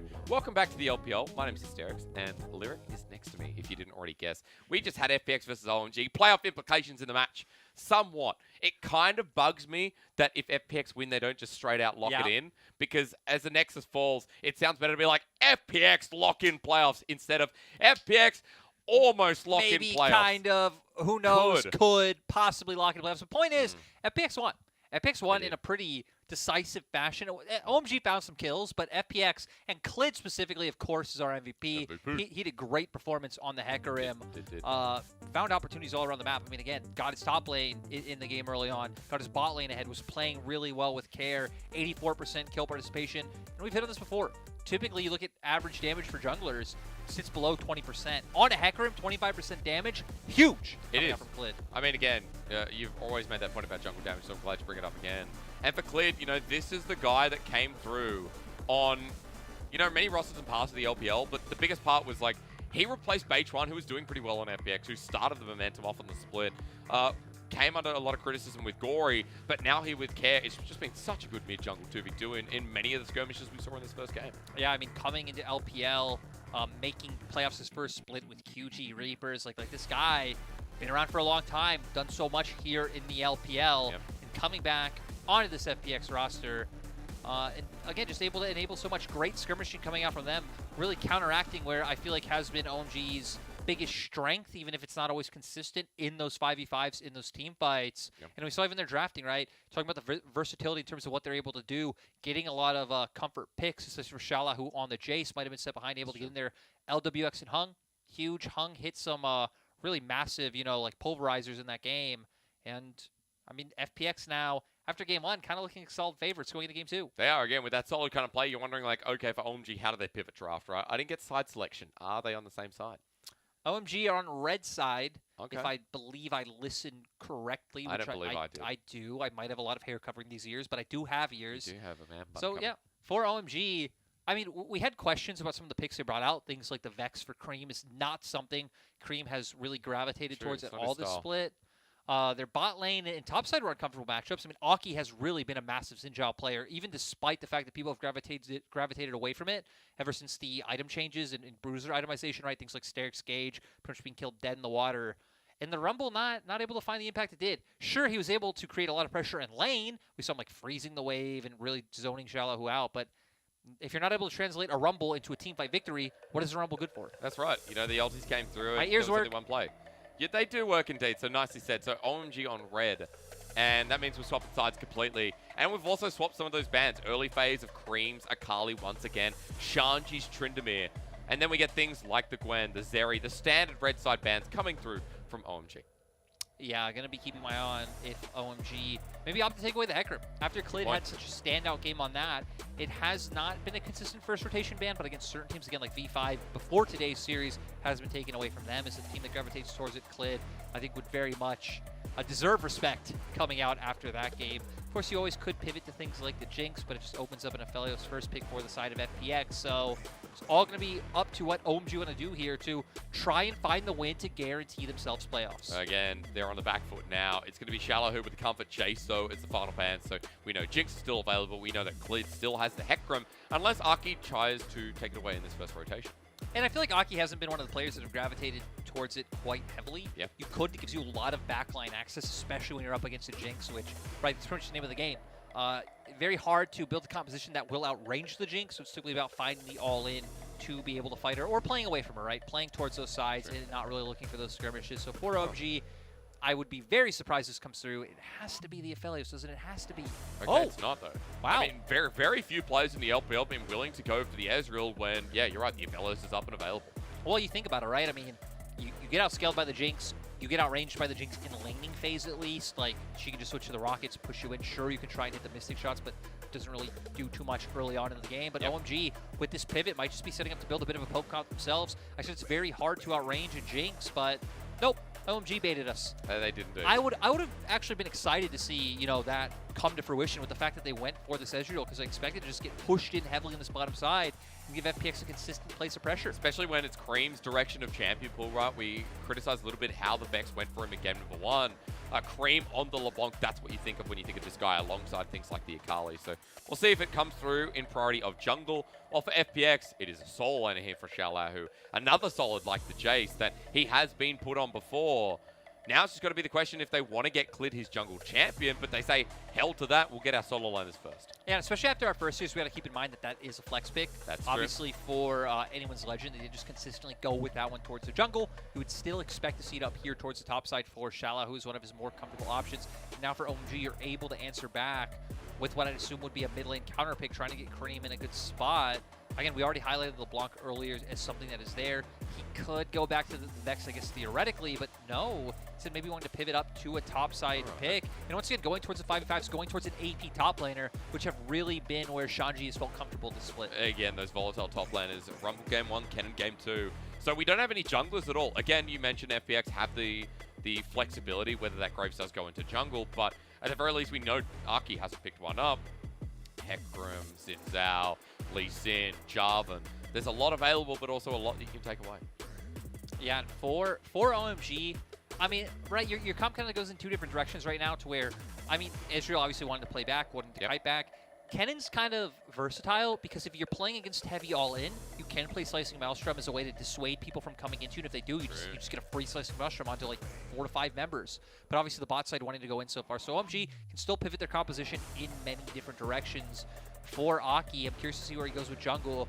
Knowing him, it wouldn't be too surprising to see the Xin Zhao come out once again, just because despite, again, the changes to itemization, it has been where he has looked comfortable. But Hecarim still being on the board, something I want to highlight as well, especially with Clid having such a great game 1. Okay, so do we get a ban here towards jungle, towards something like the Xin Zhao that's come from FPX? We've already got the LeBlanc ban against Cream, who's yet to pick up his mid lane champ. Well, the Vex comes out just in case. Now it's going to be interesting if, you know, again, we get that early jungle as you talked about. I also wonder if we'll maybe get a control mage here coming out from Cream, considering that, again, once you get past the Akali's, LeBlancs, it feels like his most comfortable champions have really been the Orianas, the Victors, which are things we've seen kind of fall out of the meta, but you still do see come in, especially the Oriana, if you have the setup available. You have a little bit of setup for the side of OMG, not a whole lot, but Aki getting his hand on some heavy skirmishing with the Viego once he does get to that post-6 mark. But it feels like Clid's going to do the same, right? I mean, we have Ari, we have Lee Sin. Lee Sin loves these scenes. It's always nice to see Clid on the champion that he has been most famous for over his career.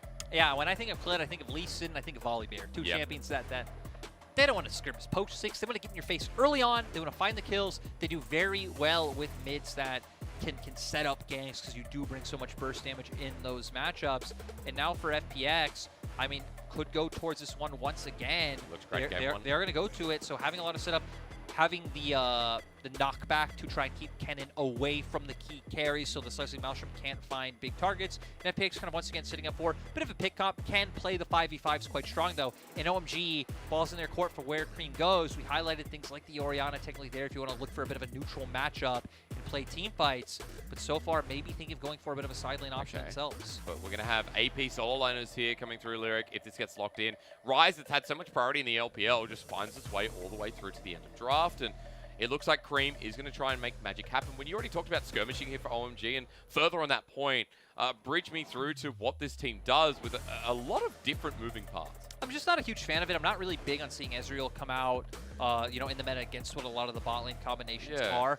You know, when you think of Rise, we always talk about the realm warp and what plays you're going to be looking to make after 6. I feel like top is really the only lane you can play towards. Obviously, Graves does really well against AD matchups because of the, you know, the armor coming in from your True Grit. But having double AP go to that side, you could try and set up some picks, maybe get the Kennen ahead, bring him into those team fights on flanks, and try to set up that way. So I expect getting your top set ahead for the side of OMG to be what gets them ahead and try and get them into those fights. So at least playing towards the way OMG plays, right? Again, these drafts always been about Shanji, or at least the early game has been, and bridging it from there is going to be interesting. At the very least here, we see OMG, you know, changing their draft completely. And you know, putting something maybe with more comfort down in the bottom lane. I feel like Abel and Cold have been quite fickle, quite volatile. I feel like it's weird though, because when I think of Abel and Cold's comfort, I think of things like Samira. I think of like really aggressive picks that want to go in, that want to look for the fight, not necessarily an Ezreal. But again, he's weird. Abel is a very weird AD carry, Yes, to put he it lightly. is. Cold as well. I'm surprised that we don't get a very different support, but the Leona comes through in the end anyway. And so for OMG, when their backs are against the wall, when it looks so hard for them to make playoffs, let's be realistic. If FPX win this series, OMG have to not only beat RNG, but beat LNG. Now, LNG, I think, is actually very doable, especially with LNG's form. But RNG are a different beast, so they need this series. Even if it's 2-1, they just need this series, and they will lock in playoffs. But FPX have started with a bit of a barn burner. It's game 1 for them that puts them in momentum. It's the Clid Lee Sin that comes out the second time around.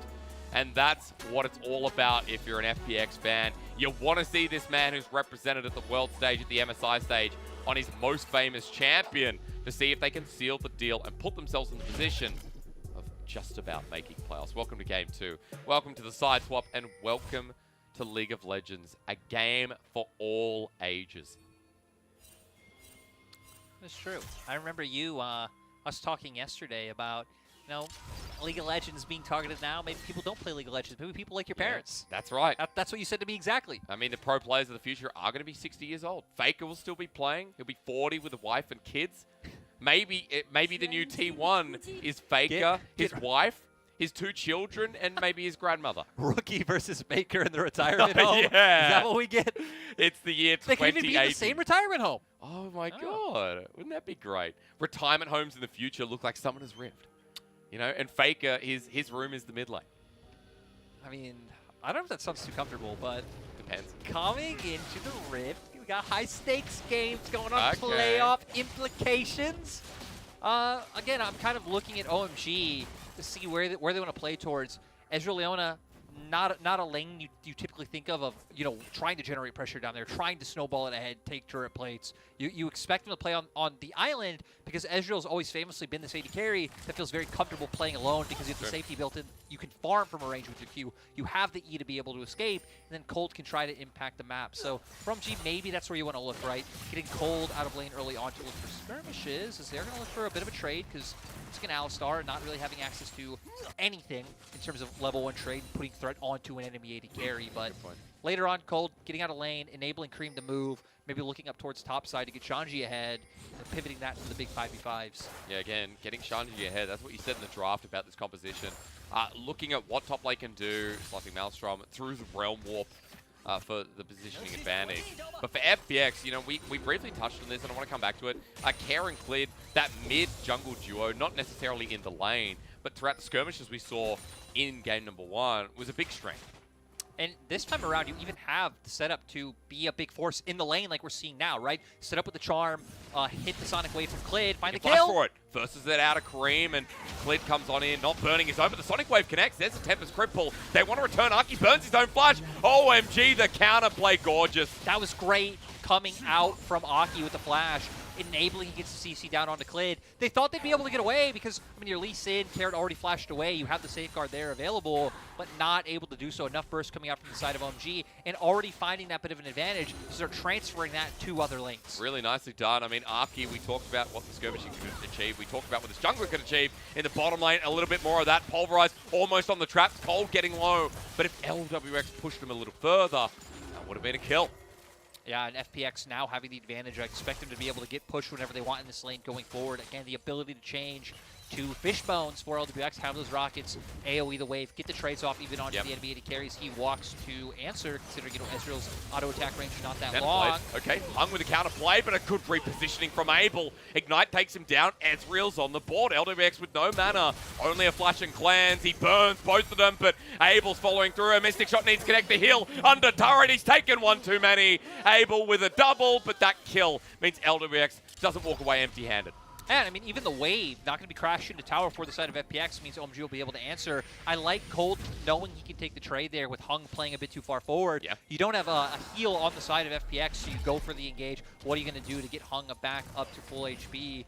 They walk forward, Cold waiting for the moment that he hits level 3, finds his Zenith Blade, goes in, and LWX not able to answer considering how low Hung already is. And Cold even, I think, having a decent amount more tankiness in the early game coming out from his W as compared to an Alistar where you really get that online at the level 6 mark. So nice trade coming out from them. They also should be able to find the CS against the wave did get crashed into tower, so the wave control there for the side of OMG. We talked about the volatility of Abel and Cole, but this can sometimes also happen, right? With the bad also comes the good.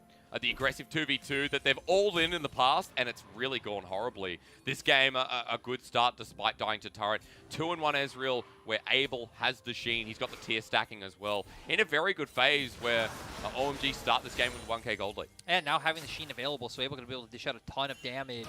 Does look like we're starting to pivot around the mid lane with both supports and junglers kind of making their way up there now. For OMG, I wonder if they'll look for a bot lane gank, considering Aki's already here. Clear out this vision with Cold, make your way over, but no. Instead going to go for a bit of a dragon play. And so what do you do as a response? Klid's failed play in the mid lane, or at least response to the 2v2 was good from OMG. But Klid's still farming up, and we did talk about what he can do mid. Cream's flash is still down. Yeah, you could look mid once again. I feel like the thing you're scared about right now is Cold obviously not showing on the map. You know, can be pivoting up towards that mid lane. You need your bot lane to be able to get pushed first to ensure that Cold has to answer down in that bot lane. Or at least if he's not, you're getting turret plates for your AD carry in LWX. So waiting for that timing, at least clearing out camps right now. You could see it looks like Klid, maybe Wisefar finishing off Krugs, waiting in the wings around his bot side, could try and set up a play there. Well, as he moves down, looks like pings are coming through. There's a couple of wards. Bottom side brush in the middle, you can see already. Hung actually walking over one a bit early before Klid moves into position. Not sure if he was actually spotted out there. Control ward in the dragon pit. Klid still skirting by. But Care's moving out of lane, Lyric. I wonder what happens here. Abel getting knocked up, but that's not the end of the play. No, Klid here, Care already here. Sonic Looking for the dive. Oh my god, it connects. Nice from Klid. He runs on in, on his Lee Sin. It's an early shutdown under turret. The charm connects on top of Cream, who has no mana freak. As FPX 4 versus 2, it stops there. And that's a good little response play from the legend Lee Sin. Yeah, I also believe Care hitting the charm at the end onto Cream, so him not able to walk up and maybe try and get more damage on a Hunger LWX. Klid starting off the play. As a whole, the team able to finish off and start moving back over. As Aki, though, going to be looking towards his top side. Slicing Maelstrom now up for Shanji. But the timing was almost good enough. Shala, who's over the wall. He's level 6 now as well. He starts his jungle camp. It's on a ward. Aki wants to pivot over, but he has no Heartbreaker yet. He'll just back away and look for FPX. The gold has been equalized a little bit here in this early game. Let's come back to the meat and 2 veggies at hand here, Lyric. And that is that OMG, they drafted a composition that you're a little bit questionable by, but you did tell me it comes down to those ultis from Cream, from Shanji, what can be delivered into these fights. Shanji now has his ultimate. The Herald is coming up in about 30 seconds. Walk me through it. Yeah, for the side of OMG, right, they've been able to keep this push up and top side, so you'd expect them to want to look there, especially the fact that we hit on the Cold. Can look to make these roams towards top side. Looks like he's going to be doing so right now. Maybe player on mid, enable Cream to get the push. Then you could look to have that numbers advantage on top. Shanji come in, you have the slicing Maelstrom, you can have a good angle to come through since you're the one that has been keeping up push in top lane and look for that. For FPX, I'm curious if they would even look to contest or if instead you look to pivot to your bot side, but no. Looks like the answer from FPX, instead of letting that happen, just commit your whole bot side towards mid first, not allow that to happen. I mean, LWX going back on it though, he takes the blast cone up even after moving out of vision. Cold, as you said, making the movement possible, and I'm kind of just wondering to see who gets 6 out of the supports first. Maybe an ill-advised question, because Herald's already started and everyone's moving past waves immediately upriver. But look at Hung. Hung went back down to bottom side, so again, it did just pan out how we expected. Of OMG having the numbers advantage up here towards top, you have the Slicing Maelstrom available. It looks like Hung's starting to make his way now, but it might be too late. I feel like the only play you'll be able to find is maybe a gank onto Cream. But Cream is safe in the wave. Cleared with Slash available, but Cream has his back up too. Hung moving, it's after the fact, it's late, but Herald's gone down. And OMG getting the objective of the game with the Dragon. I mean, FPX wasted a lot of time doing nothing. Yeah, it was so strange. Like, again, like, you know Colt's going to be looking for the roam. You know they have the Ezreal, and he can play safely under his turret. Would be very hard to dive. I'm sure maybe you can zone him off and get some plates, but they don't even do that. They look for a very late rotation. They've already seen Cold there. They'd seen Cold there for about 20 seconds, and they still try to force a response instead of getting more gold onto LWX, trying to accelerate this Jinx, and it feels just like a big loss for FPX in terms of time. And what that Herald will do as well, like we can open up mid, we can open up top. There's lanes to play through here, Lyric, and it feels like Aki now with his ult too. The dive ability with Herald is also something to consider. Yeah, they definitely have options for the side of OMG, especially with Realm Warp coming up soon for Cream. But FPX don't want to wait for those options. They want to look for a play around top side. Not sure if they know that Aki is here. I know. You do know. Okay. Okay, they know now. Okay, well, now that we all know, here we go, kick into the wall, slicing mouse from Sonic Wave. It's stunned up onto Shanji. Clid won't take it. A nice ulti, he burns his flash, but so does Clid. And for now, FPX equalizes. Cream is caught out in the river, or at least in the top side. Jungle Hung's here as well. An Orb of Deception, a Spirit Rush available, a Headbutt back, and a Realm Warp out. Care won't be able to chase. Cream's alive. It's battered blood, but no one dropping to the dirt. Oh, wait, maybe it's not done. Well, Aki has his ultimate available on top of Shallow, who with the flash available. He matches it, though. Clid comes in to save the day, but a reset comes through. Sonic Wave avoided, and Aki is trying to match the least in Legend. It's teleporting the bottom side. OMG wanted to keep it going. Yeah, it looks like OMG were threatening a dive onto LWX, Care having to come down to make sure that one doesn't come through. And I mean, at the end of all of that, not too much traded across the board. Shallow did just go down. OMG still the team that's up in gold. And I feel like FPX were allowed to make that player on top side because Cole did make the previous move to Rift Herald. Yep. Meaning Cole going for the reset, having to answer back down to bottom lane to help his AD carry, you know, be able to catch the wave to push out. Gives a roam timing for Hung to look up towards top side. But sadly for FPX, with having numbers advantage, they didn't get anything from it. No, they didn't. Look again, because Aki didn't really force the play, just caught Shallow moving back top. Yeah, just looking for him, commits with the ultimate, has the flash, I mean, with the red buff as well. You can be sure Shallow will go down here no matter what. I'm surprised how close Clid was able to get him low and almost find that kill himself, then not going to be able to follow up. Dragon on the board. OMG going to start that one off, and FPX are nowhere near. They're not. I mean, slow to the party here, coming out from a base reset. Aki's going to get this. And then we also have a Herald that needs to be put down in the next 20 seconds. So, I mean, this is looking like a really good early game from OMG. A 1k gold lead just about. Double Dragon for a Mountainous Rift. And FPX, the tools we kind of talked about. We mentioned some of the scaling coming through here, Lyric, but for OMG, kind of looking optimistic as they head towards their first item. Yeah, looking quite good for their side.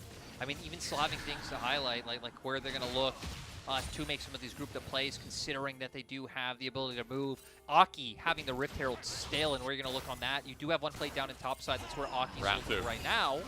Okay, well, Shallow running away. It feels like Shallow has been bullied a little bit by Aki in this series, but more to what we expected. They like Shanji. They say that is an attractive lane, and we should spend time there. And let's be fair to Shallow, who he does really well playing without resources. Like, that doesn't give over too many deaths. In the last series, we saw OMG commit so many dives, and they still weren't able to set him behind in terms of gold or CS or levels. And he's doing the same thing this time around. He catches his waves. We see him take Gromp when the map is getting split. And you're pointing out to me right now on the screen that Rift Herald's about to time out. I am. Shallow, Aki, sorry, you got to put it down. Aki, oh my god, did he put it? Yes, he did. Wow. That was in the nick of time, so it goes up to Shanji, the lane you wanted the whole time. And to be fair, this is actually going to be a pretty good Rift Herald because Shallow just ulti to clear the wave and get out. Yeah, now going to be able to get some of this down. Shanji. Shanji goes in. That hurts to see. It does, but still, I mean, at least you're able to chunk the turret down a little bit more. You can keep trying to open this one up on top side, give openings for Shanji to move around the map. His TP is going to be unleashed quite soon, so you can start, bringing him down to this bottom side, trying to force these fights with the Slicing Maelstrom. And for FPX, they're trying to enact their game plan that we hit on of, hey, set up in mid lane. You have the charm available, bring in Clid, and then you can start moving this Ahri around the map and start trying to find these picks, but it hasn't worked out. Cream playing quite respectfully, even having the stopwatch. I mean, but look top, Aki's just found a perfect angle here. He got into the brush without being seen. Oh, he's Clid from last game. It is. Aki's reenacting the game plan, but Clid's not here to respond, and Shallow who's going to get stunned up. Slicing Maelstrom, and Aki with kill number 2. Perfectly done, and OMG. That's a nice bit of revenge, if you ask me. Exact same play 2 games in a row from the opposite side. Now for OMG, doing what we just hit on, right? Being able to get this turret down now, start being able to move Shanji around the map. Shanji, though, not going to have decisive Maelstrom, probably won't be able to find too many opportunities going forward. Heck, can't even break this one down. Remember one thing we talked a lot about, I think it was in 2020, was like how a turret that's low can just give you a false sense of security. Like, you really shouldn't consider it there. It's just standing gold that the enemy team can take any time to decide to bring numbers. Oh, wow. Shanji's dead. I mean, yeah, without his ulti available, missing the Shuriken immediately. Clid has his ulti himself and Flash, but the Sonic Wave needs to connect, and I mean, Shanji just kites around his own minion wave, and Clid can't do anything. Yeah, I mean, not feeling comfortable to try to throw out the Sonic Wave, which makes sense, right? I mean, there's so many minions around, not wanting to flop that one, but still, Shanji playing that one quite well to be able to get away. Feels like he should have gone down, and now we're waiting for him to make his way towards that rocket belt, already picking up the Oblivion Orb to try to cut some of the healing on the outside. Of course, Gorjigger coming after Clid. You know, Shala, who's going to get a lot of lifesteal under his belt, I think already sitting on the Vampiric Scepter as well. Yep. And now we're making our way up towards the second Rift Herald spawn. This time around, OMG even committing their AD carry up here because Shanji has TP. Shanji can join at any time, and I feel like OMG should just be willing to start this one up right away, considering you still see LWX down on the way.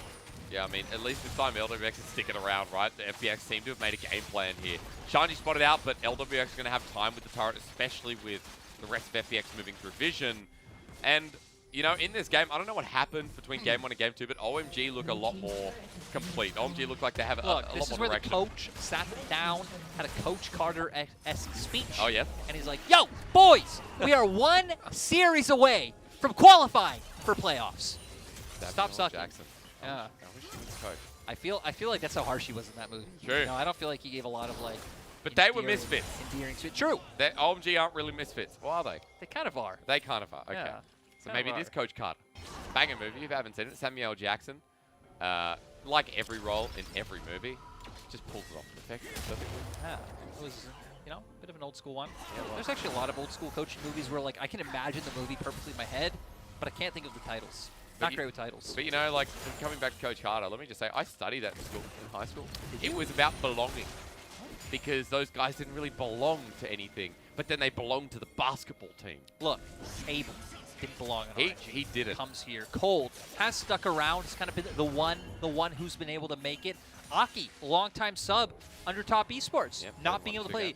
Cream, not a starter. Comes in, some hype. Not a lot of people know who he is. So exactly, it is a perfect one-for-one comparison. If you think otherwise, you're probably right, and I'm wrong. We have a Rift Herald coming out mid. Both teams group. But Shanji not here. Neither top laner really being here. So I feel like for OMG, that one is massive. But look, I mean, yeah, Clid's behind enemy lines, not spotted out. 5 members now moving into position. Shanji is going deep for this one. Clid about to be spotted out. Sonic Wave connects, so the kick's there. He wants to solo him down. The slicing Maelstrom actually down too as Clid is forfeiting the dragon. Now the smite being here, it's a double flash. Cold connects and Abel completes. OMG 5 versus 4, but Shanji without an ulti as a Realm Walk comes through too. They've found a hit as a knock-up turns it around. Shallow and Hung playing together, but FPX are still picked off. Flash over the wall, the turret still stands, but Cold and Abel have a plan. Man, if Clid didn't go down, just the fact that you're able to burn the Slicing Maelstrom on one person feels like it could have been huge. But sadly for him, the other members of OMG, very close by, able to turn, they find the pick. And then for FPX, not able to get anything off that. Even Cream able to come and answer this mid wave. Yep. So OMG answering on all fronts. Only a 2K gold lead, but they've had control this whole time. Slowly feels like we're on our way to a game 3. It does. It's classic. We always bring in game 3s. I'm surprised the first series. I think V5 is the only team that counteracts their curse. But to be fair, they almost didn't. That's true. They almost didn't. As we see here, OMG, I like that they're doing this. They're actually trying to bring Shanji around on the flank himself, I think. And then Clid, seeing his opportunity, goes in, forces out the Slicing Maelstrom. But again, the other members are here. They're willing to commit flashes to find this kill because it doesn't matter if they lose these flashes. They know they will be able to get the dragon off of the play with the enemy jungler down. And even having the Realm Warp to then reposition, try and find more. Yep. OMG being very decisive in that moment. Which is good to see. I mean, game 1, I wouldn't say the team looked decisive at all. It's a really great turnaround as Death Rocket is able. I'm not sure if any Raptors will take it, but props anyway to LWX. And as True Shot Barrage comes through, I just want to point out like what we're seeing from OMG and how in control of this game they are. It's 2 items on Cream, who's about to get Pimple's Winter fully upgraded. Shanji now has his Proto Belt as well. He picked up the Orb earlier, so he wasn't able to get his first item. We have a Trinity Force Ezreal instead of something like the Essence Reaver, so a lot of power here to access for OMG. I also want to highlight for OMG, right? I mean, sure, they play against the Jinx on the opposite side, and we highlighted the range advantage in terms of the early game and being able to push out the wave. Like, sure, you can still trade with your Q, but not really giving you the pushing power. As we go later on, Abel's going to be such a nuisance for the other side. I mean, you don't have a Nautilus for something like his ultimate, a point-and-click CC that makes it easy to bring him down.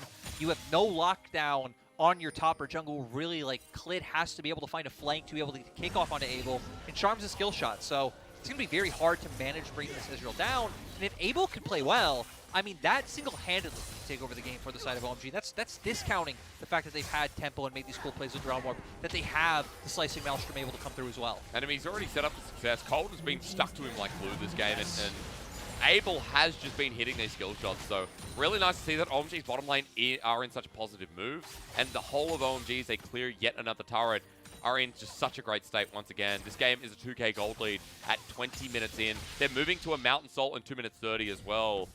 And I feel like at this point, knowing that FPX have to fight is great when you own a Ryze and a Cannon and I guess an Ezreal in very decent positions. I mean, even Aki, right, being at 2-0-1 on this Viego so far, able to find these resets. OMG looking to fight right now. Flank coming in from Shanji. Yeah, but Hung's going to Hex Flash in. I mean, Cream is the one who I'd be scared of. Over the wall they are, but Shanji, the Slicing Maelstrom hits too. LMX has to flash away. He survives for now. Gets off a bit of burst himself with FPX. They're split away, but that's great. Solar Flare is here, and Care is getting reset.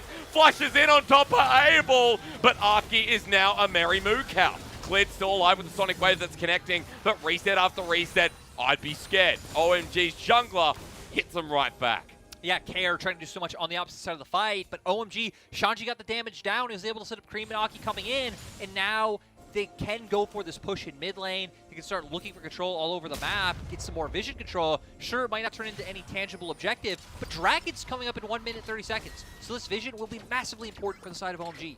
And I mean, Aki surviving as well, like, getting the resets in that fight is going to lead him to that second item before this Dragon comes up. So we'll see as we go back to the replay. This is FPX choosing to go deep. And I mean, OMG answer perfectly right. They bring in the cannon on the flank. He will go down, but he finds key ultimate onto crucial members. LWX is so incredibly low here. We see the Realm Warp then come out from Cream, which allows him to finish off LWX.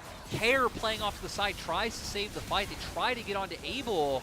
They are able to take him down, but like you said, the pivotal thing is Aki gets to reset on the opposite of the fight, so Care just can't continue to run forward into a relatively, you know, like a bruiser version of Aki, who now having the Randuin's Omen, Cream being tanky, and Cold as well, really having no great targets for Care to turn on after that initial pick. And now in front of a Mountain Salt, 35 seconds. FPX are here first, but OMG have the item difference at this point. There's a fully stacked Manamune as well from Abel. This Ezreal going to do quite a lot of work, and we saw Care in the last fight. You brought him up. It feels like this Ahri going to be pivotal to finding Abel again. Especially with the amount of armor on the side of OMG as well. That's right. I mean, magic damage is going to be big, but double summon is available there. Meanwhile, OMG assert dominance once again in River. Clid's here by himself. There's a Realm Warp coming through. Realm Warp's going to take them back behind enemy lines. FPX on the wrong side, but Care finally comes through. The charm hits Aki, and Shallow who's joining in. Soulflare in the meantime, though, they've got a two-man Everfrost, and Shanji returns to light it up. The top laner does work as LWX drops down, and Clid too. OMG ready to take us to a game number 3 as low health bars, but 5 members stand strong. OMG have done it. That soul as good as theirs. And it's going to be so hard to bring them down, right? Not only have we been highlighting just them focusing on the defensive itemization coming in with their armor, this heavy AD composition, now having the shield, now having, again, just more bonus resistances coming in from the Mountain Drake itself. They can move up to mid, push this in. I'm curious to see if they'll just look straight towards Baron. I assume you do, but FPX's death timer's only about 5 seconds. Yeah, I mean, at this point, like, let's see what Clid can do, but I'm not too optimistic. OMG start the Baron, FPX running out of base. LWX doesn't have Super Mega Death Rocket, so does this go quick enough for the Ezreal? The answer, yes. Absolutely, yes. Yeah, I think Ezreal has like an underrated speed of being able to do his Baron, just from the fact of, again, you're constantly spamming your Q, able to get off your W, like so much damage able to come out in a short amount of time, even if it isn't all based on auto attacks. They get the Baron, they get the resets off, now they will have full control over the map. Even looking at you know, ultimates coming out, Realm Warp going to be up soon, Slicing Maelstrom going to be up soon. We get to go into the play once again, the Realm Warp setting everything up to be able to choke the members of FPX out. Care once again, trying to find picks on the opposite side. We hit on, you have no real point-click CC to take Abel down, he can reposition, and then here, OMG coming in, 3 members strong. They have the CC, Slicing Maelstrom to lock people down, and then Aki and Abel pretty much just able to ignore Shalahun and Care with Aki zoning them off, allows for the turn to be able to come through for OMG. This is everything used by FPX. This is no damage. LWX dies and the damage is so limited. No. And for FPX, I mean, at this point, after that fight with the soul taken, it's 5,000 gold lead, but it feels like so much more. Cream, I'm going to say it again, he's a fridge. He's literally a fridge. I would not be opening the doors on that. You didn't call Cream a fridge. Well, did I? Can't remember who you called a fridge. No, but the fridge is the art of the unit. And he's a 3-item fridge. As Aki flashes over the wall, he's found Care. Immediately he has to use the Spirit Rush, but Aki has the ult D. Evercross slows him down. That's a good charm, but again, damage puts him down to half HP with members who should be dishing it out, but are not. You know, I just remember you saying that a fridge is like the most solid object. It is. There is. You can't hit a fridge, but what's more solid than fridge? Diamonds. Yeah, but if people look at diamonds, people think diamonds are fragile, even though they're not. They're not. People think they're fragile because it's a.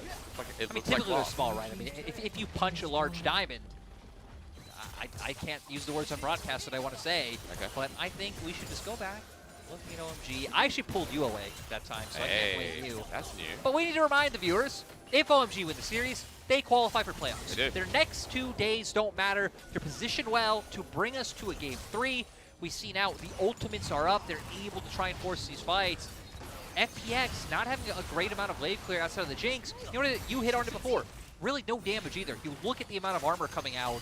I mean, Randuin's already on Aki, of course. Cream sitting on the Frozen Heart. I forget what Abel's item's called, something buckler that turns into a Frozen Heart for himself. Oh yeah, something like that. Something buckler. It comes in handy, right? Like when you already have the Mountain Soul, the stats so benefit. The shield as well coming from that. It's ridiculous. At this point, FPX not walking anywhere nearby. This game almost certainly feels like it's put in the too hard basket for FPX. And, you know, while we were commenting on how good Clid was Game 1, Game 2 on his Lee Sin, he's tried, but Aki has really been the MVP. And this series, so far, has come down to jungle. Which, sadly, something we were going to talk about before the match, but we didn't get to the head-to-head between junglers. It feels like both of these guys have been so instrumental in their team's wins. Even though for OMG, you know, largely has been the Cream show, I remember we talked about earlier in the split that if Aki and Cream as a unit can't get ahead, we've seen their side lanes able to fall behind quite heavily, just be targeted. And for FPX, I mean, with how aggressively they like to play in the early stages, it feels like that it is going to bank on Clid. That is his identity. It has been his style ever since he has pretty much been a pro player. And then with FPX trying to enable their bottom lane, feels so crucial. Not able to do it this time around.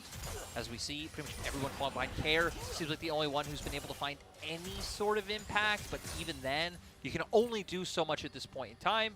And OMG not even going to risk like over pushing, looking for picks. No, seems like they're waiting for the neutral fight that they should be guaranteed to get in 1 minute and 40 seconds. Yeah, that Elder coming through, so it'll be nice to see, especially since they'll have 3.5 items strong at the very least. I mean, we've just had a Void Staff picked up here by Shanji in the jungle. We already talked about the second item for Aki. I'm looking across and I see a double Frozen Heart, which we don't normally see because the passives, but I think Cream and Abel are going to be in very different areas, considering that Cream is the diamond running forward, and Abel is the Ice Cube trap. Quite fragile. I'll say, you know, shout out to Australians. Actually, shout out to my home in Australia if it's listening. Oh my god. Not the people of it, the actual building. Ice Cube trays. My freezer was too cold that I tried to get the ice cubes out. I literally snapped 3 Ice Cube trays. Wait, you mean here or you mean in No, in Australia. Well, then why are you shouting them out? No, I'm shouting at my home. The building. Oh, yeah. okay. Well, my lovely partner as well, but she's sleeping right now. Abel, apparently an Ice Cube trade is not that easy to take down, as we get on with Well, not a lot of. Actually, he is though if you get onto him, but you don't really know it's going But to break. guess what? till it breaks. OMG going to get on top of Shallow, who I don't know what he is, but he's probably going down. Oh, it's gameplay. You bring me back here into a romantic moment between Shallow and his 4 fans. Solar Flare comes through, but they just want his autograph, and he gives it over after getting bullied for it. Now, you know, don't mess with the paparazzi as OMG That's now. right, Numbers advantage. They're already winning. Already have item advantage as well. Elder's coming up. This should be theirs for free. As I'm kind of surprised we don't see more of them making it down. Shanji just going to recall, probably just going to TP in. You should be able to guarantee this one. I want to see people like Cold zoning on the opposite side of the pit. Don't give Clid an avenue in here. Or at the very least, try and play for that turn because you still have the Realm Warp up from Cream, and we've seen him consistently be able to get onto the opposite side. True, because Clid will be spotted out shortly here at the very least. 5 members in front. Shallow 13 seconds to TP. It won't matter. Here comes the Realm Warp. They're turning for the play, and Clid is nowhere to be found. The charm on the massive unit. Cream is level 16, and he took no damage from that engage. True Shot Barrage hurts LWX. They're going to try and kite this back out, but watch this Jinx. Can he survive on top of Cold? The ulti comes through the anti. Yes, for now. TP coming through. Hang on a minute. Cream running forward, though, and he hasn't hit crucial targets. Aki's low. 3K already dealt out by LWX. OMG running forward, but I'm kind of concerned. LWX getting hit from Mystic Shot, but not number 2. Shanji running in as well, still has the flash and the Lightning Maelstrom. The charm misses here, and now OMG feeling confident. LWX by himself. This is getting weird. And I don't really know what FPX look for here. Okay, they're going to turn on the Elder, but I don't actually feel like OMG necessarily hard lose fights at this point in time. Especially you starting the Elder puts you on, you know, clumping up in close range up against tons of they're AoE. going to 50-50. They're going to 50-50. Aki smoke screen out. He's zoned out. They get it. FPX now with the Elder. The kickback on top of Cream. Shallow in the middle of the pit. Shanji goes golden, but look at LWX. Needs it. A couple of autos. Gets the first one. Onto the second. Over with the range. The zap not landing would have been massive. As Abel flashing over once cleared. LWX can't kite it out. Aki burning, but goes golden in the last minute. Abel on the chase. He will die in the end, but the fact that FPX got that was a miracle. I mean, OMG not able to get there in time. Maybe could have found massive gains, but it didn't matter at all because they're still just too far ahead. They're able to win out in the team fight. They have that range coming from the Ezreal Qs like we said, and they are going to be bringing us to the 3rd game. They are indeed. I mean, despite FPX getting the objective, OMG just still so far ahead. And surprisingly, this one goes to a Game 3 when OMG looked like the weaker team in the series by far. Realm Warp with the minions will bring them in. Hung says howdly doodly, but OMG ain't dealing with no Neighborino. Abel playing around it for now. The minions still there to buff up the turrets, but Hung's full time. No. Hang on. There's a charm. There's an Everfrost. There's one, but a reset over to Aki, who becomes the Alistar. He's going to Heartbreaker away from here while Shallow, who is on the chase. No flash available, but collateral damage there. Death Rocket 2. They've got another charm. They get the splash, and Aki's down. The raid boss down with Cold surely up next. There's a Baron.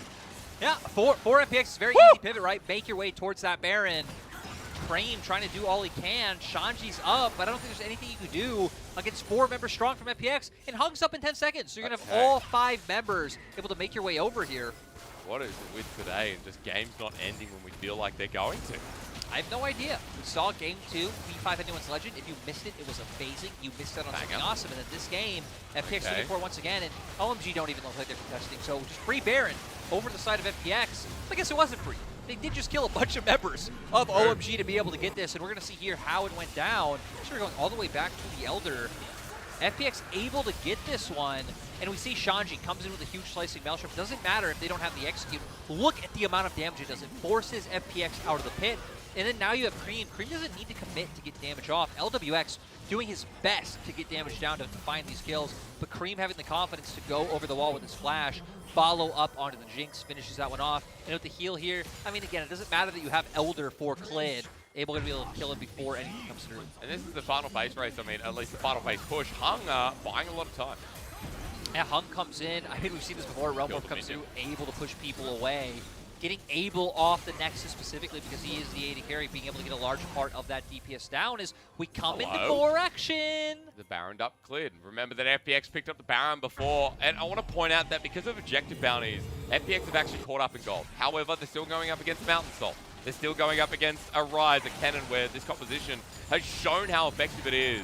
But the one thing I do got to say for the side of FPX, look at LWX's items, sitting 5 items strong as they just went away. Yeah. He is huge right now, doesn't have his flash available, could mean everything. But summoners on both sides, down. So pretty much once you commit to a fight, you are committed for either side. Good point. I mean, this Baron's going to be up for a minute 35 longer as well. So while you talk about LWX, that range that you always mentioned with the Jinx pick has come into fruition. And even versus the Ezreal, it's still going to be something we look towards. Now, Klid's off to a wing. We can see him on the flank, and OMG now know he's here. But look at where Shallahu is. While FPX are keeping mid at bay, he's built up a pretty massive topside wave. I wonder if he can get any closer towards the inner turret with it. Now it looks like he's just going to start pivoting away, but Aki is going to move up here.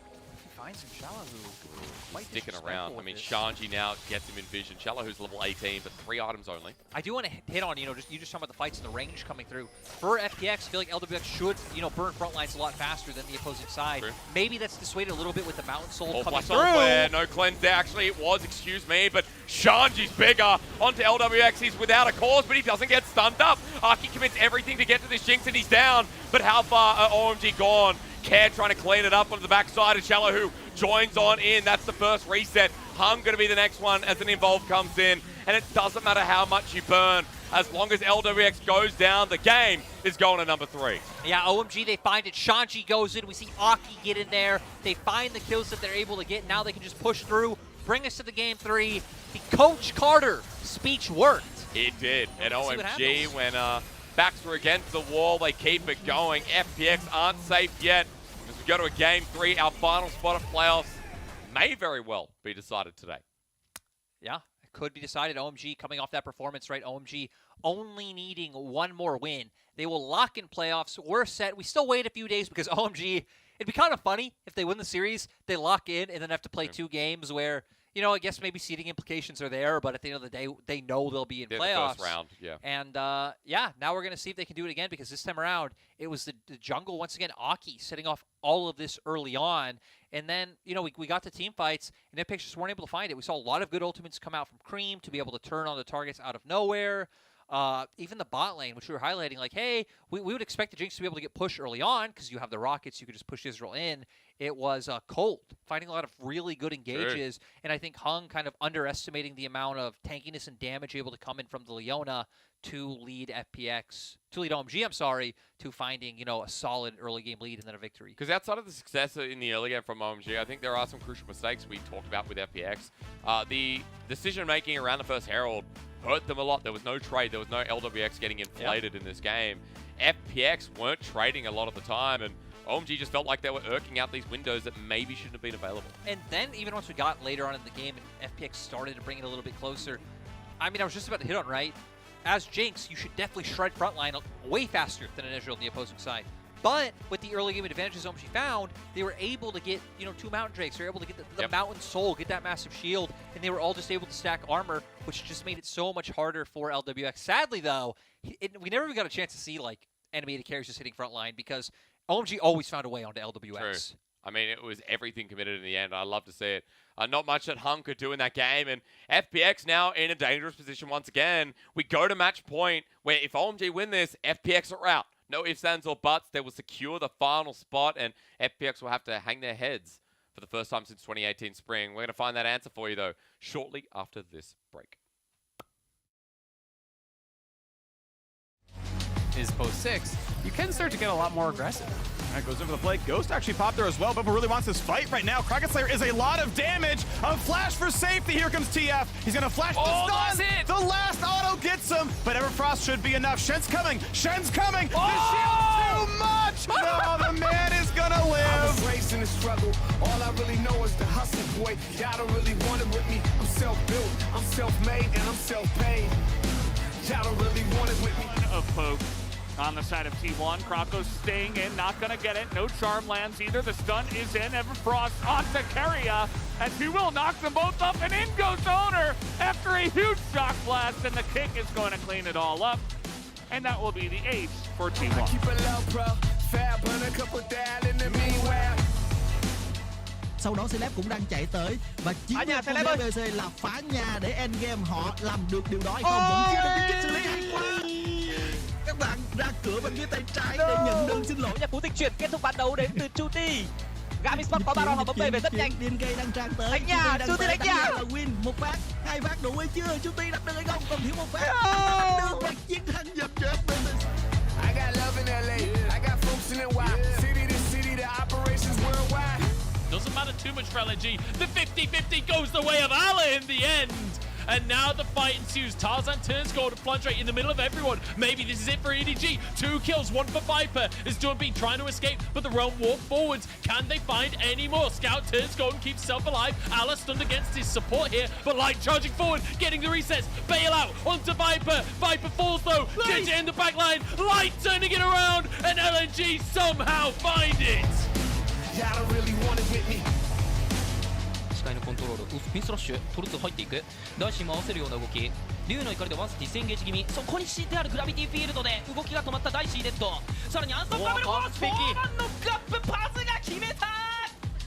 あとは一人一人持っていけばいい戦国ゲーミングエース獲得。 I'm feeling myself, I killing myself. Just give me some time, I'll be chilling in wealth. 那么达瑞直接将这个闪现离开，达瑞是鬼步开启，要杀吗？公道嘞，被留住，想留，但达瑞左边开启来第一个，有没有第二个？哇，牙明敏智的一个大绝，打出了反打，结果在达瑞是还在赶第二朵闪现，这里是控制665想抓，有孔道，还有吗？鱼人第3朵 triple kill， 这里是往前第4朵 triple kill， 哈哈哈哈，哎呦，哈哈。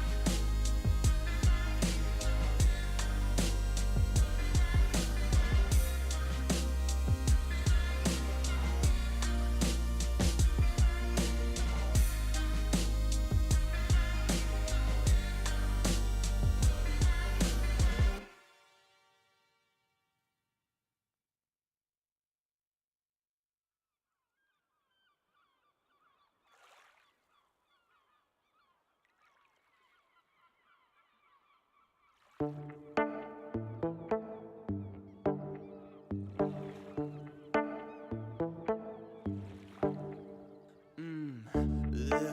place I wanna go. 15 miles to the coast, where the sun always shines, right down on the borderline. Here in Barbados, Santa Domingo, Kingston, Jamaica, Trinidad and Tobago.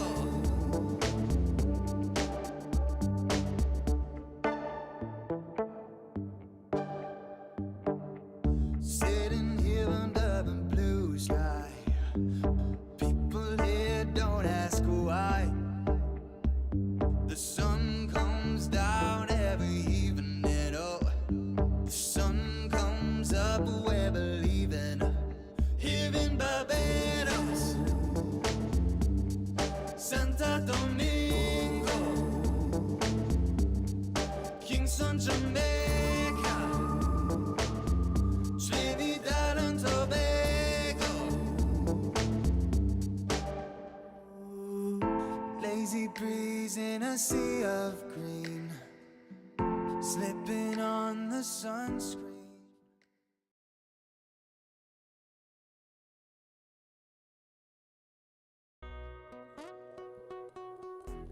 Ladies and gentlemen, you're walking down a bridge. You stop because FPX and OMG are on the television at home. You realize you not only left the stove on, but you're also missing the game. You go back home anyway because it is the best thing to do, and because obviously you don't want to burn the house down. My name's Hysterix. I'm joined by Lyric. This is game number 3. It's 12:46. It is weird. I've never been to Europe before this. I am like... Hey, we focus on the positives. One, Yeah? it's sunny out. Two, we Sunny get to out. pass together in person, which has been great. Yeah. And we get a cool series that actually has massive playoff implications. Does. And once again, a jungler. Oh, I'm sorry. Put that hand away from me. A jungler, Aki, picks up MVP. He does indeed, and congratulations to Aki when the series, we talked about it, it comes down to jungle quite a lot. I feel like this guy on the Viega was a choice when things like Hecarim was available, Xin Zhao as well. He chooses something that can skirmish, and skirmishing is all OMG did. Yeah, especially, you know, again, post level 6, what you're able to do on the Viego matters so much. How you can coordinate with your team as well to get the burst damage coming through, get the resets available. But he even started before that. Beautiful counter gank, outplaying. Even a bit of a repeat of what Clid did in game 1 and saying, hey, I could do that better than you. And you know what? I'm not going to decide who did it better. We saw Clid wait for pressure for a long time. He didn't have to wait for pressure for a long time. He just found the kill and then finding all the resets in the fight. It was beautiful. It was indeed. I'm so proud of Aki again. The top esports sub-jungler of many years ago, really sitting into the OMG roster. And when it all comes down to this final game, I don't know who takes it out, and I don't know who's played it better within their individual games, but we just know that OMG felt so much better in this game when in game 1 they didn't look coordinated at all. No, not even a little bit, right? They just got completely shut out. I think FPX definitely having a more dominant game win so far in the series, but OMG as well. It's like once they found momentum, that's when they really started to dominate, right? Maybe it wasn't the fastest early game start, but we can see here once we got into the 20 minutes, the 30-minute point, that is really where they started bringing online and not give FPX any room to maneuver. FPX, I do want to say, like, they almost brought it back despite everything stacked against them in terms of, like, Soul and all of this, the Barons that OMG was able to pick up, but now it's a best of one. It all comes down to this one game. We got to see if FPX's coach gave the Coach Carter speech, and if he gave it better, or what? What is going on, FPX? That's all it comes down to, isn't it? FPX eliminated with a loss here. OMG with a loss still can bring it back by beating LNG and RNG. So they've got a lot more chances here to make playoffs than for OMG. It would be so huge for Shanji to make playoffs in his first split. For Cream, in both splits, he's been involved in the LPL to make playoffs in general as well. I'm kind of telling you something about the resurgence of OMG, and OMG fans have been waiting a long time, at least to get to a point where playoffs was always kind of expected. It would feel a very detrimental, or at least the opposite of. Words aren't making sense at the moment to me, but ban is, because FPX have taken away Aki's Viega. Yeah, and OMG now. Where do you go? I love how Big and Man has been very fluid throughout the series. Again, we see the adaptation of the Rumble come through. We see the Viega last time around, lives OMG taking away the Jace from Shala, who after his great performance game 1, they stick with that ban. once again. Oh, I wonder what's going to be picked here, Serix. What could it be? Oh, I wonder. Okay. Get locked in. All right. Now, this is where things change, though, isn't it? Yeah, this is from OMG. This is where you could go. I mean, again, you could bring back the Ezreal if they don't want to go back towards NFL. If you believe this worked quite well, I feel like for FPX, they're going to need way more lockdown than they had in Game 1 if they're going to look to combat this Ezreal. And again, point-and-click lockdown, things like the Nautilus, I think, could bring a lot of value in terms of that ultimate able to shut him down. And now I wonder if you just go back to an early Rise, or if you look to pick up jungle since the Viego is off the board. We highlighted the Hecarim, not something that Aki has really liked to gravitate towards all too much. And he's still saying, yo, I don't care. Maybe that was just a bit of a show to say, hey, Clid, we know what you want to play against us when we're saying FPX maybe want more engaged to be able to get on this back line. I mean, Cold moving around with his Leona in the second game was pretty nice to see. So I'm glad that OMG sitting down in the bottom lane now. For FPX, there are changes, though. Apart from the Ahri, we're getting hung on the Tahm Kench, which has been massive. And the Tryndamere left open against Shanji. In Game 1, this was banned away, and Shanji has played this a couple of times before. Yeah, Shanji now going to give them a lot of options in terms of being able to look for that split push, or just the amount of annoyance that Tryndamere can be on the back line. He's able to find the flank, come into a team fight. If he doesn't go for Hullbreaker, if he goes for, you know, maybe the other build like Gale Force coming in, get on top of LWX. So at least LWX this time around, having the safety come out from Hung with that Tahm Kench. And my God, we are flying through bans. OMG taking away some of the counter picks they can face up in that top side for the Tryndamere, and FPX taking away some of Cream's answers out in mid. So the Rise off the board. Last time around, we saw the LeBlanc also taken away as well. It will be followed up. So now for OMG, do you go back to what you did in Game 1 and bring out the Vex? Or again, do you pivot to more of a control mage? I feel like their comp definitely sets up for a lot more of a side laning pick coming through. But there isn't really anything available that we've seen Cream comfortable playing. So it's just the Orianna. Yeah, again, this has been something that, you know, he's often gone to. You talk about control mages to this guy as a bit of a secondary. And, you know, we go into a piece of comfort. Now, I want to leave OMG there because for FPX, the Jace banned away. We get top laners against the Tryndamere that are already taken off the board. But this is something we were talking about a couple of games ago, especially with the setup. Shala, who gets Camille, a big side laning pick here when they already have a roaming mid for themselves. Yeah, I think it could be rough. I think Shanji can find quite a few opportunities to look for the all-in, just be able to win out in terms of that. But this does set up, I think, for the comp a little bit holistically. When we be talking about like point-and-click lockdown onto the Ezreal, right? Hextech Ultimatum onto the back line. You have that set up there. FPX, I would expect them to take the Hecarim instead of the Volibear for the fact that I don't think you want to give that one over because they do have the ball setup coming out from the Orianna. The Fear can do a lot to dissuade the engage that would be coming out from Shalahu and Care, and now they have it. You have engage on the side of FPX. You still have a front to back. You have kind of double side lane setup that you can play through compared to the only one for OMG. A lot of in, some out as well for FPX. I'll be asking you questions about how deep this can dive. OMG, on the other side, Aki had a great Viego game. That's been banned away. The Xin Zhao still up and available, but it looks like he could try and tell Clid to do Lee better. But no, it's a Poppy instead when you have a lot of dashes here. Hecarim, Camille, Ahri, you have so many things that you are able to shut down with this. And we're talking about, you know, kiting out, playing with your Ezreal, being able to take the front to backs, enabling Shanji to go for the split push. I feel like this rounds out their composition quite well. And for OMG, that's what it is, right? You see a lot of 1-4 coming through. It's all about the kite potential. It's all about keeping Abel safe in these team fights. And Cream kind of have to rely on himself to be able to set up his own shockwave. Like, sure, Cold can enable that himself, but then you're playing off of re-engages rather than playing around maybe when they're coming into you. Yeah, on the side, like you already pointed out what this Poppy does to a lot of the engage tools coming through. I'm excited to see because Shanji on the Tryndamere was focused in previous series. I think it was against RA that we looked at opening our sets. And it's weird being in studio again. But finally, you know, with what FPX is doing, it's just always weird having a cable. As I point towards our audience, I was going to say something about FPX.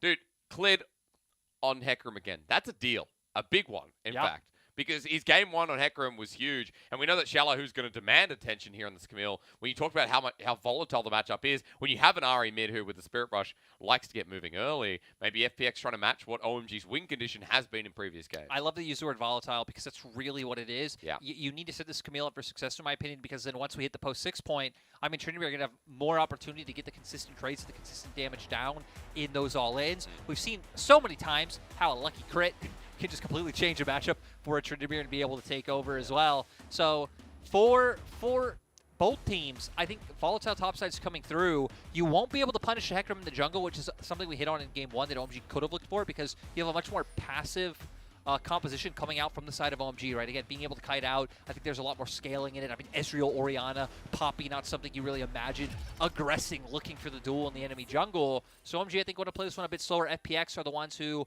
want to put their foot on the gas a little bit. Okay, let's see if Shallow can get the attention he deserves. FPX backs against the wall.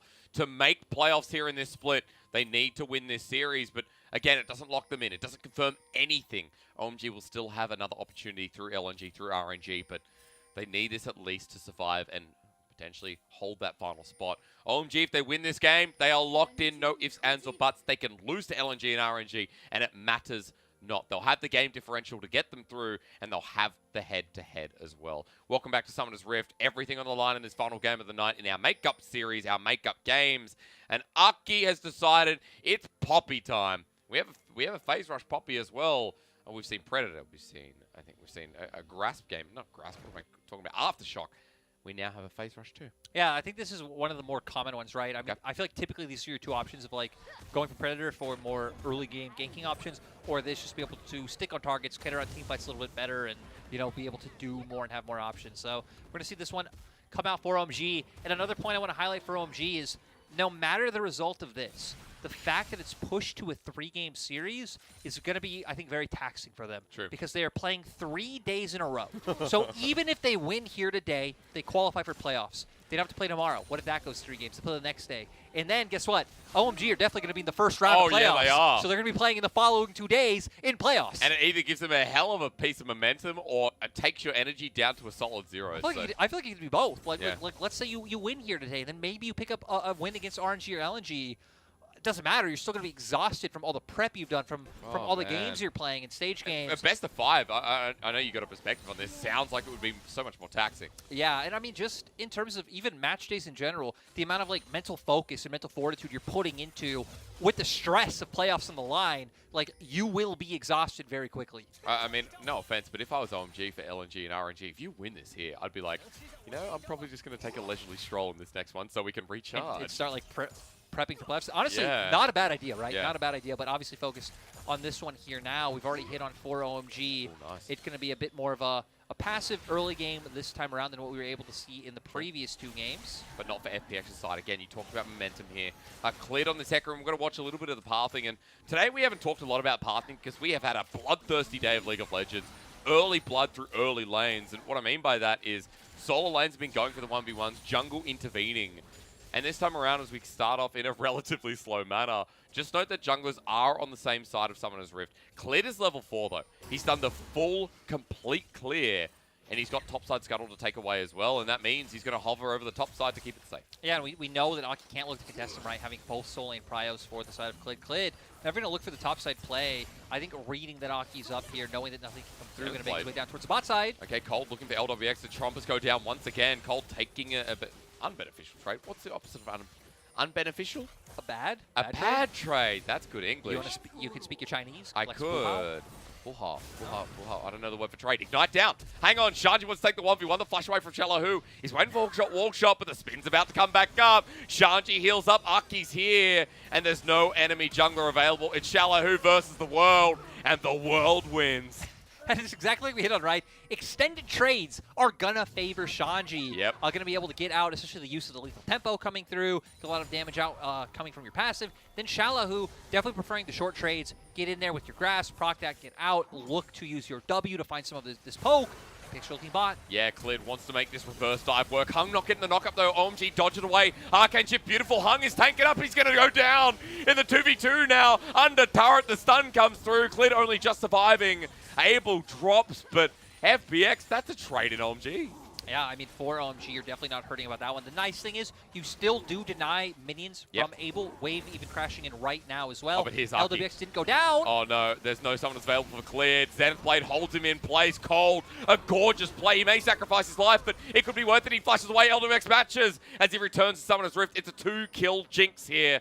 So at least FPX gets something, but OMG once again always here for a response. Yeah, I mean, I feel like it's so massive that LWX not only gets accelerated with these kills, like we hit on Abel being set behind in terms of losing out CS, it does look like LWX's reset might come off late enough to where maybe Abel can look to deny something. I don't know, because Cole did also back away, so not too much pushing power on an early game Ezreal. Hunk can start moving down as well, just in case he gets a bit of a push, which actually won't matter. Wave will be there. But point is, 80 carry advantage for the side of FPX. Now Care also hitting the level 6 mark, so we'll be able to start impacting the map. There's another crucial difference in these drafts, playing up against an Orianna who doesn't have the mobility to move. And straight to the replay, no time to talk, as we do see the lockdown coming out from Cold, which enables them to find the kill onto Hung. But you know what? More action! And Shanji doesn't have level 6, so this is nice timing. Charm comes through, that's a simple dive, and it goes to Shallow, who Lyric is going to bring up a point that he didn't have TP. He took the Ignite, so he's going to lose some minions, but Shallow, who in a great place, and now turret plating for the taking. Yeah, FPX now have gotten both of their side lanes ahead, right? Yeah. Able to make LWX get those kills down at bot side. Shallow, who finding some gold, also has a bit of a CS advantage for himself. And, like, okay, Care, you just lost a wave of CS. You're 10 CS down. But as long as Care's guaranteeing the Jinx and Camille getting ahead, right? Those are the big scalers on your team. You can kind of just play a role of, we've seen, you're building things like the Everfrost, play for Charm, play for Everfrost, and enable your 2 big carries. And after this early game, I mean, I was kind of convinced that OMG were trading off and then Arky was in a great place and topside was set up. But FPX, you mentioned that point about LWX, and because of that, gold is in favor of FPX by about 500. And LWX is in a great position. He's got a bounty on his head. He's 10 CS up with a massive wave starting to push out. Look at the items he has already. I mean, that's a Noon Quiver pickaxe this early on versus a Sheen tier. We know who's the difference in that lane. But even coming back to my further point, Shallow versus Shanji, I mean, this Camille has a Sheen, has a bit of a CS lead as well, is doing quite nice. FPX set up to succeed in a game that looked like OMG were balancing it with their control. And talking about that top lane matchup, right? Even though we've hit on that some of these trades, Shanji will win out, and that's why Shallow, who's paying his respect, is the die potentially going to come through. X-Flash. This is going to come through. I love it. Taking on junglers. He's level 6 here. He's got the Keeper's Verdict, but will he need it? Shanji with his own ulti as well. Spin to win the Hex Tech. Flash away. No. It was a hook shot, wall shot. Sorry, guys. Bit of misjargon, but Shanji picks up the kill. Tryndamere here for OMG. Well and truly online too. And we also saw the value come out from the Poppy, right? Pops to W. We see Shallow, who not able to hook shot, wall shot off. They find the kill themselves. Now a nice bit of turret plating going to come down for the Tryndamere. But Clid is responding. He's playing around bot side. He's making his presence known, which zones Abel off the turret. Which is great because this is what we saw in game number 1, where Clid was kind of everywhere on the map. Now, Arky's had a really good early game here too, but Clid on this Heck Room has just been really clean. So nice to see that FPX this time around are looking at their trades more seriously and knowing what they're sacrificing for a win. Yeah, I mean, they're cross-mapping, looking for these plays. Also nice by Shanji to find this in top side. But going back to what I was going to say about top, even though like Shanji can win out in these trades, you don't have a real way of like committing onto the Camille, right? Because you can always use hook shot, wall shot to be able to get away. Should be able to get out from this trade. So again, could just look for your W's to find the trades to come out. You know, maybe throw in an auto, try and get the grass procs down, and play this as a bit of a slower lane. Shanji, though, has found a bit of a 700 gold lead in that matchup, being counteracted on the bottom half of the map. So both teams putting resources into different sides. You're going to be enacting different game plans, because now for OMG, it's about playing through Shanji, playing through that side lane, making him dominate Shallow, who for FPX, I think it's going to be a lot about grouping up and playing for your AD carry. Yeah, let's pause first for OMG, because Shanji's now here. Keeps Verdict missed out. Shanji spotted out as well. There's the Herald given out by Clid. Arky flashes over the wall. They committed for that, as LWX also commits the Super Mega Death Rocket. Down it goes. FPX with an early objective. A nice little hit up here in the early game. Lyric, it's your turn with your brain to tell me something. Are you ready? Yeah. I want to let you know, before I ask you, I'm feeling really good all of a sudden. I was feeling a little bit jet lagged, I have to admit. I had water, and I feel like I'm cured. Okay, well, I'm going to have some water, and you're going to keep talking. I think water cures jet lag, guys. If you're a medical profession, probably clarify this information with your practice first, but I do believe that water has cured my jet lag. Hey, we have one of those at League of Legends. Whoa, we do. Medic. His name is Medic. Yeah. I found out, did a show casting shaver, by the way, where, yeah, actually found out he is a fully qualified doctor, for real. Yeah, I didn't know of course. That. But it's a legend. A bit of a legend. And, yeah, if anything goes wrong, I mean, international events, can you imagine? You know, you're casting worlds. Maybe, Lyric, next time you go to... Anyway. And you're casting with Medic. Now, if you pain in your arm or whatever, he's there to save you. You're okay. You don't need insurance with Medic there. Well, WBX did need to use his cleanse, so I don't know if there's a bit of a cleanse. Insurance down. Insurance down. The premium. He paid the excess right up front. So I was going to say, I feel like it depends on where you're from. In my country, that kind of hits home with me. Oh, does it? And The rest of the world, I don't know if so much. Shanji going for the dive, Ignite down. Shanji flashing, managing it here, but under turret. Hextech ultimatum buys time with one more. No, that's a long bit of unyielding force. Yeah, able to find the all-in. Shallow not able to get away. Shanji just running him down, putting himself a bit too far forward. You committed everything from Shallow. The flash down, the Ignite down, and Shanji now going to be able to hit more on this top lane turret, get some Good more job. plates. And guess who's here? Klid's here with ulti available, but not going to commit. Instead, stands in front with the Herald going down. I mean, Shanji, just coming back to that quick point, a beautiful play to see considering that OMG's condition continues to skyrocket ahead, but mid, at least, trading off some gold for the play. Yeah, I do want to hit back on that top lane point real quick, just to talk about the fact that we have not seen a dragon taken.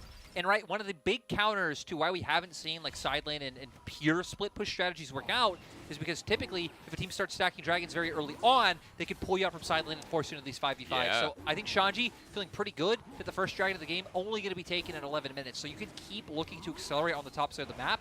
You should expect OMG to look for things like the second Rift Herald play out through this Tryndamere and get a large enough gold advantage to where then you could start taking those team fights and come out ahead. I mean, again, like as we look at the replay here, Lyric, it was just knowing his limit and Shanji holding it off to a nice T against the 1v1 in Shallow.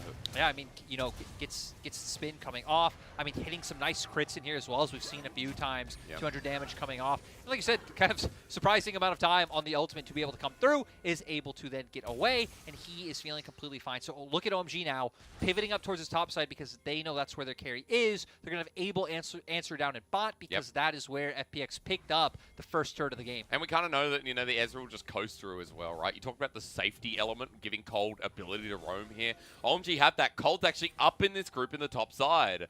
And as FPX pivot their bottom lane up here as well, they're not going for the first turret blood. They're not going, for the first turret in response. I love this.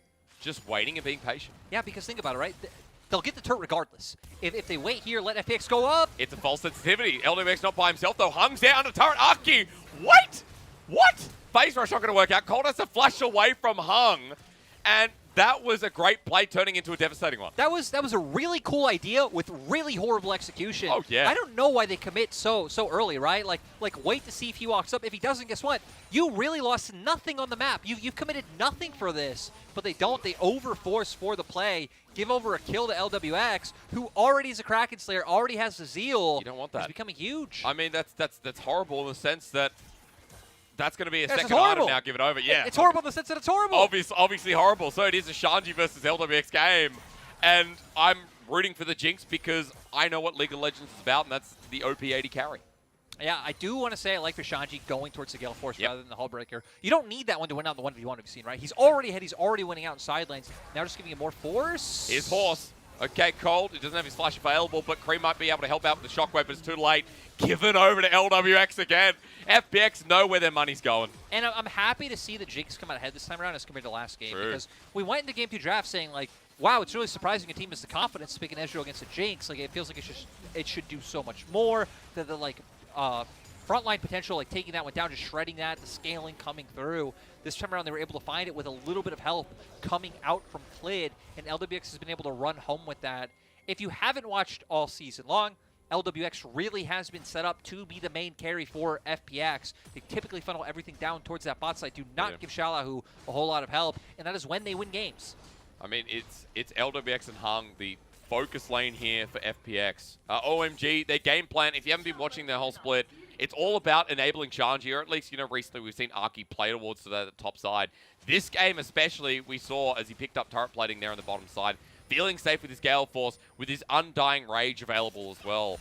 OMG, their top laner versus FPX's bottom laner, and it might be a 3k gold lead, but still we're going to see how these side lanes play out, as Cold might be caught out here deep as well. Hung comes in with the Tongue Lash after the Abyssal Voyage, and Klid here to help out. Care picks up the kill, and that's the third time he's died. Yeah, that's, you know, we've been saying like 80 carry versus top lane, 80 carry versus top lane. But look at items. We have 4 mythics coming out for the side of FPX. True, so big. incredibly strong coming out for mid jungle as well.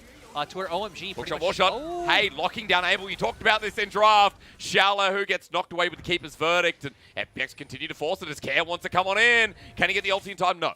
It's in the brush. It's a TP away. And it looks like, for now, Cream will just survive.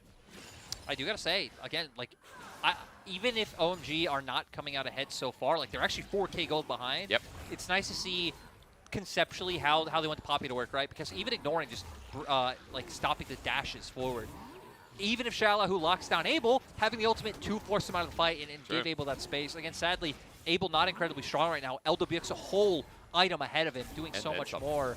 And now Clid able to pick up this Herald on the top side. So OMG looking to cross map, looking to enable Shanji, try and find a pick onto the Camille. Yeah, Shallow who's going to walk into dead space right here, pressing the W again. They keep his verdict not available. The heroic charge into the wall, the flash away from Soulflare. Now he can get through. That hook shot was very precarious on the wall, but I like that Shallow who got away. The flash burnt. The Herald there, but unfortunately Clid back, so no response. Yeah, I feel like OMG could have played that one a little bit better in terms of like having someone preemptively walk forward, because you know he's going to look to hook shot, wall shot away towards his turret, right? There's no other direction to go. Try and cut him off from that. They don't go for it. Everyone's staying on the right side. And I don't think Cream would have any threat considering Cold was there as well. Shanji very nearby. Yep. It's not, a massive flop. You still got the flash out from him. You get a bot lane turret. You bring the gold lead a little bit closer, but still massive for the side of FPX. As we're going to get a replay here of how it all happened. Skirting around from River, no vision. That's unfortunate. It looks so concrete, and again, like we kind of talked about this, OMG, this game, the plays have been good, the thought process has been good, but a couple of botched plays here and there. Top side was really botched. That one there, we could have seen how it could have been a kill or an extra piece of lockdown with Cold involved. Yeah, maybe, right? Oh, so Cold's dead. Woo. Actually, yeah, speaking of the man, now he drops, and FPX, they just picked up the dragon, they moved up for a pick, and Clid gets the kill. There's the charm. Abel has to disappear into the mid lane, and LWX has to push here. Look at this. They've got a Herald as well. This is going to be a massive shove. Yeah, I mean, they can just keep going, right? Clid is ult. Oh, the Herald. Shelly has gone for Holiday. Into the outback, but as she comes back, Uluru is on her list. Oh, Shanji coming for the flank. Yeah, but what can he do? He's got a Gale Force, but at the very least, everyone there protecting the President, LWX. Care comes in as well, and Herald just drops down. At the very least, to keep his verdict, stops the Herald from opening up inner turret. Yeah, once again, finding use for this Poppy pick. Even if proactively you're not able to do anything, it is a pick that is more reactive in answering the enemy's plays. Problem is, you don't really have a great way of answering LWX at this point in the game. Because, heck, we've been talking about, for their comp, right, they pick this poke, this kite back. They don't really have tons of lockdown outside of Cold for themselves. Like, what do you do? Especially LWX so accelerated, already having the rapid fire cannon, you're not going to be kiting him out. Yep. He's outranging you, he's out-damaging you, he's killing your front line way faster. And now for OMG, I mean, you can't even really rely on Shanji. FPX sitting on 2 Drakes, 3 minutes 40 seconds. They'll be on Soul Point. True. And yeah, it feels really rough. Like even thinking about plays that they could make, I feel like it's all up to FPX. It's all up to FPX making mistakes. There isn't even really like cheese plays you can set up on sides to look for. Poppy not bringing any lockdown to try and set up a Tryndamere in the side lane unless a member of FPX makes a mistake, maybe goes too close to a wall, like things along those lines. It's small margins again that FPX like have so much more to play with, and OMG are kind of running dry. And again, coming into this series, if you guys didn't know why we're playing the makeup games, again, OMG had to quarantine for 2 weeks, so that's why they've got to play back to back to back over the next couple of days. For OMG, if they lose this series, it's not the end of the road. They still have to beat LNG and RNG, but think about what I'm saying. Beating LNG. Okay, maybe doable with LNG being back and forth. Beating RNG, that's a top 14. And that's really difficult as an ask. So I feel like right now, OMG, this was a must-win so that they could sit back, relax, and know that the next couple of series won't matter too much for them. For FPX here, they need this series win no matter what. And I'll say this confidently. If FPX win this series, I think they can be pretty confident that they are going to playoffs with like an 85, maybe 90% chance. Right. If you don't believe V5 is the best team in the league, I feel like the only team that's really competing for that title right now is RNG. Like, you go off of how teams have looked in recent form. Cleanish. Yeah. RNG are weird, because RNG dropped to WE, and then they pretty much smack everyone else. So we'll see RNG, I think, look insane right now, so it will be quite hard for OMG. That game specifically is not tomorrow. It is the following day after Last that. one, Like you said, kind of scaling up with difficulty, right? You start with FPX, you move on to LNG, and then you face the final boss in RNG. But FPX now moving up towards this top side. Not having to worry about OMG's schedule just yet. They're just worried about shutting them out from this game as they do still have a 3K gold lead. And all of the eggs on the opposing side are in the Shanji basket. FPX know they have no one who can match. They're instead just trying to set up group, look for picks as a 5-man unit, and find ways, I think, to force a Baron play coming out. Or Shanji will just do this. He will, but Care has a small minion wave to work with. The charm lands under turret as well. Everfrost too. Shanji just getting dissuaded for now. Half HP on the inner turret on the bottom side. Shallow, who was moving down as well, but look at what FPX are doing. Same thing in the top side. LWX is an Infinity Edge now, by the way. That's a 3-item Jinx, and OMG starting to feel it. Yeah, and I mean, they can just keep this going, right? They even have push in mid, so they can start to rotate to where the wave that Camille's pushing in is. You see Shanji having the back, so probably going to look to group up now and maybe dissuade the push coming out from FPX. Be careful, Cold, as he walks in. Remember, this is the 1-4 Leona here. A lot of damage still coming through as the zap lands. They're sticking around for the inner turret, but Shanji's now joined in. Aki looking for a bit of a play. Flash, Soul Flare. Hung flashes away as well. LWX got hit by the True Shot Barrage. He's at half HP. But OMG can't close that gap. Shallow, who spotted out, coming in as well. And there it is, right? We talked about OMG don't have a real way of forcing something themselves. I mean, you have Leona ultimate or you have Cold, maybe somehow to find, like, I don't want to say a flank because I don't know why he'd be flanking in a team, but you know what I mean? He has to somehow, like, hope that FPX just allow him to stroll in, get the Zenith Blade, and everything goes according to plan. If that misses, FPX peel off, they back out, dragging up in 20 seconds, and this should be a pretty guaranteed soul point for FPX. Like, look for an example. How many times has Cream ulted this game? One. We've seen one Orianna Shockwave because there just hasn't been an opportunity where FPX are laying in their lap. It's a testament to how well FPX have played this third game. 3,000 gold lead still maintained, but how well they're playing these fights. Now, right now, they're going into melee range as Clid walks in, but I want to see that Shockwave come through. I want to see OMG get the perfect fight that just hasn't been given to them. No, they got to be careful, though. Shallow on the backside. Great flank opportunity. Everfrost comes through, and Care there as well. Shallow, the Hextech ultimatum lies down as the ulti, the charge, the Shockwave finally comes through, but it does nothing. Cream drops, and Shanji didn't get to ult. The Tryndamere, the most fed member, didn't press the R button. And this is going to just open up a Baron opportunity to come out for the side of FPX. Another free objective. Some resets coming out, but no, they are fine. Care has the teleport available, and there it is. FPX, 5K, now moving in front of the Baron. Aki's going to be coming here shortly, but if this Baron goes down, I mean, OMG feel like kissing their chances goodbye of sealing playoffs here today. Yeah, they're going to try and come in. Abel, having some poke available, but it looks like it doesn't matter. Not having the damage there. It's Care. Aki over the wall. Can he get the steal? He's there! Whoa! Oh, he does! Aki! Not going to give FPX the designated win. Nope. And the game goes on. The game goes on. I mean, you have Barons across the board. Still goes down. I don't feel like it changes the dynamic of the game too much. Doesn't. But still super cool to see him come in. Flash gets the Baron, and it will at least buy them time. It will give them pressure in lanes in terms of being able to push out minion waves. If FPX group up, FPX still should have kill pressure, which will force them back. We're going to go back into the replay here. Shallow coming in off the flank, decides to go into Care instead of focusing Abel, instantly following through. Like you said, ult not able to come out from the Tryndamere. Got locked down. I didn't see by what. I don't know if it was a charm or... Everfrost was one of them. Yeah, Everfrost be the thing to start off. And then here, the Baron coming through from OMG. Aki coming in with the movement speed, flashes over the wall. And where's the smite from Clid? Actually just doesn't come through. Aki smiting on the perfect number.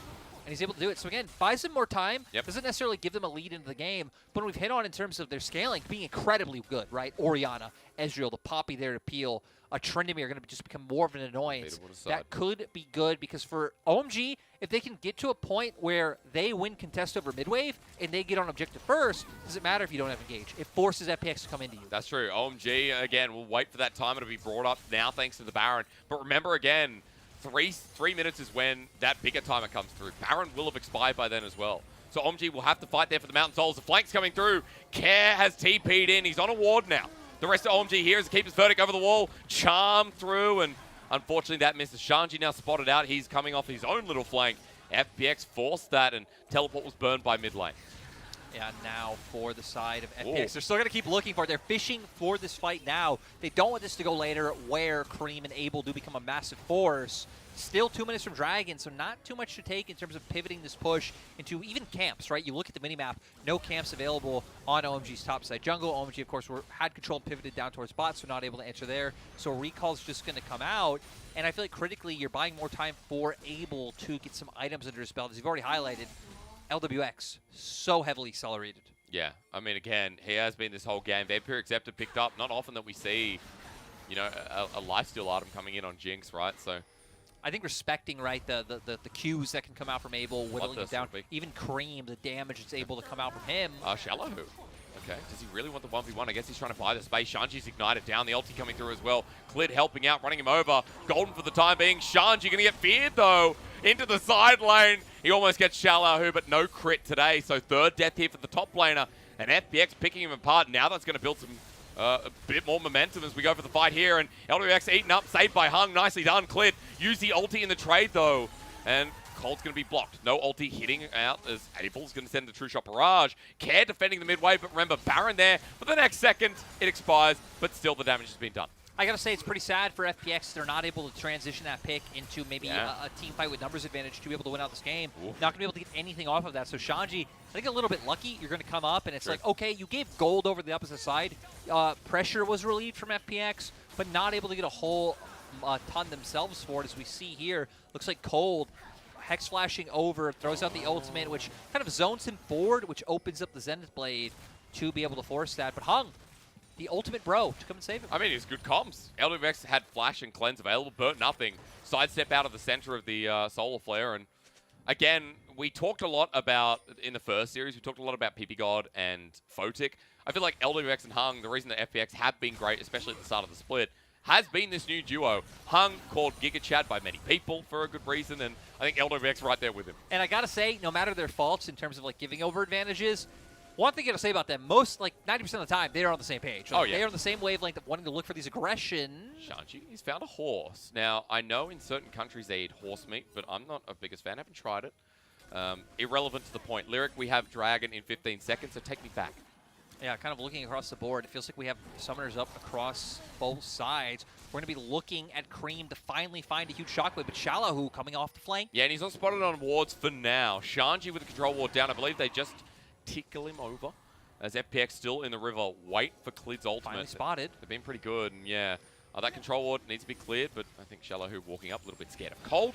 And Dragon sitting there waiting. Shanji over the wall aggressively, able to the back of the pit too. I also want to point out the side waves are both pushing in for side of FPX. That's why FPX feel comfortable just waiting this one out, because OMG are the ones losing gold, losing experience, losing position on the map. And Care wants a flank as well, but he's spotted out on a ward. So as the waves continue to push in, there's Flash Charm on Sword of Shadows here for FPX. Now onto Arky. He pulls out to keep his verdict, but looking at the back line. Xiao who brings them all together. Spinning to win as the Mountain Soul is secured. Now it's a front to back. Shanji trying to get on in, but he's dissuaded, sent back. And the Phoenix rises when it matters most. I love that coming out from Care, being the aggressor, but Xiao, my God, he just eated right past the Tryndamere, said, screw you, I'm out, goes right onto the back line, finds the lockdown, and that is Soul now locked up for FPX.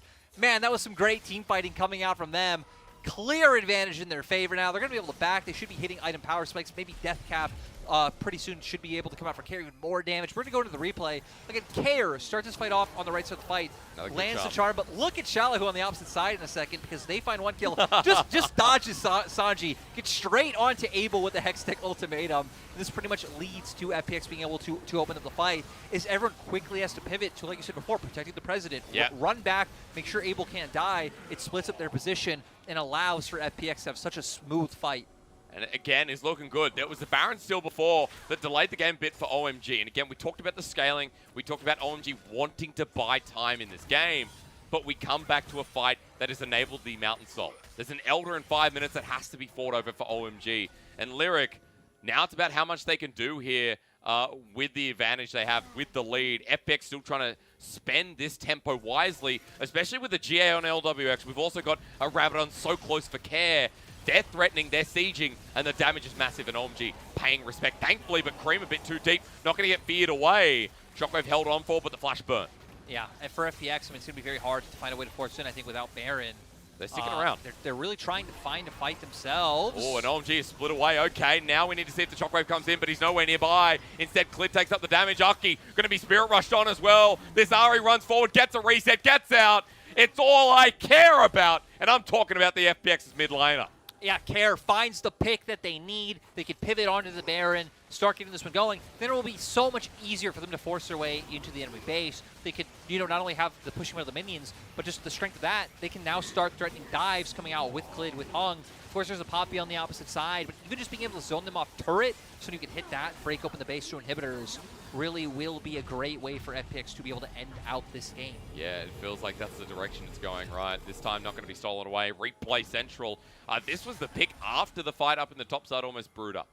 Klid going in. Just gets caught out by Aki. Was trying to zone around, see if he can find an angle in, I think, around the top side. Right, Care gets in here with the Everfrost. Lands Charm as well to follow it up. And the Spear Rush to be able to follow this one through and getting the reset to be able to get away. I mean, Care in this game has just been huge.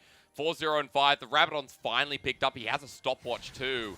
Care is level 16 with Flash available. And in the side lane, FPX now grouping up around him, trying to push in this last inner turret towards the bottom side. And look at where Shallow is as well, pushing towards mid. He's getting pretty busy while Shanji is trying to play the split pushing game, but FPX have Baron, they're always going to win out. Yeah, FPX is going to have to be more aggressive with this. And, I mean, that ultimate from Aki did nothing. It Yeah. didn't stop the push, didn't stop the minions. This actually might just make it easier for FPX to look for the end, because now, even if they want to go for a dive or force a fight, my god, that damage from Cream is LWX huge. doesn't care. There's a cleared ulti as well onto Cream. He's done nothing this game and will continue to do that in the fountain. It's now a numbers advantage as Shanji has to back away. Nexus Tara getting threatened here. OMG wanted to skill playoffs today, but FPX just won't let them. This game a masterclass as Aki gets LWX, but he cleanses away. Shanji now in the heat of it, but the Phoenix rises from the ashes burnt down by OMG. It feels like with this, they should eventually secure their playoff berth. I see exactly what you mean with that call. FPX, great game. Again, it's so disappointing that we can't say that they're locked in because OMG could still overtake them. But that game, I think FPX have cemented it. They should feel confident. I mean, the fact that they're able to overcome, the fact that Care showing a great game, Klid in game one having, you know, a phenomenal carry performance in their bot lane. It would feel really sad to not see FPX make it through, but they should be feeling great about this win. They should be feeling comfortable, you know, over the next few days, getting the reset available. And, you know, again, hopefully... Hopefully, yeah. These makeup games, guys. These makeup games. I don't know. Like, look, I am glad though, because if OMG won today, we'd have to go and we'd have to watch OMG versus LNG, OMG versus RNG, and fans would be like, "Well, does it matter? They're in the first round." Oh. And the answer is now, yes, it does matter. It does matter. OMG have to beat LNG and RNG to make the miracle playoff run. So there is a lot of cause to watching OMG tomorrow and even the day after. RNG also can secure, I believe, up to third for their game tomorrow too. So it's a big deal for RNG. But I'm glad we're kind of at this point where FPX had to really work for this series. Game number 2, it was just a different looking FPX, but Klid again on the Hecarim is just such a good comfort. A must ban. Oh, it was huge, right? The amount of early game, he covered everyone. He found kills up in top side. He found kills down in bottom side. And they started moving with Care towards these side lanes to look for more plays. It was so pivotal to their win. FPX, once again, they might be one-dimensional, might be, you know, a bit of a one-hit wonder in terms of their play style, but it works. It works enabling LWX and Hung down on the bottom side. The aggression is going to come out. One thing that's great about LWX, whether, you know, it could lead to as a detriment or a plus, is he's always willing to walk forward to look to put the damage out, which could just, you know, be the difference in winning a team fight that's on the knife's edge. And Care, someone who's clearly worked out on this roster a lot better than Gory did.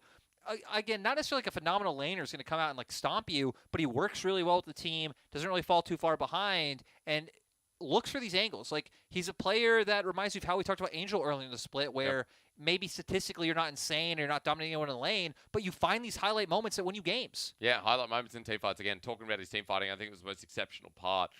As well, like we'll say Shallow on the Camille, who was bullied all game long, where OMG put their resources up in that top side. He didn't get to play a Camille game up against Shanji, but the team fights came through. I loved it. I loved the instance where Shanji comes in on him. He's like, screw you, brother, I'm out of here. He's right over the wall, finds the ultimate onto Abel. Yeah. And I mean, that's what happens. Shallow, who might ghost your calls, but he gets the job done. I mean, that's what it's all about. Shallow, who are having a pretty good series, I'd say, especially game 1 and this third game.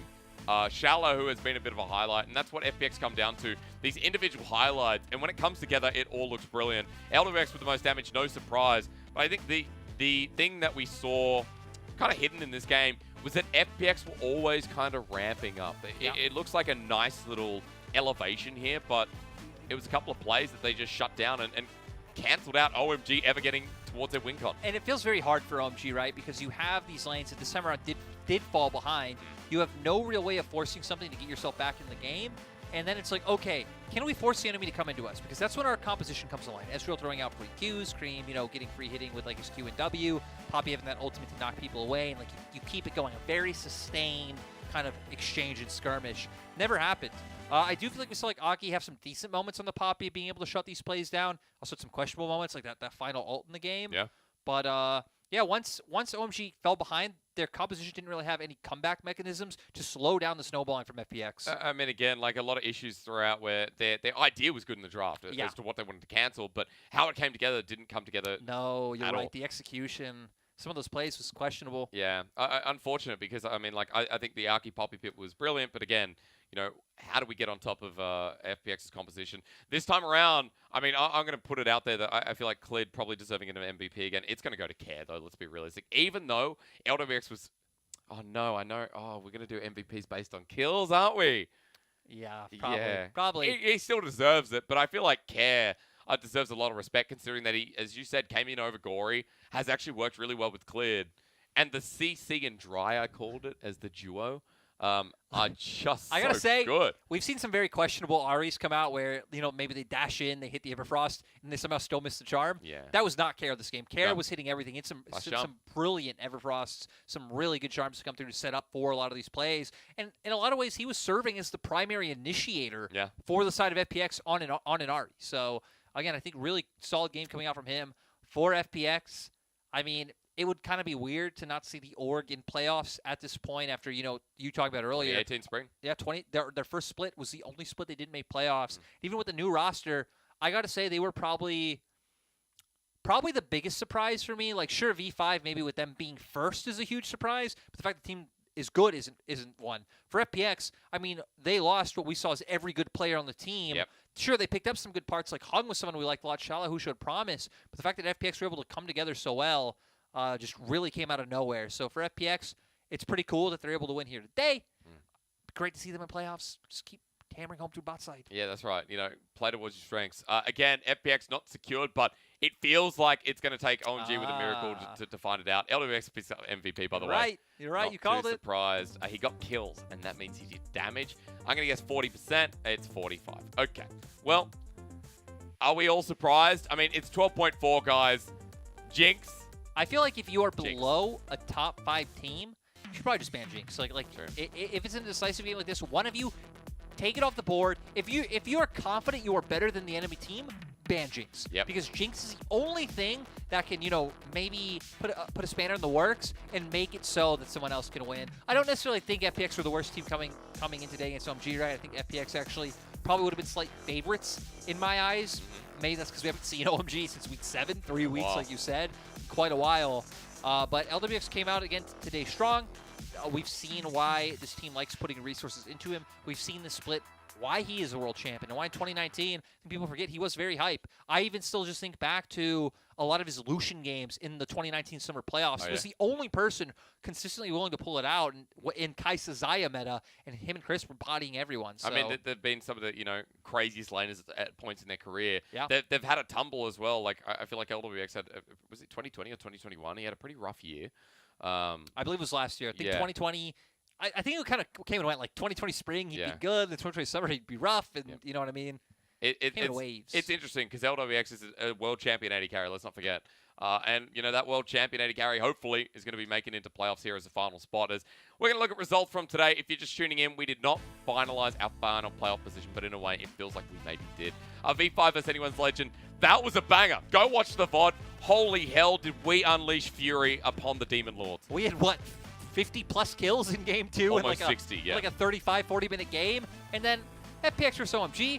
Back and forth, like exactly what you'd expect. It's kind of sad because both these teams field a similar level and could slot into playoffs pretty equally. But here's where we end up. As you can see, as we've said 100 times, with FPX winning, they are not locked in. OMG can still overtake them by winning over the next 2 days. Yep. OMG, our only games left, because today, you know, we had the V5AL game, but now, tomorrow, OMG versus LNG. The following day, OMG versus RNG. And then, directly into playoffs, my friend. Yeah. No days off, right into playoffs. Woo. No breaks whatsoever. We don't need any, dude. Breaks. Yeah, we do actually need them. So tomorrow, as Lyric said, this is do or die. OMG, if they lose any of these upcoming series, it's done. LNG with a win there as well. Don't forget that this team is still striving to get up in that top 4. At the moment, it's a little bit undecided. LNG are sitting 6th, and we thought this team with Doomby would be, oh, they're an easy top 4. If they win tomorrow 2-0, they will actually lock into top 4 as well, Lyric. 2-1. 2-1, yeah. They just need better game difference than top esports than Weibo Gaming, and they'll find that. They'll find that tomorrow with simply a win. So LNG is still on the money. It's still on the mark. Top 4, let's not forget, 3rd and 4th position, you get to skip 2 series. Yeah, you get to, I mean, right, you play 1 best of 5, you win that, you get Semis, straight double into elimination. double elim. Yeah, Yep. it's perfect for them. So, and RNG competing for top 2. So these next 2 days actually do mean an incredible amount in terms of where we stack up with playoffs, which then starts the following day. I'm going to keep saying that because I don't want people to miss out on LPL playoffs. You know what's kind of crazy to me? Just coming back to standings, I'm looking across the screen. JDG, if RNG lose to OMG on the last day, whether OMG are in, JDG lock in 2nd. Like, that would just be the weirdest timeline. I put JDG, I think, 11th or something this split. I'm not sure I put them in playoffs. I think I had them, like, middling to middle low tier. It's kind of crazy. I mean, LPL's crazy, and you guys know that because you watched today. Big thank you to Lyric. Big thank you to Asheen. Big thank you, Asheen. Who has set up this awesome broadcast here. We're in Dublin. We're a bit jet-lagged. We think it's nighttime or the middle of the night. I don't know what time we think it is, but it's not that time. Thank you to English Production for dealing with us. It is bye for now, but not forever. Tomorrow, LPL returns. Matchup days. Chop, chop.